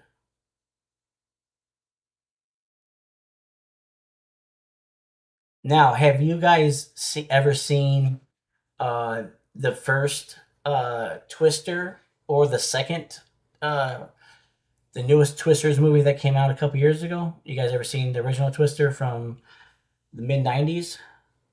Because that's what I grew up on the first Twister. That movie was awesome. So let me know if you guys seen any of those Twister movies.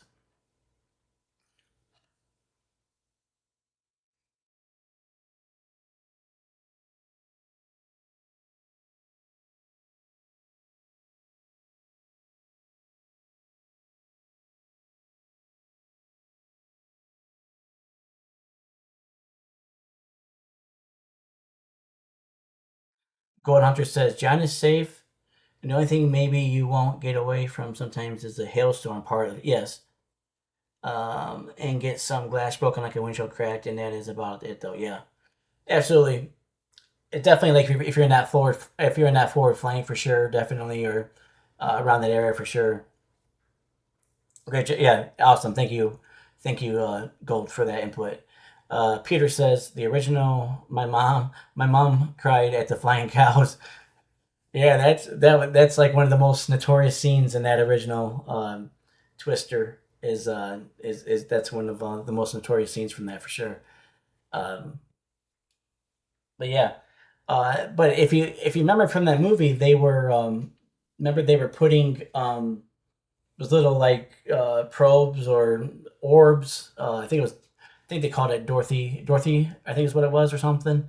Um, so they put the probes out there, but so what you see there in that movie is actually and you might know this or might not know this, but that's actually based off of a real thing from the National Weather Service. They had a project in the '80s and I believe in the early '90s as well. But it's called Project Toto, so TOTO, where they went out and tried to put or put orbs or something like that into uh, into tornadoes and things like that nature. So what you see there in the with Twisters, or I'm sorry, in the first Twister, isn't too far from reality of what happened.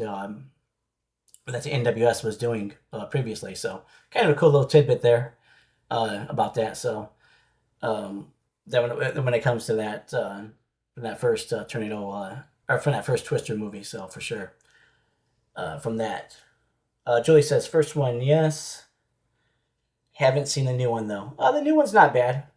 It's to me. I mean, I'm biased, so probably to the first one, but I think the first one is just is pretty untouchable. So to me, the first one is still way better than the second one. So just me though.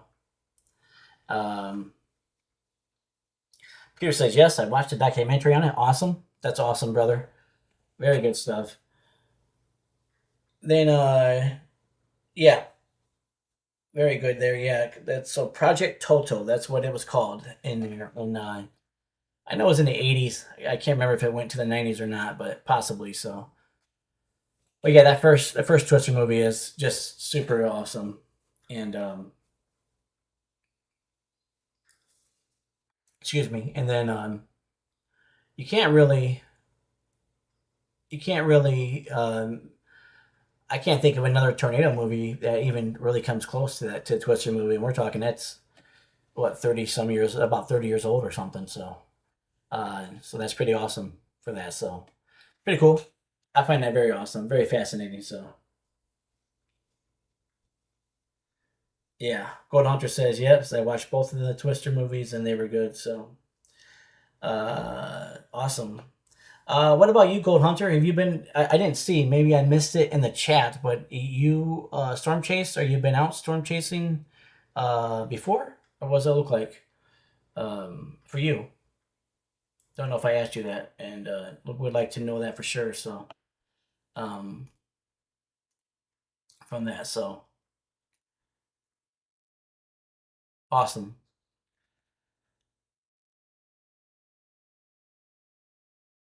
All right, so it looks like we still have 89 viewers in here right now. I got 42 likes, so if you would please like, if you haven't yet, please like the stream. Please share. Please subscribe if you haven't yet. Please give me feedback on content. If you like, don't like, yes, no, maybe so. Let me know all about that because that's about growth. It's about helping. It's about like I said before about that. So. Uh, and again, it's just very awesome. Awesome to have great mods from John McKinney's squad, you know, or part of our from our family from John McKinley, or John from John McKinney from his stuff. So thankful for all the mods there. So very awesome with that. Gold Hunter says, "Oh yeah, I've been at storm chasing before quite a bit years ago, and only as a hobby, and nothing I would like live stream or anything. And it's been a while since I've done it." Okay, awesome. Hey, that's awesome though, man. That's awesome, Gold Hunter. So, uh, that's a cool thing. So to be able to say that you've done that, definitely. So, um, very cool stuff. Very cool when it comes to that. Very awesome. Um, very good. So. So for you, do you ever catch anything, or do you ever intercept anything, or chase anything, uh, of you know, uh, higher on the EF scale or anything? You know, EF threes, EF fours, anything like that, or any type of well known tornadoes or anything that we might know about, possibly?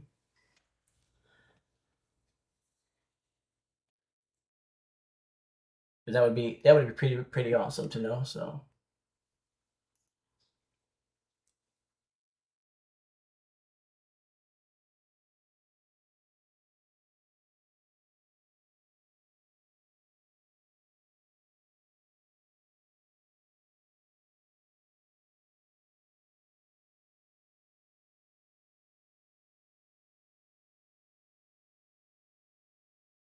That would be really cool to know about that. So,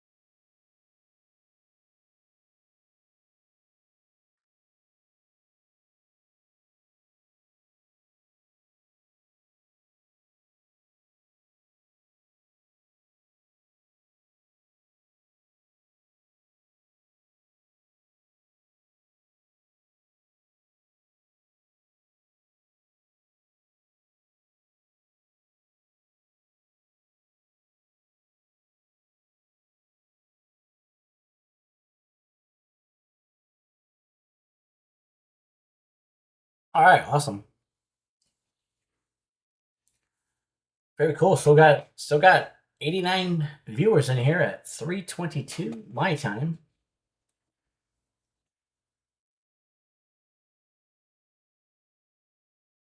Gold Hunter says, I think the next thing I want to go see, or hopefully can see at some point outside, um, like storm chasing, is the Dolomites in North Italy. They are amazing.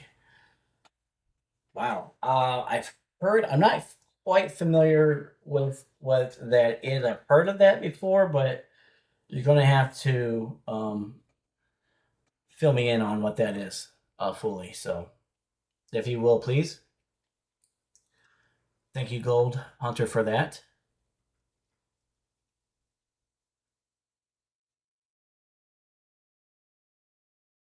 Then let's see here. So,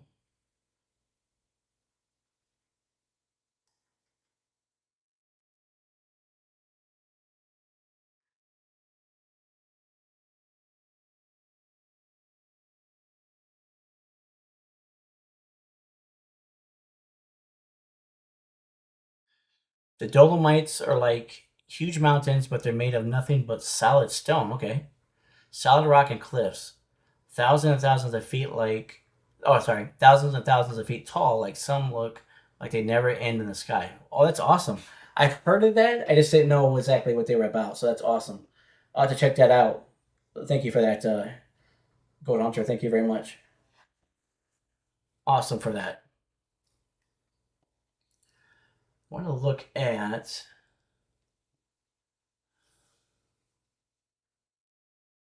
Where is it at here? I'm going to pull something up here that I find really, really fascinating, amazing.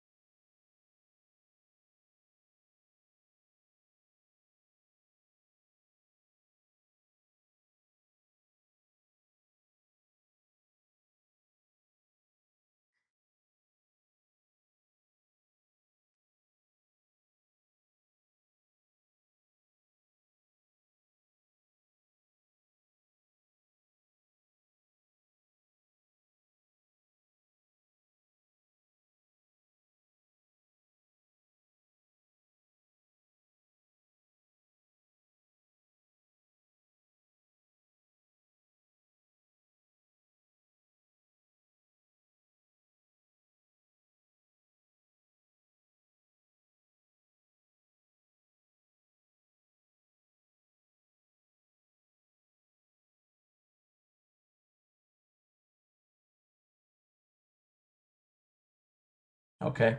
Let me pull this up here.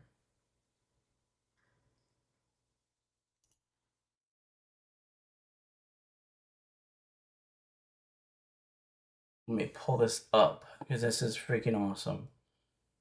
All right.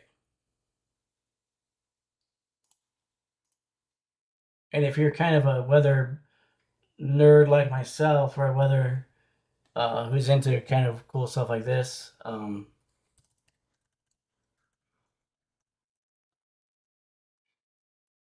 freaking get over here.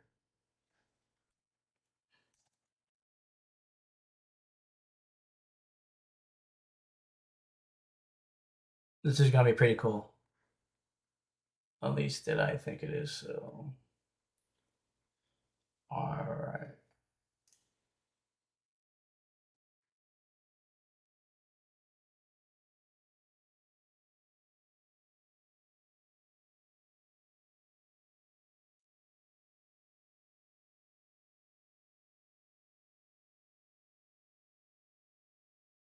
So if we see here, if we look at here,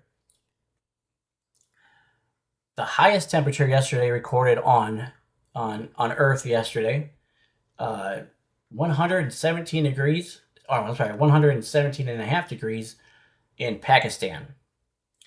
The coldest temperature recorded yesterday on Earth, minus 94 degrees. Now this is on Fahrenheit.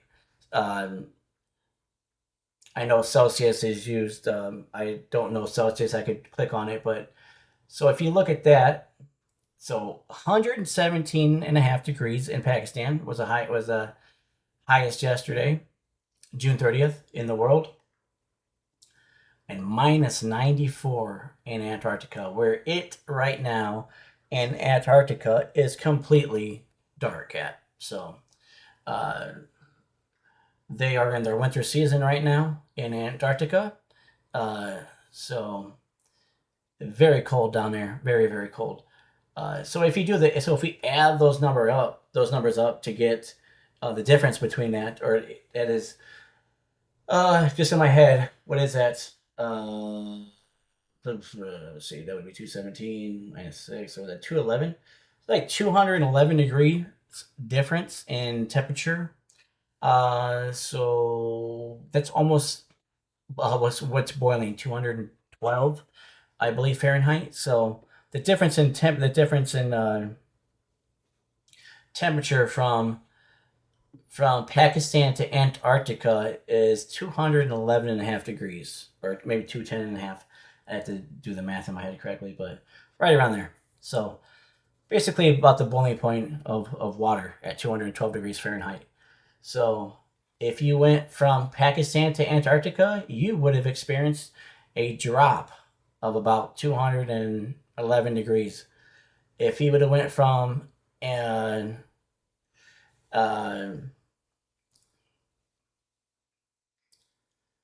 and then if you went from Antarctica to Pakistan, you would have increased about 211 degrees.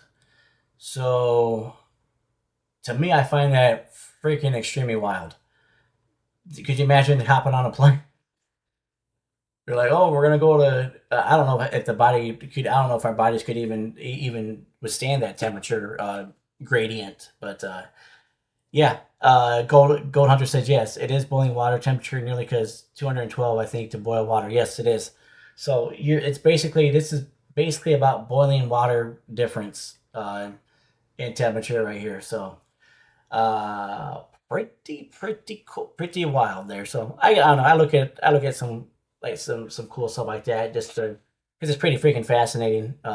Just the extremes of weather and extremes of temperature and so very wild there. Just to understand that and see that. So um, I guess in Celsius for our Celsius friends, that is 47.5 Celsius in Pakistan, and in Antarctica it's negative 70 Celsius. So uh, again, I don't know anything about the Celsius scale, being from the U.S., being from America. So, um, but that seems pretty ridiculous to me as well. So, um,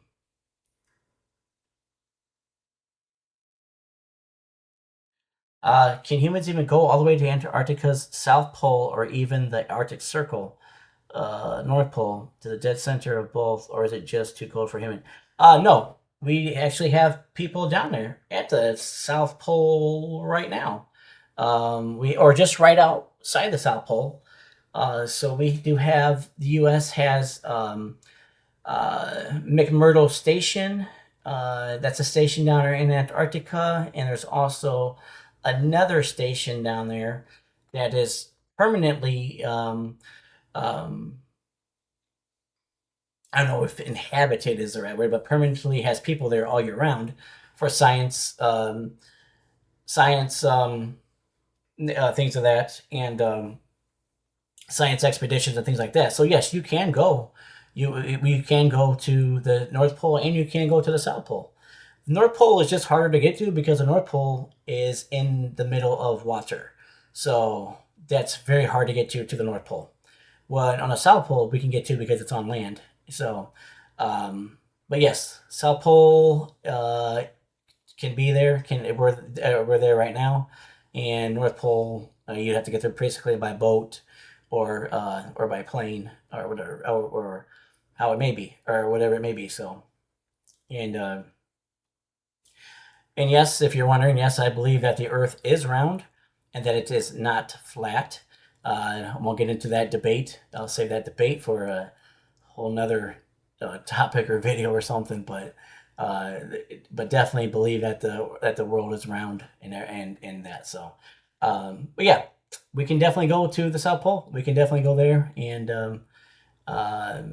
it is definitely freezing. It's definitely completely colder than what you could ever think. But yeah, we can definitely go there for sure. So, and then Peter says a friend of mine is there. Peter, please explain that a little bit more in depth, please, because that's pretty cool. I'd like to learn about that for sure.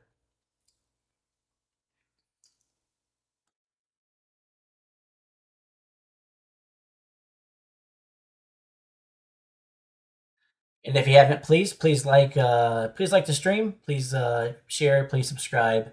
Please provide feedback, and just highly appreciate it. Thank you so much.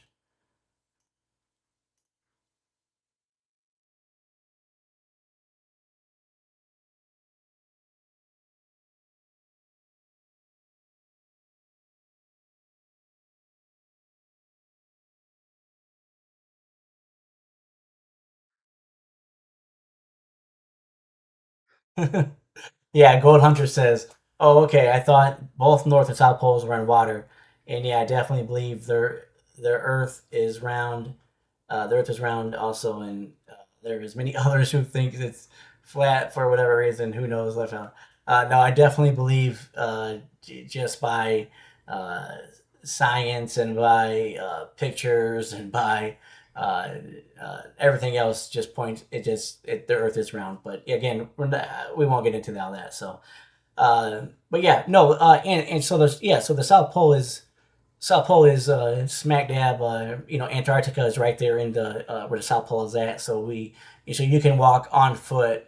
Uh, Once you're in Antarctica, you can walk on foot to the South Pole. So just the North Pole happens to be um, in water, so or over water. So Peter says he is studying a new species of fish. That is freaking cool, dude.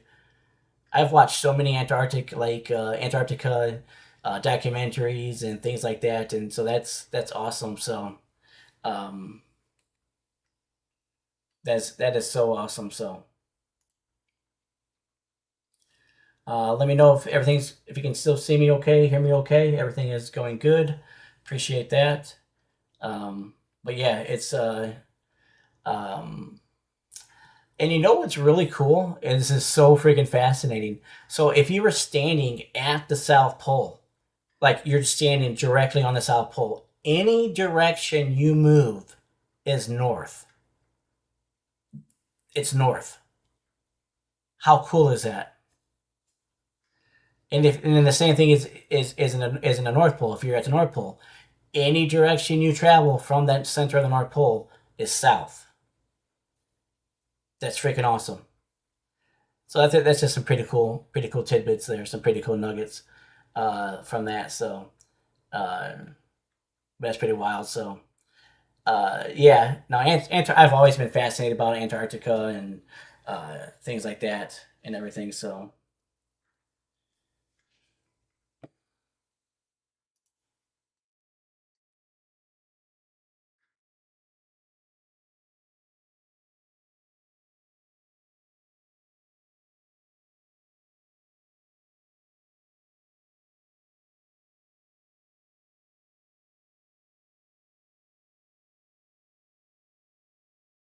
So let me check out my stream here.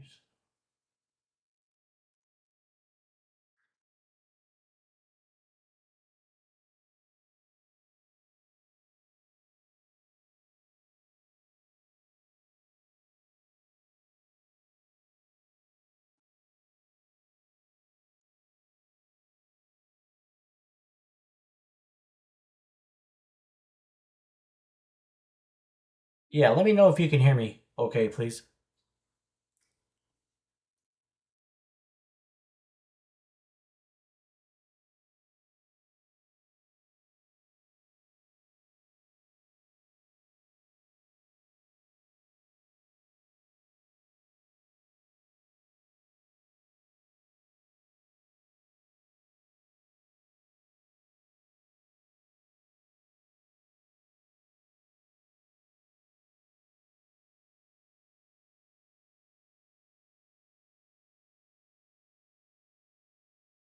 Gold Hunter says, okay, thank you, Gold.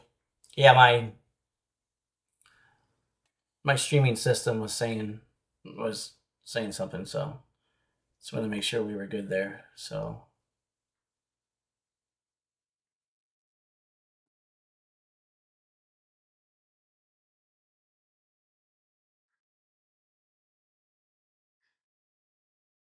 all right, so okay, yeah, we're good. It should be good on that. So okay, um, let's see. Gold Hunter says, I am a fan of spring and summer weather.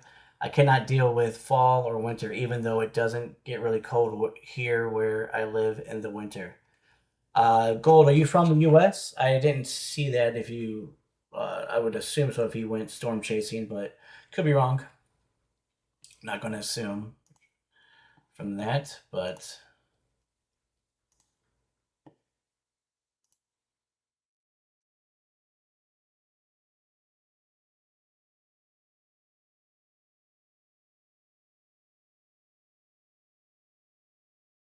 awesome.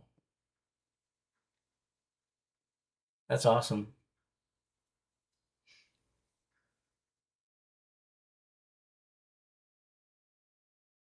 Oh, that's right. West Virginia. That's right. I forgot. Yeah. Southern West Virginia, southwestern Virginia. Okay.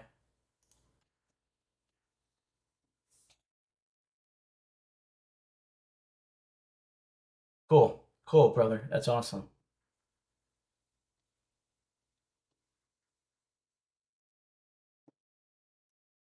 It,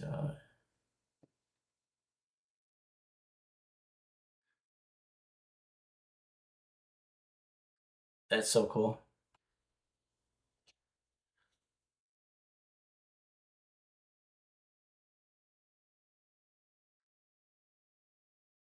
Yeah. Okay. Yeah, I just was looking at that. Okay. Awesome. Um, so we still got 87 viewers. Awesome. It's 3:40 a.m. my time.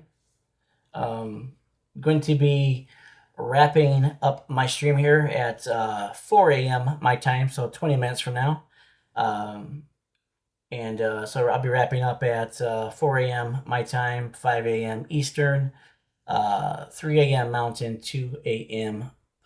Pacific time. So wrap it up here in 20 minutes or so. So it's been a great chat. It's been a great. Hope you guys learned. If you guys were here in the beginning, you learned about Ghost Train. But I'd like to just go back and if people who weren't here in the beginning, like just kind of um, recap from the um, beginning here of what we discussed here.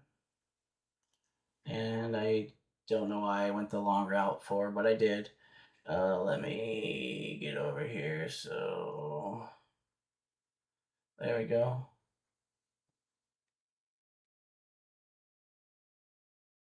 Yeah, so if you weren't here in the beginning, to just briefly recap. So topic uh, taught about at the beginning of the stream. It was what a ghost train is, what that term means. It's the rear inflow jet of the of a tornado.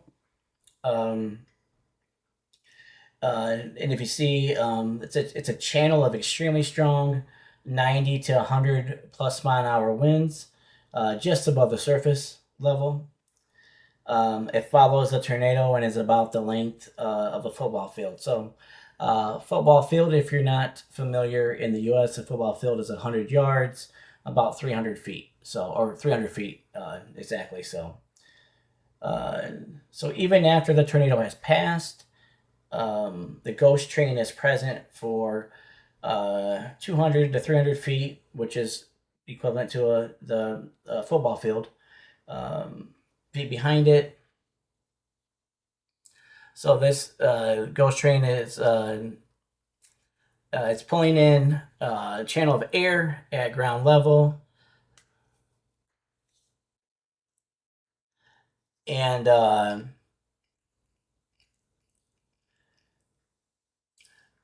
sorry, yeah. So the tornado is pulling in channel of air at ground level, broad sustenance, or sinking above it squeezes the channel, causing the winds in that narrow strip to accelerate. So the result, even after the tornado passes, tornado strength winds may scream along the ground for another about 20 to 30 seconds. So as you can see, the ghost train is right here in this section, right over here. So this is the ghost train winds right back over here.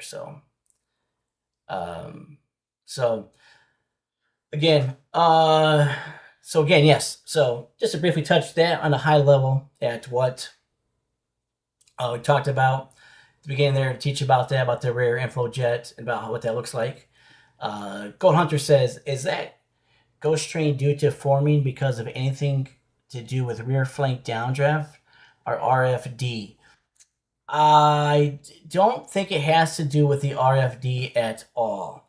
I think it's just the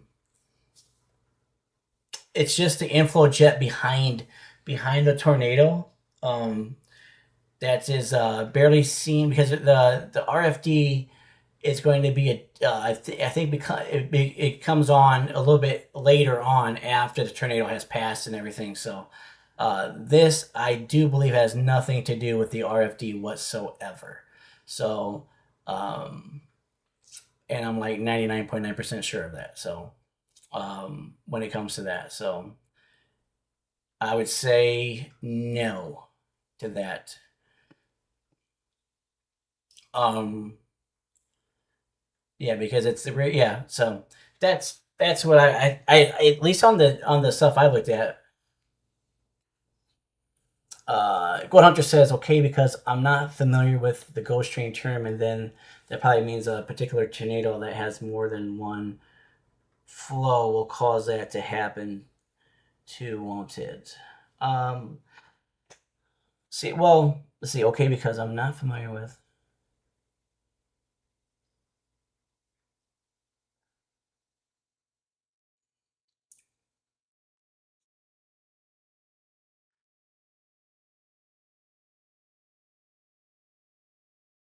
Oh, one inflow. Oh, okay, okay, I get what you mean now. Okay.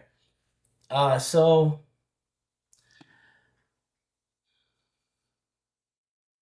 yeah, because okay, I see what you. I think I'm understanding what you're asking here. So, um, but yeah, so it's caused from like again meteorologically, it's caused from what Matthew Capucci is talking about here.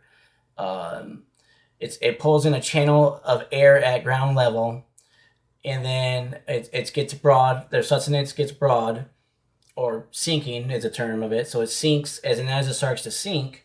And so as it pulls in the air at ground level, the air starts to sink. So as it sinks, it squeezes that channel of air that it's on. It squeezes it, and then the winds become a narrow strip. So they accelerate through that squeezing process. Um, so so that's what the rare inflow jet is, but it's called the ghost train because it's very hard to see, if not see at all. and that's what is back here in this bottom right hand corner. Back here, you'll see, because you got the tornado here. Here's a tornado. You got the what you call it here, the funnel part here. You got the vortices here, the spin here, and then back over here, you got the ghost train, the rear inflow jet coming up behind it. So, but yeah, so say this already, this tornado already hit the spot over here. So this tornado is already, 10-15 seconds, out of the way already. Well, the ghost train rear inflow jet is still right here doing damage at 90 to 100 mile an hour winds. So yeah, so very, very strong right there as well still. So so that's the ghost train, and that's why storm chasers don't want to get caught in that. That's why you don't want to get caught in that, because it looks deceiving when the tornado's here. So you think you think the wind field of the tornado is all right here, but when really there's still a bunch of wind that's back here behind it in the rear inflow jet. So so hopefully that describe that a little bit better there. But yeah, so if you guys weren't here at the beginning, that was the topic tonight of teaching about the that. So Gold Hunter says, okay, I see what you mean now, and no, I've never heard of the ghost train term, and knowing how it develops, I'm wondering if it meant more than one inflow causing that.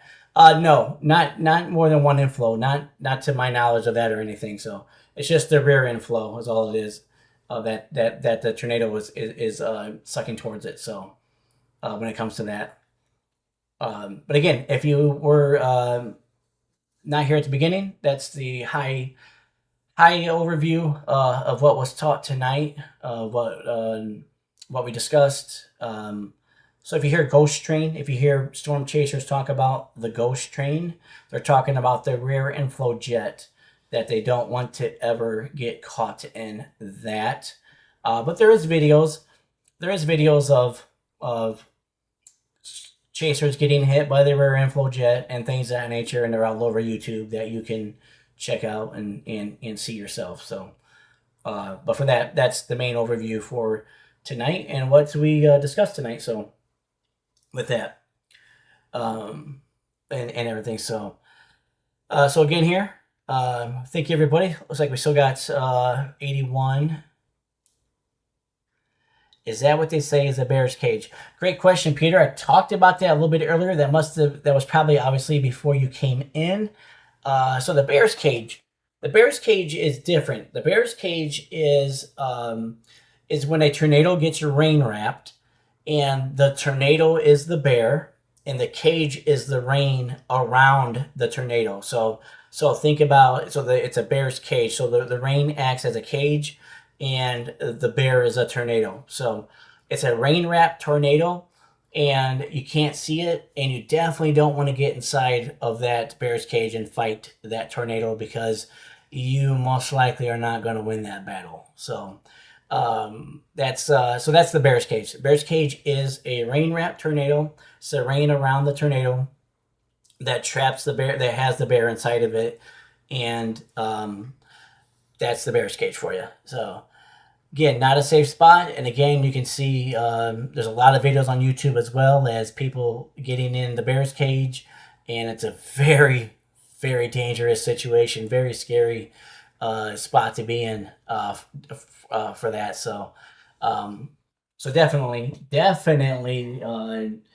if you're ever storm chasing, don't ever get yourself caught in the bear's cage, because you won't ever see the tornado coming at you.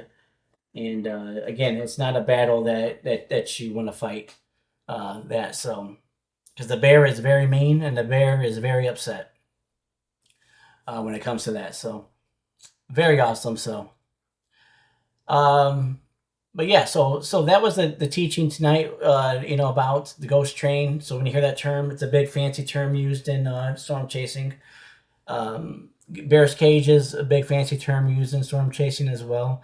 I might do a video. I think I'll probably do a video. I don't know, probably coming up soon about just storm chasing lingo and terms and terminology to maybe help out people who don't. Who may not know the terms. So when you are watching Storm Chasers, you'll be able to pick up on that and go, okay, that's I know what they're talking about now. So maybe that'd be helpful. I think that might be helpful for everybody there, everybody here. So um, and to help with that. But yeah, if you guys haven't checked out my previous previous live videos, taught on so far about how to read outlooks from the NWS, SPC, taught about radar, how to read radar, velocity radar, correlation coefficient radar, things of that nature. And then taught about deratio last night. So that was great and fun chat as well. And then tonight about Ghost Train, about the rear inflow jet of a tornado. So very good stuff on that. And yeah, just so thankful. I'm so thankful for all the views, concurrent views, just everything, all the help, all the just thankful for all that. So thank you guys so much for that. So thank you very, very, very thankful for all that. It's been a great fireside chat. It's been a great time teaching and about that, and just getting to know each other. Gold Hunter, so thank you very much for chiming in and your questions and your talk, and very thankful for that. Peter, thank you so much for that too, sir. Thank you so much for that.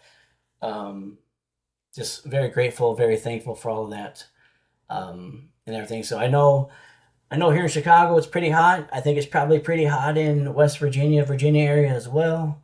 I don't know. I think the UK, Peter, correct me if I'm wrong, but I think you guys had a kind of a heat wave last week, if I'm not mistaken. So let me know, Peter, on that. But so very thankful for all of that. So and everything. So yeah. But yeah, Peter, let me know, buddy, if you guys had that heat wave. So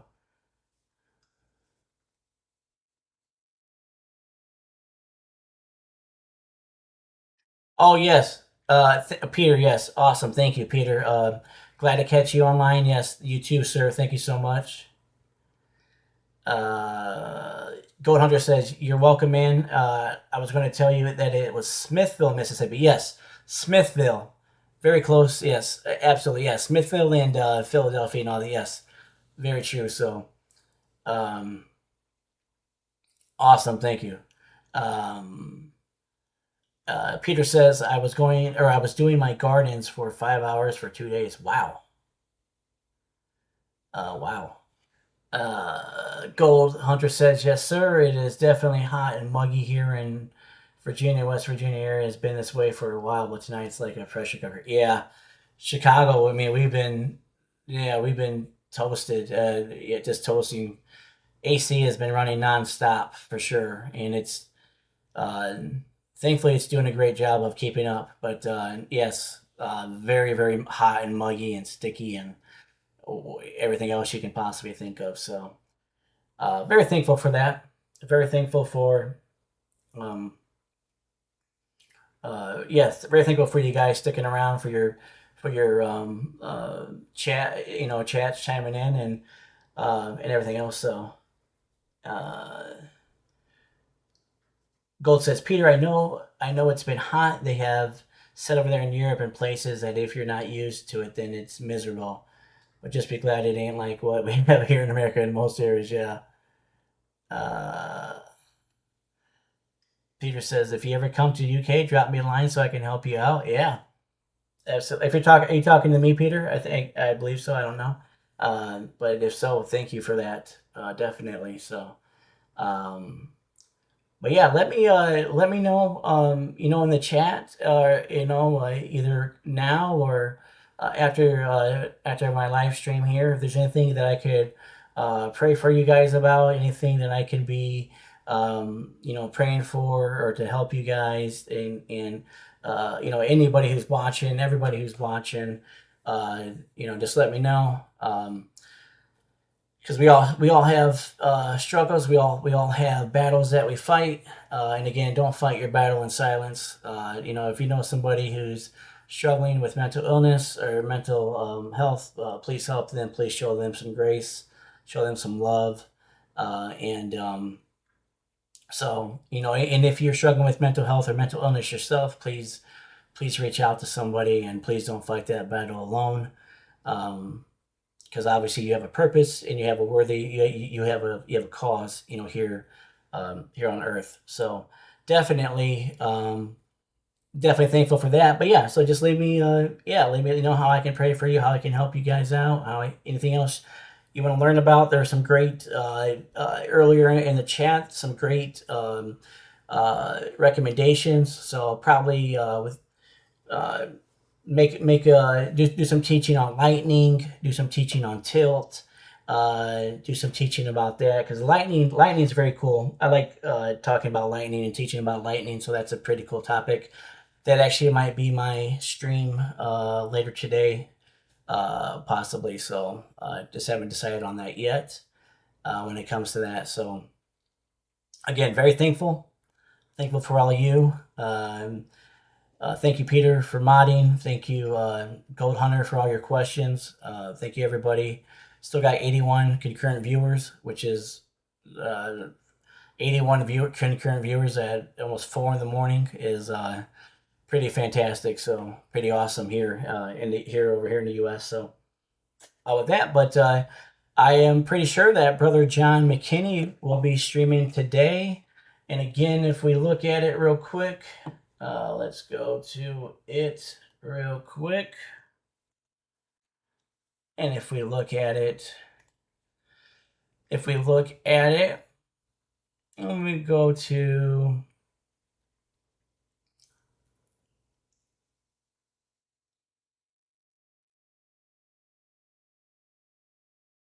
if we go to the thunderstorm tornado outlook.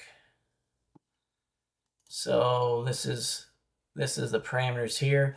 Gold Hunter says, John Boy, I stepped outside about an hour and a half ago on my front porch with my shorts and t-shirt on, and the clothes started sticking instantly to where it's humid and muggy. Yes, I would assume. Absolutely. That's what it's like here in Chicago right now. Definitely. It's just completely insanely muggy. Yeah, it's completely so when it comes to that. So but yeah, just wanted to look at this real quick because this is where John McKinney is most likely going to be today, is right here in this. If I were guessing properly and correctly, he's going to be in this section right over here. So that's just my guess. That's if he goes out today. But I would assume he's not going to miss a 5%. But I mean, he does what he wants, obviously. So but if that's the case, I definitely look forward to seeing you all later tonight. And again, as I will stream again later tonight, that's the plan. The plan is to stream after Brother John. So, and just go from there. But so look forward to seeing you guys in Brother John's stream and John McKinney's stream. Again, let me know if I can help out or what I can do to pray for you guys, on anything. So appreciate it. You guys are awesome. Thank you for all the feedback. Thank you for all of the questions, comments, recommendations. So looking forward to all that and everything. So again, thank you guys very, very much. So proud, so thankful. I'm just thankful for the opportunity. So and as always, be brave and let the Lord guide your way.